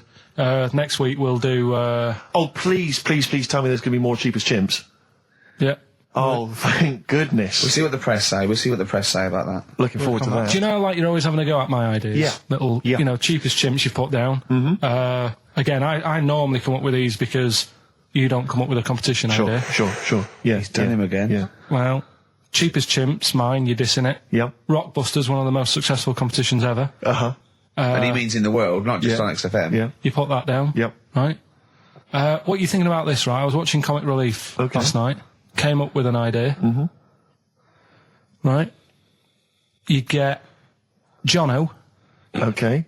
Jono Coleman, yeah. Say, Vanessa Feltz. Mm-hmm. Maybe, Dawn French, because she'd be around for that. And then get them all in a room for Comic Relief. And what you do, put a cake in front of them. Yeah. Right? And like, you don't feed them. And like, they're going, oh, I'd love a bit of that cake. Right? It's called Famine Academy. Right. Right? Whilst they lose pounds, they get pounds. Right. What do you think? Play a record, Karl. Well, I love it. Again. I love it, Karl. Yeah, again. Small Faces, All or Nothing, finishing this week's edition of the show. Is that because Karl would love to see pictures of people with small faces? Very small faces, yeah. He'd love anything, wouldn't he? Anything. Brilliant. Oh, I'll tell you what, go in the basement of Waterstones or Foyles, right, and go down to the books with, sort of congenital illnesses. You'll see some brilliant pictures, I'll tell you. Hot tip of the day there. Yeah, good advice. XFM 104.9. If you're at Luke's Sound this afternoon. 104.9 XFM, Ricky Gervais, Steve Merchant, Karl Pilkington's pressing the buttons. Yeah. We're playing some great moments from the last 3 weeks. And some great records, Steve, from the last 2 weeks. That's true enough. Yeah. We're not actually here today. What are you up to today, Rick? It's 8 hours earlier, so this is about 2 o'clock probably. Mm-hmm. So it's about 6 o'clock in the morning. I'm still in bed, mate. I'm asleep in my hotel room. Now, where are you? We're in LA. Los Angeles. Yeah. City of Angels, Rick. Yeah. City of Angels. Yeah, and so that's what we do. We're doing stuff like that. That's why we're not here. We're not here next week either. So next week is the best of this week. All right, so here's the first bit. Can I tell you one of the best presents I ever had?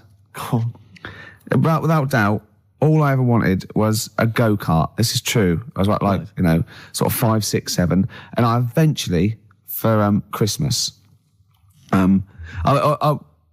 I wasn't sort of spoiled in the sense that I got pocket money, but I always got what I wanted at Christmas eventually. Because, working class mothers, they'd get it out the catalogue and pay for it for the rest of the year. So I always got, I had, really, as many presents as anyone else. And I got this go-kart. It was a little red go-kart and it was a pedal one.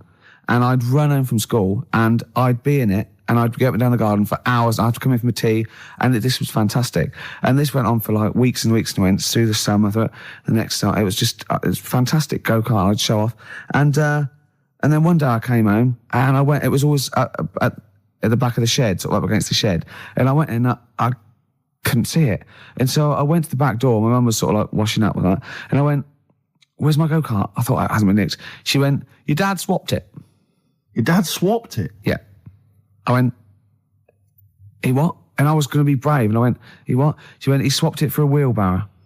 And I could see she didn't approve of this. And she was thinking, I'm going to tell him, and then I'm going to, you know, have this out. And I went, right. She went, it's your wheelbarrow. And I went to the back of the shed, and there was this wheelbarrow. He swapped it with a bloke called Jimmy Dublin, who he worked with. Jimmy Dublin? Yeah, I don't know. I bet he was a respectable member of the community. He was fine. It was his lively. No, I think he was an Irish gentleman, and that's why we surprised me. I don't know what his real name was. And I think my dad must have been drunk, and he went, I want to get my son a go-kart. And my dad said, well, my kid's got one. He's probably had it for a year. He's probably bored with it. Yeah. And he said, I'll give you this wheelbarrow. And I went to this wheelbarrow, and it was caked in concrete. I could hardly lift it. I just nicked off a building site, obviously. And I'd be there for hours trying to push this wheelbarrow up and down the garden, right? And it was okay, though, because I was going on holiday soon, and I 7 years running, went to Bognor Regis, a place called Riverside, because some woman around the way had a caravan that we got free for a week. And it was great, just wonderful. And I used to go there with my mum and my nan. Oh, party time. Yeah, the age of 7 to sort of know. No, it was good because, when you're a kid and you wake up in a strange place, it sort of seems weird. You wake up at 3 o'clock in the morning hearing your gran pissing in an iron bucket. And, We've all been there. You get disorientated. Anyway, and I went on holiday, and I met a little friend who was about my age. We were both sort of like, and he'd hired a go-kart. He had this great go-kart, and he came around to my caravan, and I went, I've got a go-kart. And I remember my mum opening the window of the caravan and going, don't lie. That's so evil. And I went, I had a go-kart. Wow. Yeah. Did you ever talk to your father about the fact you swapped it? No. You never mentioned it to him? No. You still got that wheelbarrow? I think so. I've grown into it. Yeah. Yeah, I can nearly lift it now. Yeah. And now I'm just too old to run up and down the garden with it. Now you get one of your several gardeners who use it all the time. Wow. Oh, dear. It's a long time since we've had any white van, Karl. For those that don't remember this particular hot feature, we basically ask Karl some of the questions that are asked of a white van driver in the Sun. They always have this on Saturday afternoons. Anyway, here's the first one. They're not fascinating, Karl, but I'm just interested on your take, really. Yeah. What do you make of Cilla Black quitting Blind Date after her husband sent a message from beyond the grave? Are you familiar with this story? I didn't know that. What's that? She went to see a medium, and supposedly her husband passed on information through the medium, which was incredibly vague, but persuaded her to quit live on air. Well, it's about time, isn't it? If even dead people are saying, enough's enough. But I'll tell you what, though, talking about ghosts and that, do you know how I'm into them? Yeah. Right? How weird do you think this is, right? Well, it's not true. Before you say it, play a record. No, go on. Go on. Right, it's this woman. I don't even know if it's ghost, really. It's just a bit weird. Sure. Yeah, sure. There's this woman, and she's not a woman, she's a kid. Sure. Okay. She's walking down like a street in her area. It's a nice day and everything. Everything's normal. She's walking down, and a woman comes up, cycling past, right? The woman on the bike looks at the kid, absolutely terrified, right? Got a really scary face on her. Yeah. The kid's thinking, why is she doing that? Yeah. Right? So anyway, she thinks nothing of it, goes, I think she was playing in the park or whatever, goes and has a nice day. About 15 years later... Oh, right, yeah. She's, I don't know, I think she was going to work, right, on a bike. She was riding her own bike. Riding her own bike, cycling down the road. Oh, yeah. Looks at the kid. That's the thing that happened, like, 15, 20 years ago. Right. It's her on the bike looking at her as a kid. Right. Not another child. No. So it's her. She's seen herself. Karl? I mean, I don't know where to start. Firstly, where's this information come from? But I mean, why do you ever... I mean, I don't know what part of that you think can be true. I'm honest, I'm speechless. I don't know what to say. What are you talking about? Bit weird, though, isn't it? But it's not true. It didn't happen. Nothing happened like that. She said it did. Well, then she's wrong. She said she saw herself. She saw herself as a kid, didn't she?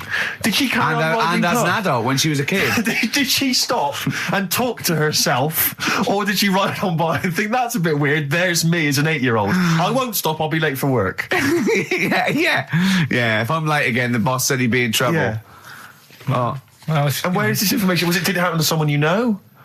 No. You overheard it on the bus? No, it was in the 14 Times. Ah, right. Well, that's the answer. Good. We've got to the bottom of that. Right, good. What's the best job you've ever had still, Carl? Talk like occupations. It is still Paper round. Is it still the paper round? Yeah. That's ridiculous. No, it was good, though. If you look at it, like, you know, what I liked about it, you're your own boss. No, you're not. You're not your own boss. No, the news agent is your boss. All right. But then once you get out and you've got your papers and that, you're on your own. You want as long as you about deliver the stuff. papers exactly to the places he said you are in the time he said. Yeah. It's freedom, isn't it? Any jobs you wouldn't do? I've just thought of one that you wouldn't do. Go on. With your sort of mild homophobia. Well, I'm not. Proctologist. What's that? Basically sticking your finger at other people's arses. Right, well, I wouldn't do that, no. Why have you got to do that? What do you mean, why have you got to do that? Why does anyone need that doing? Because they've got to look if they've got an arseache or something. Which trainee doctor makes that their speciality? Do you know what I mean? That must be, right, we got a place for proctologists, and it's you, Meadows. You came last. Oh, seriously, what? I'm not the arse doctor, am I? Yeah, you came last. Oh, I'm a bum GP. I can't believe it. Yeah, you got to, I can't believe this. Yeah. Now listen, I'll give this one. This is an easy one. Now just think, right? Think just what it means. They're not that hidden. They're not that cryptic. Just think what this means, okay? Okay. When the Hares addressed a public meeting and claimed that all should have fair shares, the Lions answered, "A good speech, hairy feet, but it lacks claws and teeth such as we have." How would you use that? No. What do you think that means? This is translated from the, I don't know, Greek or something. I don't know. It was Aesop. Where's he from? Greek. Yeah. So shall I do it in my own language? Okay. So what would happen if there's hares and they have a meeting in the jungle with like loads of lions and go, "Hey, hold on, wait a minute. I think we should all be equal and share everything, all right?" And the lions go, "Well, yeah, it's easy for you to say. We've got claws and teeth." Yeah. What does that mean? It's saying like, of course the hares want that because it's better for them. The lions get nothing out of it because they're already king of the jungle. That's right. So it's negotiating from weakness. Anyone can negotiate from strength, but negotiating from weakness is it's be lovely. It's a lovely utopian look at the animal kingdom. But the way you said it is better than the way they worded it. Well, that's because Ricky's very much the modern Aesop. I mean, many people have thought that. You know, that's why he's getting a lot of awards with the TV show. For him, that's a fake. So look, I'll take that home and read ones you like and tell me about the ones you like, ones that click. I don't care if you only come in with like one or two. Go, I'll tell you what, Rick, there's one thing that I've learned from that. You know, because sometimes you can know all these phrases and until something happens, you don't think, you know, everyone's heard, you know, I don't know, to err is human, to forgive divine. And then something, you know, might happen. Do you go, oh, that's what that means. That's amazing. So, you know. Do you know any, Steve, offhand? Wait, what's that? A fable. Well, I would imagine that the most famous one I've always remembered is the lion with the thing in its hoof. Do you remember that? The lion, yeah, with the spike in its paw, and a smaller animal gets out for it, but it still attacks it anyway. Well, that's life, isn't it? Well, I read one the other day, actually, which was very interesting. It was one that the famous film director Orson Welles said. Oh, yeah. Which he said, apparently there was a bear going across a lake, wading through the lake, and a scorpion said, well, let me go on your back, will you? Come on, just let me go on your back, we'll go across, it'll be brilliant. He goes, well, no, you'll just sting me. You go, don't be stupid, if I sting you, you'll die, and we'll both drown. And he goes, oh, fair enough. Who was doing the stinging? The scorpion. Right, okay. and the bear's wading through the water. Yeah. So the scorpion jumps on the back, and they wade through the water, and halfway across, the scorpion stings the bear. And the bear goes, well, we're both going to die now. He goes, yeah, it's my nature. I thought he was going to say, I can swim. Oh, you're the best. What's the one about... Does that mean anything to you? It's my nature, i.e., you know, that's in my nature. That's the way it is. That's what I do. Yeah, I'm a scorpion. Yeah. One of my favourite ones. These don't mean anything to you, do they? I mean, one thing is you're not impressed by them. They're all right. What about this? What about this one? Don't trust bears. Here's one of my favourite... What? He said, well, why not just say, don't trust bears? The bear's the one that was too trustworthy. Don't trust scorpions. Yeah. Right. Here's one of my favourite ones of all time, okay? A lion is dying. It's an old lion. He's in the front of his cave, and all the animals come around, like the foxes and the hyenas and the rabbits, and they're all taking the piss out of him, and they're laughing at him, and they're laughing and going, you can't fight us now. And just before he dies, he goes, fine, but I was a lion once. What does that mean? Don't know.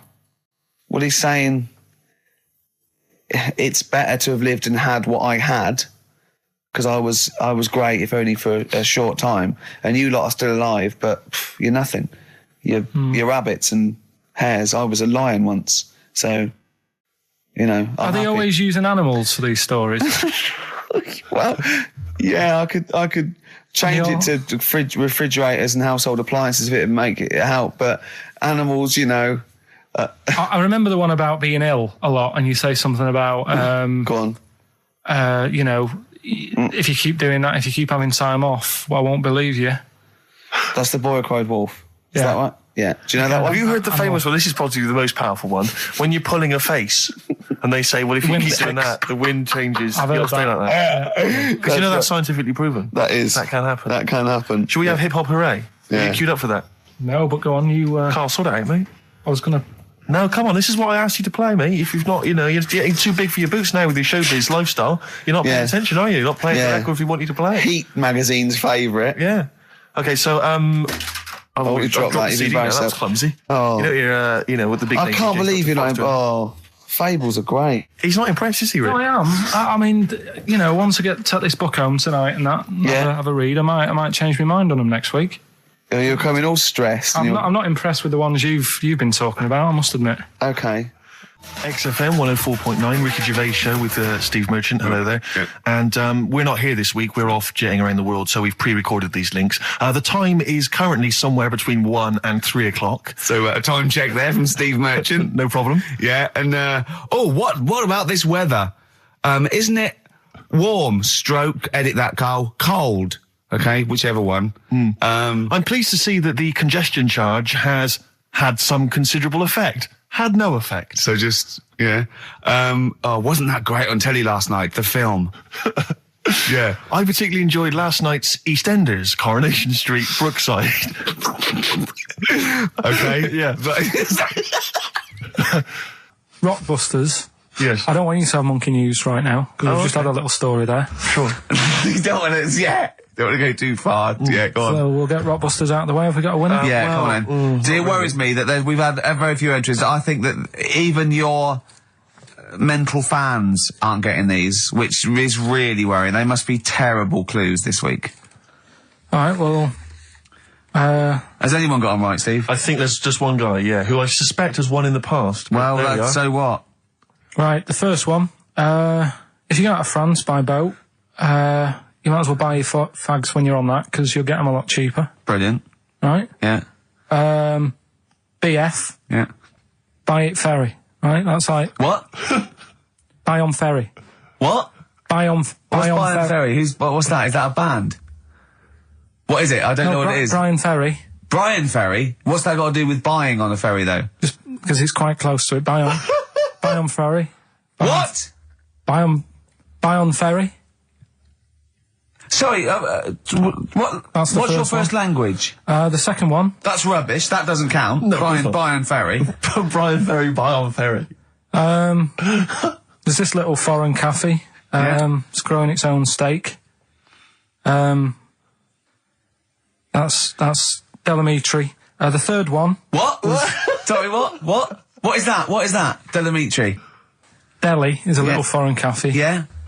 A meat tree and that. A meat tree? A meat tree? What were the initials for that? Just D for that. Just D for that? Yeah. So not DA? So you didn't even give him a chance to get the group? Well, they got it.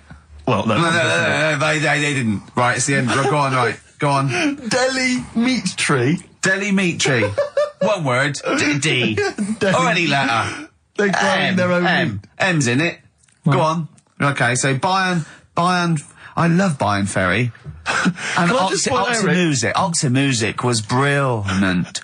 I love Oxymusic. Go on. Can I just point out, Rick, that, we've David Bowie?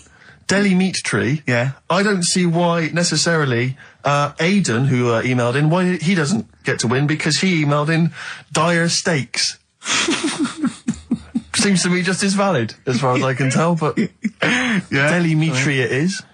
And the last one, if there was a Jamaican fella on the Titanic... I'm looking forward to this. With a little bit of fear. Jamaican fella, if he was on the Titanic, he probably would have screamed this. Yeah.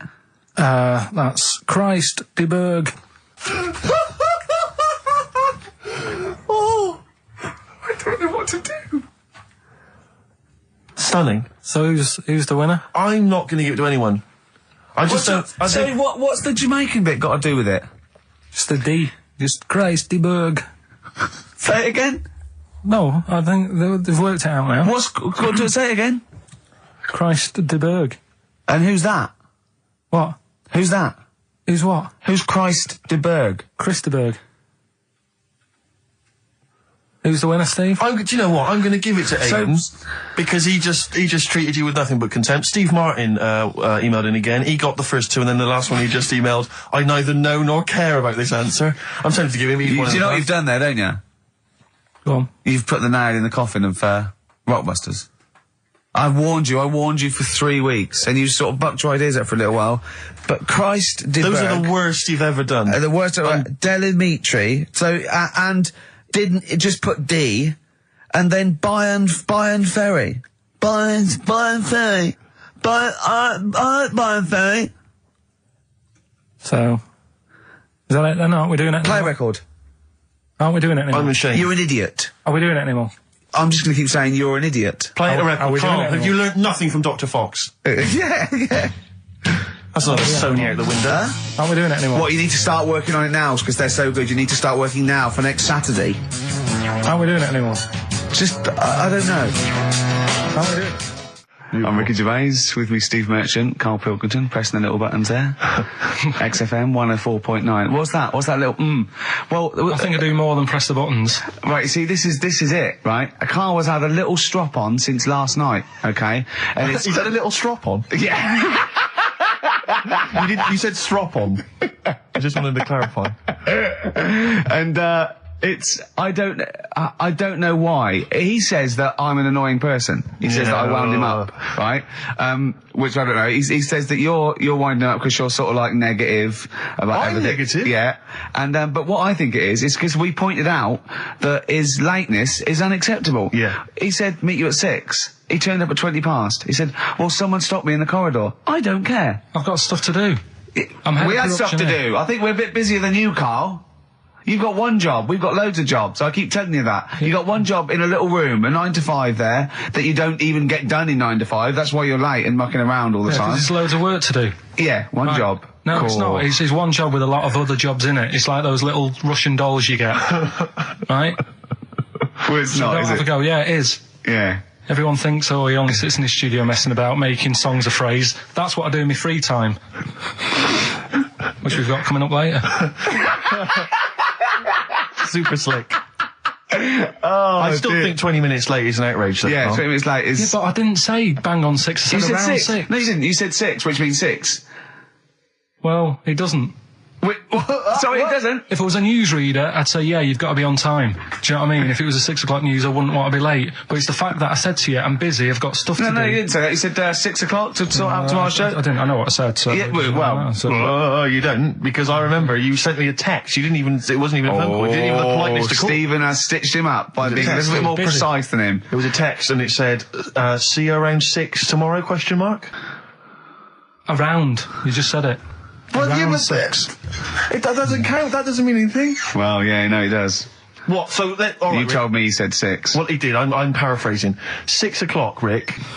To me, even if it was around 6 o'clock, that would be 5 to 6 or 5 past 6. It would not be 20 minutes after the event, because that is late. Yeah. Well, you've got nothing. You see, you haven't even got an excuse. Yeah, but then I turned up, right, and I said, right, well, let's not argue about this. Let's come up with some good new features, because we've been in Cheapest Chimps. That's gone today. Good news. He never liked Cheapest Chimps, Carl, did he? Right, he never liked it. Do you know what? Do you know who's took it further? Donald McIntyre.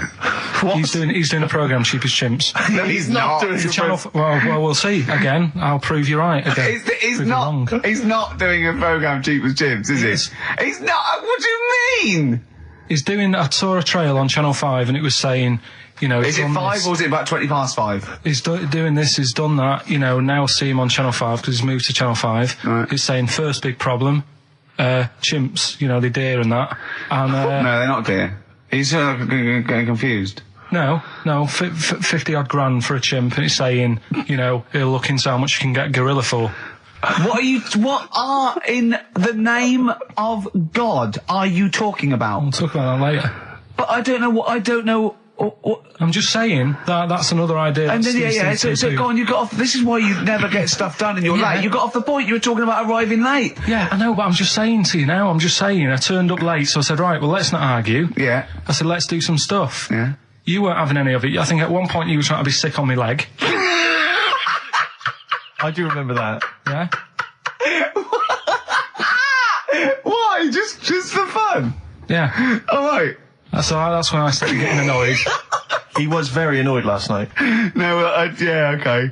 Yeah, I can see where that could be annoying, but you just got to think, hey, look, so what? It's, you know. Well, I think you rub each other up the wrong way. Yeah. No, that's the problem. Well, no more Cheapest Chimps today. Right. Nothing to replace it because we didn't have a chat.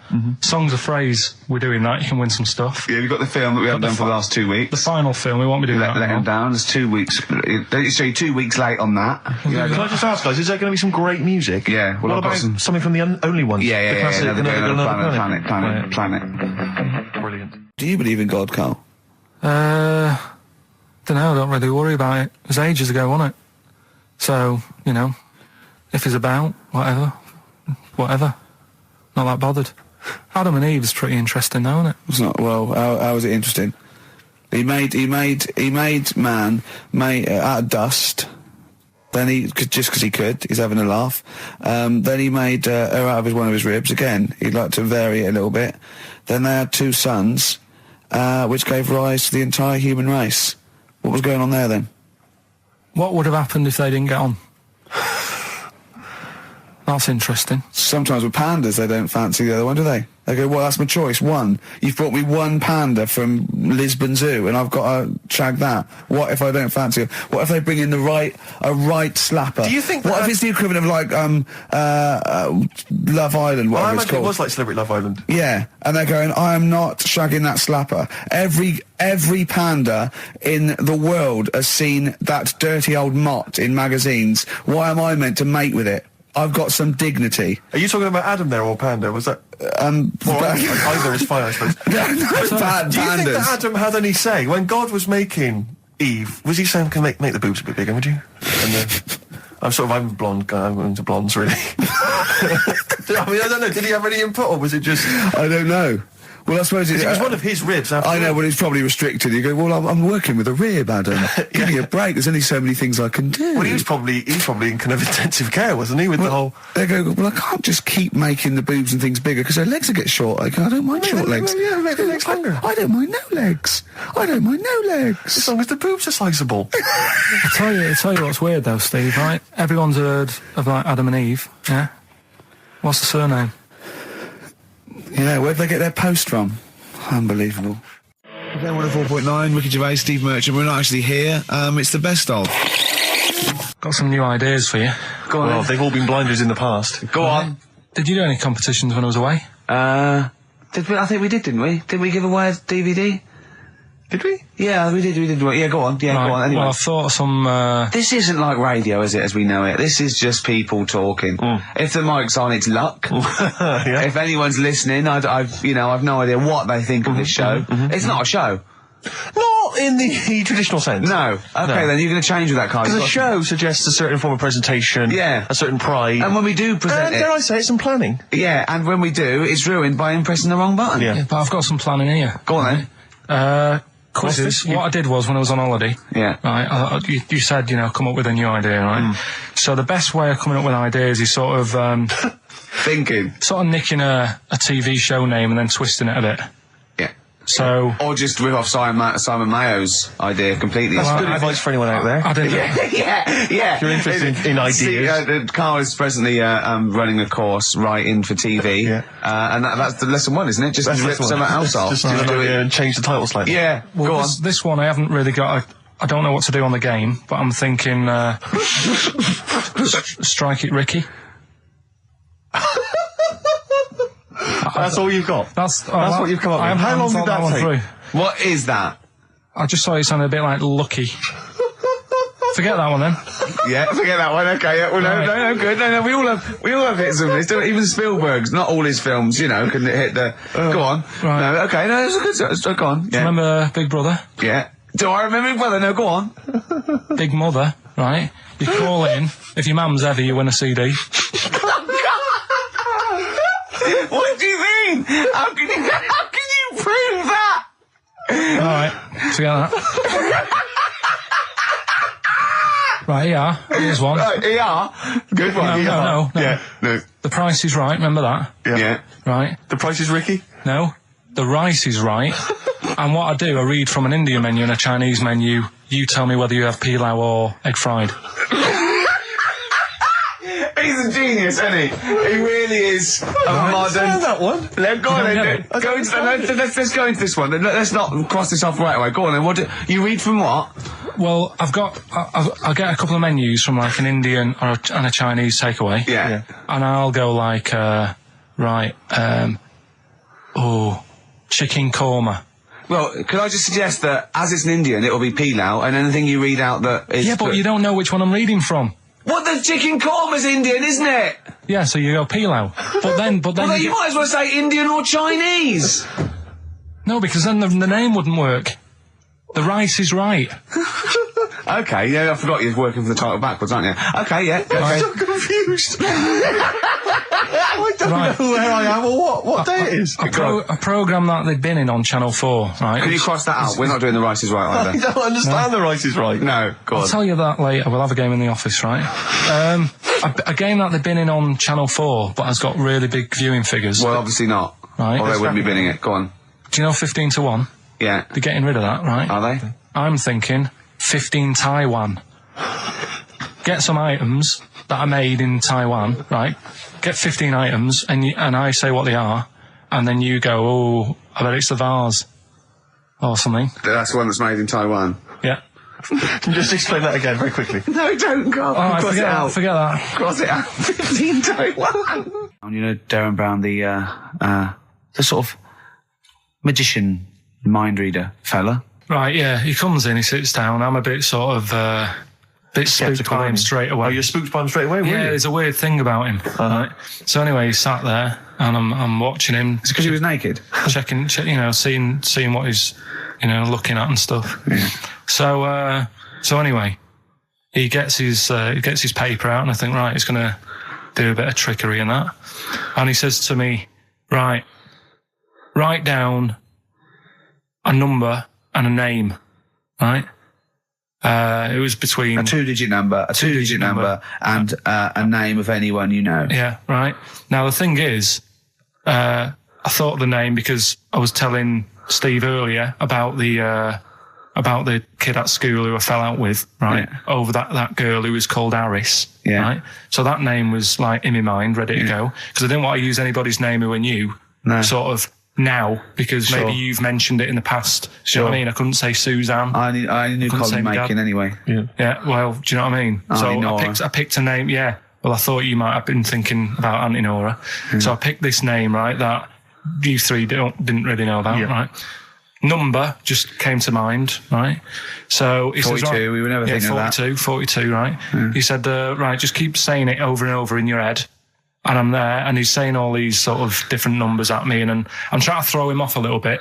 Every time he said a number that was nothing like 42, I was sort of smiling, looking a bit nervous. Yeah. Don't know if you caught that. Right. I just, all I could see was you looking sort of blank. When he said, let your mind go blank, you'd realise he picked on the wrong person then. Right. So, you had to squeeze his head to get it going again. I said, Darren, if in doubt, he'll be thinking of monkeys. And Darren looked at Karl and he said, were you thinking of monkeys? He said, I tried not to and I thought of them more. Right. That's true as well. Yeah. Right. So, so I'm there thinking of these numbers and that, and then he said, right, let's just talk about other stuff for a bit, right? So I was like, well, I'm not going to say anything, right, because I don't want you to catch me out. But then when we were talking, I was trying to like knock him off track. Do you know what I mean? I wasn't. Oh, do you know what I mean? I played a bit of hardball with him. Yeah. I was like saying, because we were talking about aliens and that as well, weren't we? And I was saying, well, you know, they might come and land again in 2060. Oh, clever. You know what I mean? Dropping in different numbers and that. And so doing all that, playing him at his own game. And I think I had him for a bit. On the ropes, right? So anyway, comes down to the time when he's telling me the name and the number. Yeah. And, well, he explained what he actually did. I mean, that was... He said, just think of a number at the end of it. And he said, oh, is it an I? And you went, it wasn't an I, but there is no, okay. And anyway, he got the name. Harris. Then he went and said, "Do you an extrovert?" And he wrote down these numbers. Well, he wrote down some numbers and he said that if you're an extrovert, these are the numbers you tend to choose. If you're an introvert, these are the numbers you tend to choose. And he wrote them down. And he said, I don't think you're really an introvert. I don't think you're this. I don't think you're that. And I think he came up with the number 32, didn't he? He said to you, you're thinking of number 32. You said to him, no way. You couldn't believe your luck, could you, when you'd caught him out? But he said it's either 42 or 32, didn't he? Yeah. Well, no, but it was beside the point, because then he said, you know, rather brilliantly, hang on a minute, if you just add up these numbers here, that adds up to 42. It was a magic if you add square. Up those numbers, that's 42. That's 42 across diagonally there. That box is 42. All the numbers that added up on the page, whether you go across, sideways, down, across, whatever, always added up to 42. Yeah. Right? And you've got the name Harris. Which freaks you out. He freaked me out. I kept saying to him, how do you do it? How do you do it? And he wasn't telling me. I was talking to people at work about him, and one lad said, apparently the trick that he uses is the same thing that Hitler did. Play record. No, seriously. Apparently it's the same thing, because he was saying... What? Play record. No, just let me finish, because I've even ran it by other people to check if I'm right on this. So let's true play record and come back to this. Because the people in the XFM office, I mean, they're pretty wise. They're up on that stuff. No, he used it in a different way. Play record. No, hang on a minute. Let me hear it. All it is, it's power of suggestion, apparently. And when Hitler used to do his big speeches to people... Yeah. Well, what should we play? Come on. Finish your point. Well, that's about it. Who told you that? Ian Canfield. A few different people. All right. The big thinkers out there. Like in the office. the brain boxes. But anyway, right? It's because Magnus Magnusson works Sonic so now, doesn't he? Right. Listen. Or was it Paxman? Was it James Paxman? Karl's look at him. Karl looks at you like a cat. Yeah. Whenever we leave him behind, if we don't talk like straight at him and let him see our lips moving, and it's monosyllabic and very look, he's lost in that conversation there. He just drifted off, didn't you, Karl? No, I just was also thinking on animals and that. Something else I was going to use. Go on. Was this isn't a radio show, is it? I just suddenly caught myself. This is nothing. I told you that before. It's been bad today. No, but I mean, it's the way, this casual way that it's like we almost have no regard for our listener, and I'm not proud of that. I just don't know what to do about it. Do you know what I mean? I don't know how to do this properly. I mean, we're just chatting here. I mean, it's only Anderson who's seen through us. And that surprises me, that more people haven't... I mean, what are the figures like? Do people listen to this show? I'll find out for you. You keep saying that. But, there's this parrot. And, apparently... Rick, it's unique, if nothing else. I mean, when you wake up with Woken Tomorrow, you're not even going to hear him start a line with, there was this parrot. Go on, there was this parrot, go on. And it can talk and that. Someone's obviously... taught it out how to speak and that, and it flew away, and it's living in this church, right? And people are at the church doing hymns and that, and then trouble's brewing. In between the hymns. That parrot was owned by an old miner who used to swear a lot. Yeah. Well, then the vicar is going to be really annoyed. That vicar's good at... Go on. I just hope it stays quiet, Rick, during the vicar's sermons. Yeah, go on. Have you read it? No, go on. Have you read it? No, because that's what happens, right? Go on, tell us, Carl. During the hymns, it's sort of effing and jeffing and stuff. Effing and jeffing? Yeah. And everyone's like going, oh, it's quite funny, really, it doesn't know what it's doing. Everyone's having a laugh. Yeah. But it's causing a havoc at funerals. When did this happen?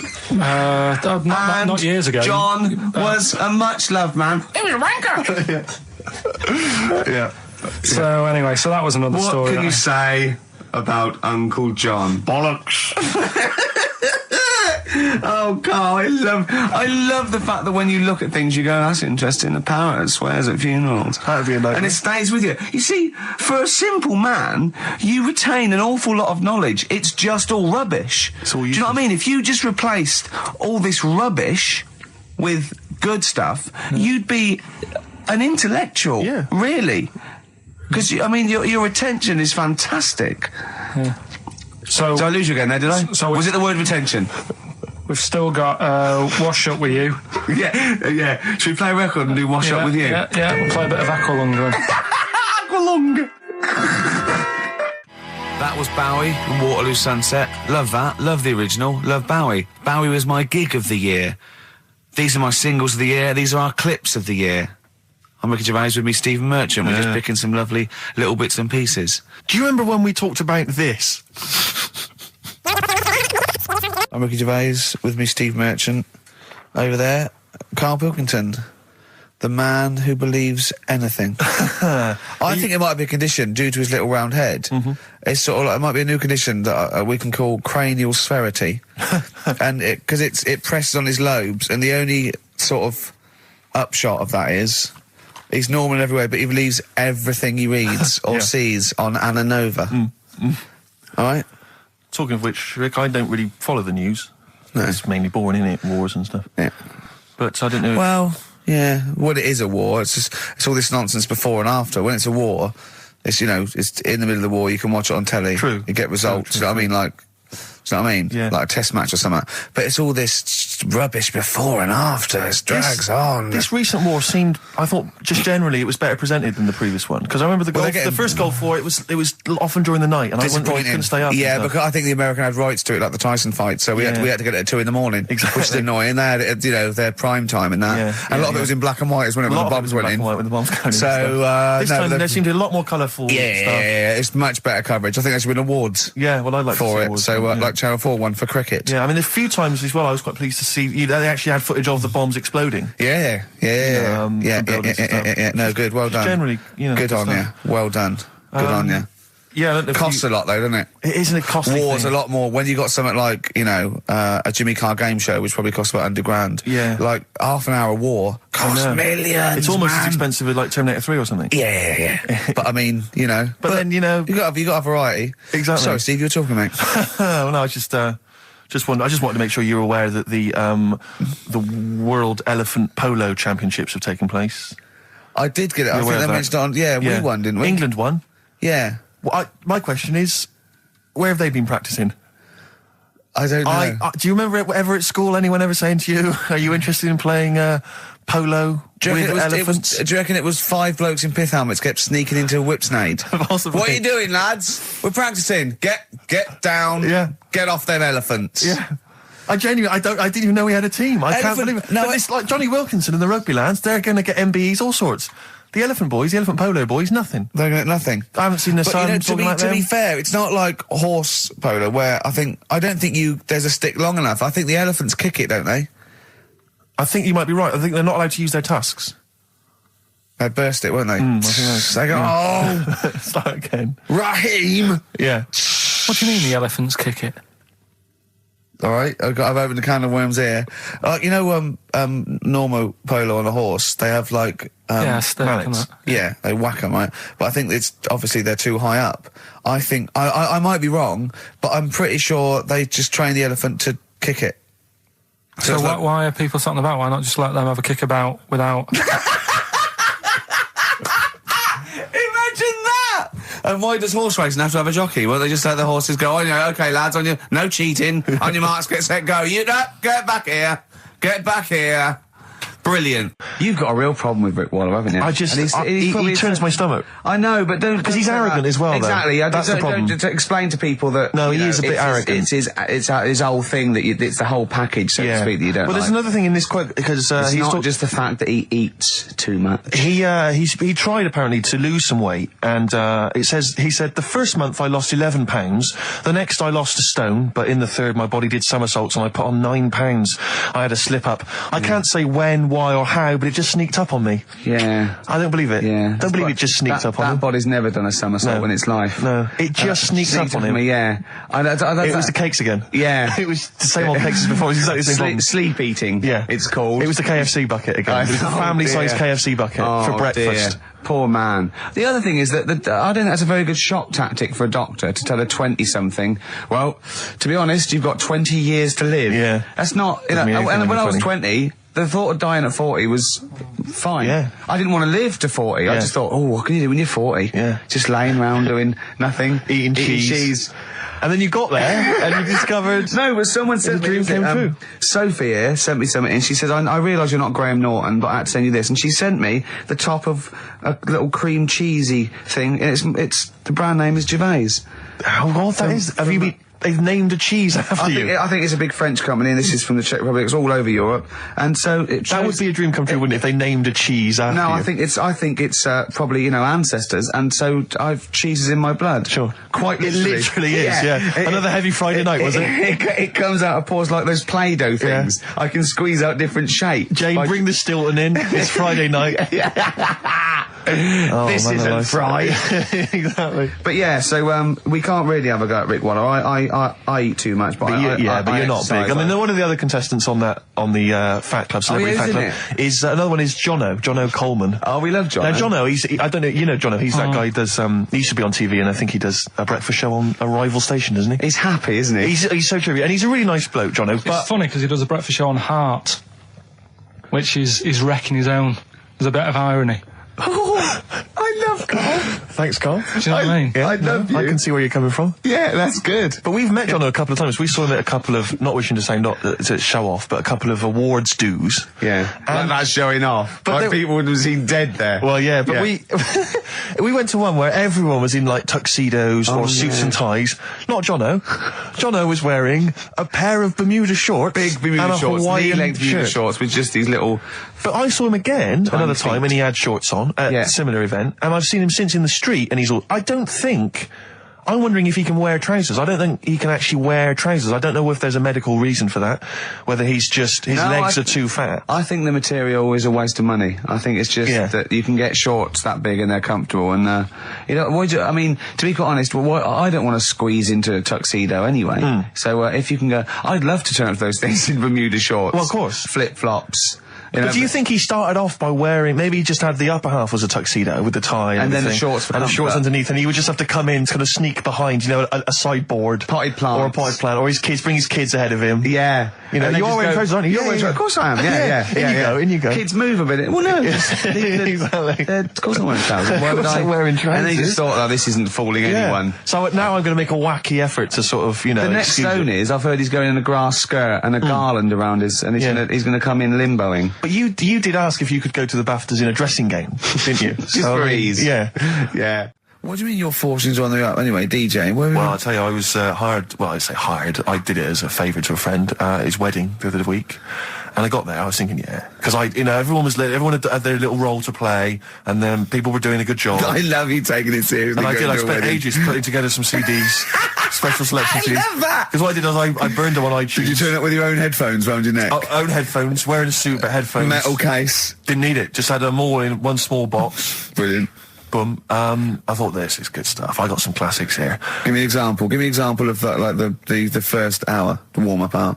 Rick, I'm coming straight in with Frankie Valli, Oh What a Night. Brilliant track. I mean, when those beats start at the beginning, who's not getting on the dance floor? Wait a minute, what's this following it up? Go on. It's the Jacksons. What, I Want You Back? I Want You Back. Brilliant. It sounds good at the moment, Carl. Yeah. So I'm thinking, I'm gonna roar this, because they laid on a good spread. The ceremony was nice, food was nice. I'm thinking this is going to be the piece de resistance. Yeah. Alarm bell started ringing. Why? When I realised there was a marquee outside. Of course, it's a balmy summer evening. I'm stuck inside on the dance floor inside. I'm thinking I'm going to be struggling here to get them in. Even with flavours like this, I thought I'd struggle, Rick. So I'm sat there in my suit. I'm sat behind this little DJ console. I've got all the big numbers. There's one or two people making some token effort, but frankly, most people are outside everywhere at the time. I was livid. Of course, they couldn't hear it out there. So I was playing to an empty room, really, and I was furious. I was absolutely furious. Because, I mean, what is, they're wasting my time. They're wasting now. I could have just stuck the CD on and gone out. They're wasting Frankie Valli's. Frankie Valli's time. They're wasting the Jackson 5's time. They're wasting, D-Light's time. Yeah. And, so I'm sat there, and there's a couple of people making a cursory effort, mainly when they come to get a drink from the bar. They might have a little quick, couple of twos. You shout, we don't want your Not interested. All of you or no one. All of you or no one at all. And, then there's a microphone set up because people have been doing speeches. This little girl gets on the mic, right? It's being funneled through the speaker system. So every time I put my headphones on... Miss Dynamite, was it? It wasn't sadly Miss Dynamite, although she decided to have a little go at MCing. She was screeching a little head How off. old is she? Oh, I don't know, 8 or 9. At their most annoying. when children are their most annoying, because they got a bit of confidence there. They're a bit cocky. They're not shy anymore. They're a bit arrogant. Yeah. She's screeching her head off, so I'm playing, and she doesn't know it. Your face! I'm playing into the groove. No one's getting into the groove because she's going mental. She's just going, what's this? I don't know what this is. Play something I know. I'm thinking I haven't got any bloody DJ Otsu or Crazy Frog. I'm not going to play what you... So she's just screeching along, ruining it for everyone. I say everyone, there was no one left. So she was ruining it for me. I bet you were really angry. I was furious. But of course as well, every time she screeched, it went through my headphones. So, of course, and then her dad comes along, right? And I'm thinking, all right, he's seen what's happening. Just imagine you in your suit, sweating, getting annoyed at someone ruining your set that no one's listening to. I think, her dad's coming over. He's going to put pay to this. He's realised that, she's causing a disturbance. He comes over there, joins in. No. Sits her on his lap. He's just saying, she's having a whale of a time. I'm thinking I'm furious. I'm thinking it's his responsibility to shut her up. He's not going to do anything. What can I do? I can't step in. No. And I know very well that if I interfere, he's going to say, oh, well, she's enjoying herself and no one's dancing anyway, and we've just got into a fracas. Yeah. I didn't want to start a fight. No. Because I don't know, but he'd have knocked you out, wouldn't he? Someone would have got knocked out. And I'm not saying who it would have been, but, but there were, to bear in mind, Rick, there would have been 2 of them. And, so I didn't want to get into a fight with him. And, anyway, so I'm playing. Anyway, so my friend came along. He realised what was happening. And I didn't have the guts to unplug the microphone. Because he'd have known, you see. Yeah. So I got my friend to do it when she had her back turned. So he pulled the plug out. The microphone went dead. She went, what's going on? I went, I don't know what you're talking about. I said, I don't know. She said, where's the microphone? I said, you must have broken it. I don't know what's going on. Someone will probably make you pay for that. And anyway, at least we shut her up. That is great. But it really went from bad from worse. And there's that thing when you panic, you start panicking. So you're putting on a lot of flavours that you would have saved till the last hour. What are we talking? Boom, boom, shake, shake. Exactly. You're throwing him in early. Love Shack's coming on way too soon. Really? Oh, Love Shack before 11. It's heresy, but I had to do it. But anyway, in the end, I made the bride go and get some people in. I said, look, it's your special night, all right, and they're going to enjoy this. I'll be honest, love, this is a washout, and it's up to you to turn this wedding around, or I'm walking. I'm walking, and I tell you, they're going to have a sour memory of this evening, unless you bring some people in. Everyone in dancing. So she got him in at the end, and brilliant. And I'll tell you this, Karl. I mean, I don't know what you say, but they were loving it. They were absolutely loving it. A bloke came over and said, have you got Amarillo? I said, no, but I put on something even better, Delilah. Wedding crowds always go for Delilah. A song, of course, about old man killing his wife, but it always goes down very well, strangely, at weddings. They get into a sort of hokey-cokey thing. They went berserk for it. And I was following it up with, I had the monkeys, I had all sorts going on. Brilliant. Of course, you know what happens. What? I'm going great guns. People are absolutely loving it. They're rocking it. I throw in, I had something cracking on at the end. Come On Eileen, of course, was on. People were going berserk for it. Which is unfortunate because the bride's name was Eileen. Yeah. And then the bride pipes up. I'm throwing the bouquet. So they all traipse off outside again. Oh. I was furious. Oh, no. I plugged the microphone back in. I said, what are you doing? We got, but they went out. Then, of course, you can't get them back once they've done that because all the women are running around. I got the thing. And then they got to wave everyone off, throw the confetti. They ruined your day. I was having a great time and they ruined it. She ruined your special day. She ruined my special night. Oh, no. It's on her head. What would you put on about now, Karl? What if I was DJing? Yeah. Probably about a world party. Go on. Interesting. This is XFM 104.9. I'm Ricky Gervais with me, Stephen Merchant. You're listening to the best of, basically, Karl Pilkington. You might want to try and you heard about the hanging one when the fella was... Sorry, mate, go on. When the fella was hung. Well hung? He was hung and... Hung? Sorry, what's hung? He was hung by a rope. So isn't that no? I think it wasn't he a Chinese emperor? And the Ming wasn't he hung? Yeah. He was hung. Some fella who'd done something, they hung him. And, They wanted him. It's not a word anymore. He was hung. Well, don't be doing that again, because you said squoze wasn't a word, and then I shown you a menu today that someone sent, and it said fresh orange. Yeah. Squoze. In inverted commas, and next to it was the word colour spelt C-O-L-O-R. So presumably either the American menu, right? In which case there's loads of American words that we don't use, or it's just a badly typed piece of work. Anyway, there was a bloke that was hung. He was hung and that, but he didn't die. Hung on that, he was definitely a Chinese. Hung on that, yeah. I remember him now, yeah. He didn't die, and they said, oh, just hang on a minute whilst we change the rope and that, and he stood there waiting, changed the rope. They tried to, do it again, and didn't work. It didn't work, right. So, they got another rope, right? Didn't work. And then they had to let him go, because it's like there's a well-known saying or something from this thing. Yeah. But I still call Karl every day anyway. Oh, sure. I called him a couple of days ago. Of course you did. And I went, it was the weekend, I went, what are you doing? He went, oh, just in Regent's Park and that. I went, what are you doing? I said, just going for... oh, Jesus. I went, what? He went, a caterpillar just fell out of the sky. I went, what? He went, a caterpillar just fell out of the sky. God, it's there, it's wriggling around. I went, sure a bird didn't just drop it? He looked at it and went, oh yeah. It was a bird. Of course he did. Yeah. For a moment he thought caterpillars were raining from the sky. I thought I was in chicken licking. Yeah. Unbelievable. Why did you think a caterpillar had fallen out of the sky? I don't know, it just startled me a bit. I love Karl being startled. I like the idea of him straight on the phone to Trevor McDonald. Look, Trevor, there's caterpillars, insects falling out of the sky. They're falling out of the sky now. Put it on the news, quick. Are you sure there wasn't a bird? Oh, there was a bird. Yeah, sorry, Trev. Bye. But it was after, like, I hung up the phone and that from you. I sort of sat there for a bit watching it. I imagine him cross-legged, just in front of it. But do you know what? Because of his shape, the shape of his head, and his sort of IQ, I bet the caterpillar was thinking, Mama. Yeah. Do you know what I mean? Yeah. It's unbelievable. Go on. It was sort of running about all over the place, right, Steve? So the caterpillars have loads of feet and that, don't they? Wow! Well, they have 6 legs. They're actually a larva of insects. They have 6 legs. But they have little sucker things to hold on to the back of cabbages and that. No, they've got more than that. I'll tell you, they have got 6 true legs. Trust me. Trust me, I'm a scientist. And you were thinking what, Karl? Well, but they've got little pods. They've got little pseudo pod legs and little suckers. Yeah. But it was running about like everywhere, right? Mental, but sort of running off to the left, and then it sort of went back to where it was. Then back, went right and what have you. And I'm just thinking, whoever gave them the legs, right? What's the point if they don't know where they're going and that? Do you know what I mean? If you can get about... Imagine that sentence. Did you hear that sentence? Can we play that sentence back? No, I don't think we can. Imagine who gave him that legs. Whoever gave him them legs, what's the point if they don't know where they're going and that? And that. Always and that. And that, but maybe you just, to be fair to the caterpillar, with all its legs, okay, and you didn't know where it was going, it had just been plucked from its house by a bird, shot up into the sky, and then dropped from 80 feet, hitting the ground. Onto the head of a weird, bald-shaved monkey. It was probably concussed. Yeah, it's one of them things again, though. But it still knew more about the world than you. How does that make you feel?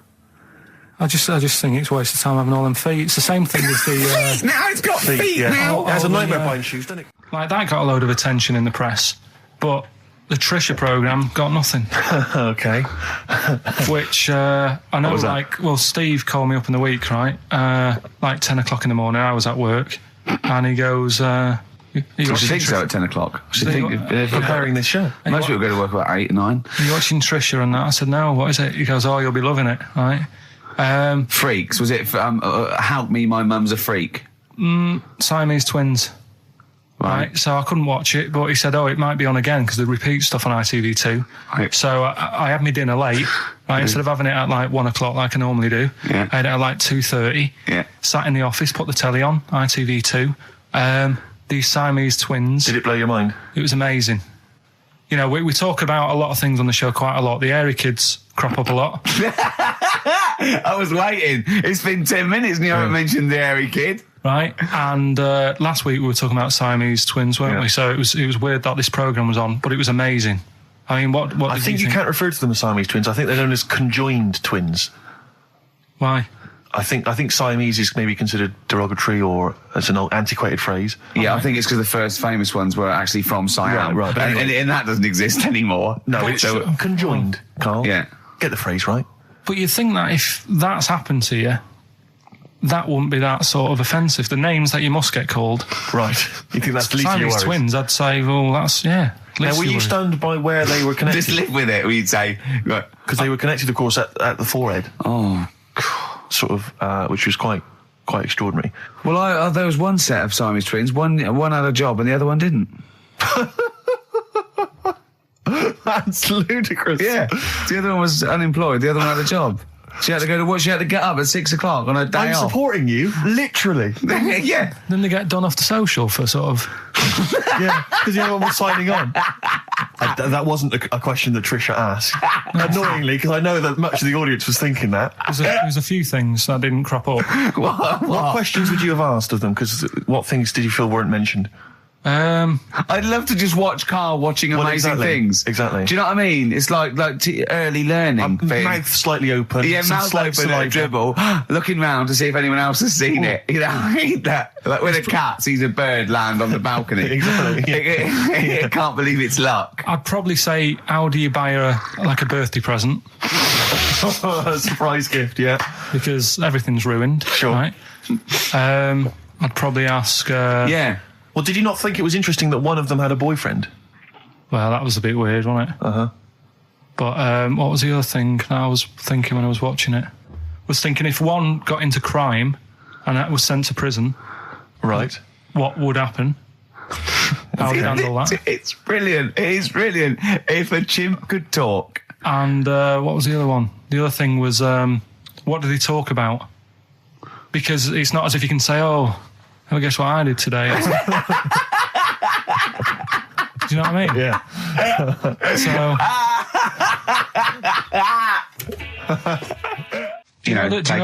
The really weird thing about all this, right? And it's annoying because you were saying about, what should have Trisha have asked and all that. Yeah. But one of them mentioned that one of them was adopted and the other one wasn't. Don't talk rubbish. No, seriously. I didn't understand it, right? Of course you didn't. And then Trisha sort of said, well, let's have a chat. And they were like, no, I don't want to go into that. What do you mean one was adopted? That's what he said. One of them... don't quiz me on it, but that's what was said. Hello there, Hello there, I'm a multi-millionaire. Oh, yeah. I've just seen your orphanage. Oh, I'd love to adopt one of your children. You'd like to adopt one? I'd love to adopt a children, because I've got loads from around the world, so I'd love to adopt one. I'd give you $10,000 towards your... We're speeding through then, yeah. Brilliant, okay. We've actually got 2 left. I only need one. I'm only interested in one.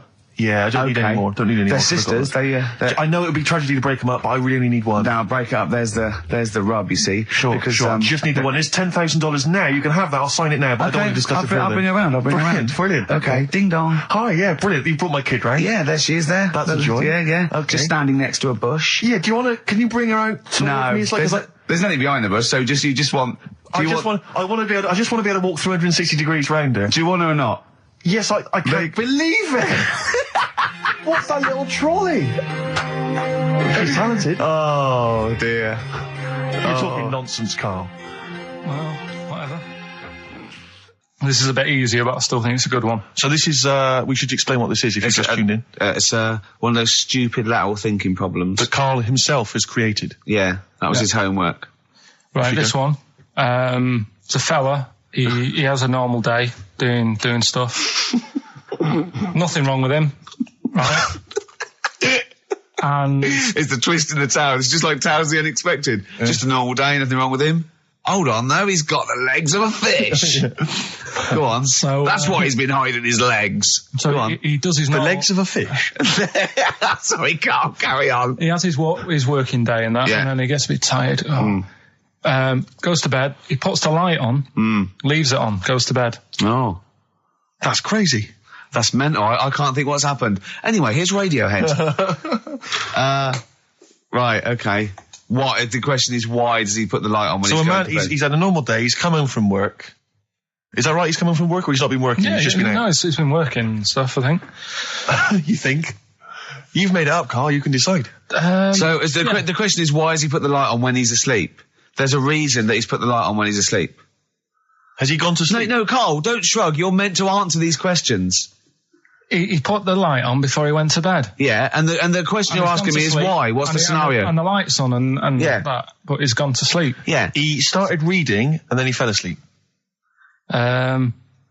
Did he intentionally, for some reason, put the light on? Every night. It's mad. Sounds mad. That's Carl, doesn't it? Every night he does it. Yeah. He puts the light on when he goes to sleep. Carl, is the point of this, he puts the light on for a very good reason. Not for us, but for some people. He's blind and it's always been on, and he thinks he's turning it off, but it was on in the day, and he thinks he's turning it off, but he's turning it on because he's blind. No, that'd be stupid. That works. No, that works great, Rick. Yeah. Thank you, Carl. So you've got to come up with... Hang on. If you're blind, why would you put a light on? No, he thinks it's off. Yeah. But why would he turn it on anyway? Just think so he doesn't get burgled, so people know he's in because he can't see him. So he just he puts the light on when he's there, then he turns the light off when he goes to bed, so people think it's fine. But he's got it out of kilter, and actually he's walking around in the dark all day. I don't believe that if you're blind you turn your light on. I don't think you'd be living on your own, would you? I'm not having that for a second. Do blind people live on their own? I'm not having that for a second. Well, some people do. Lonely blind people live on their own. No, if you got bad eyes. Any of them women? Are there any blind women who are living on their own? No, I mean, if you know of some blind women. 08700 800 1234. We've gone through this. If you are a blind woman with no standards and you don't care annoying voices and smell, yeah, then get in touch with you. Yeah, I mean, you've got to be within the ages of, say, 25 to 65. You know, right. Well, call it 75. You fussy, you fussy all of a sudden. Yeah, go on. If you were blind, would you live in London? Because someone said yesterday there was one struggling outside in Leicester Square, and I don't understand. If you were, I mean, you know, that might have been a tourist. But why come to London if you're blind? It's the worst place in the world to come if you're blind. To hear the sights. To hear the sights. It's a bit mad, isn't it? They do the same job. They have tourist needs like anyone else. Yeah. No, but it sort of stinks, and you'd go away going, oh, it's not that good. I just thought that, I thought it was a bit weird. Well, never mind your concern for the partially sighted or sight impaired people coming to London. Get on with this. Yeah. So there he is. Yeah. It's like, oh, a bit tired. Yeah. Just put the light on, get to bed. Yeah. So he turns the light on and he goes to bed. Yeah. Oh. Should we play a track? He's not sleeping on the job, he's a lighthouse keeper. Well done. Is he a lighthouse keeper? That's not it, Carl. He's a lighthouse keeper. Right, why wasn't the light on all the time? It's light in the day. You idiot. Play a record. What? Play a record. You're a buffoon. No, actually, the light isn't on in the day, is it? No, it's not. I think you're the buffoon. Oh, yeah.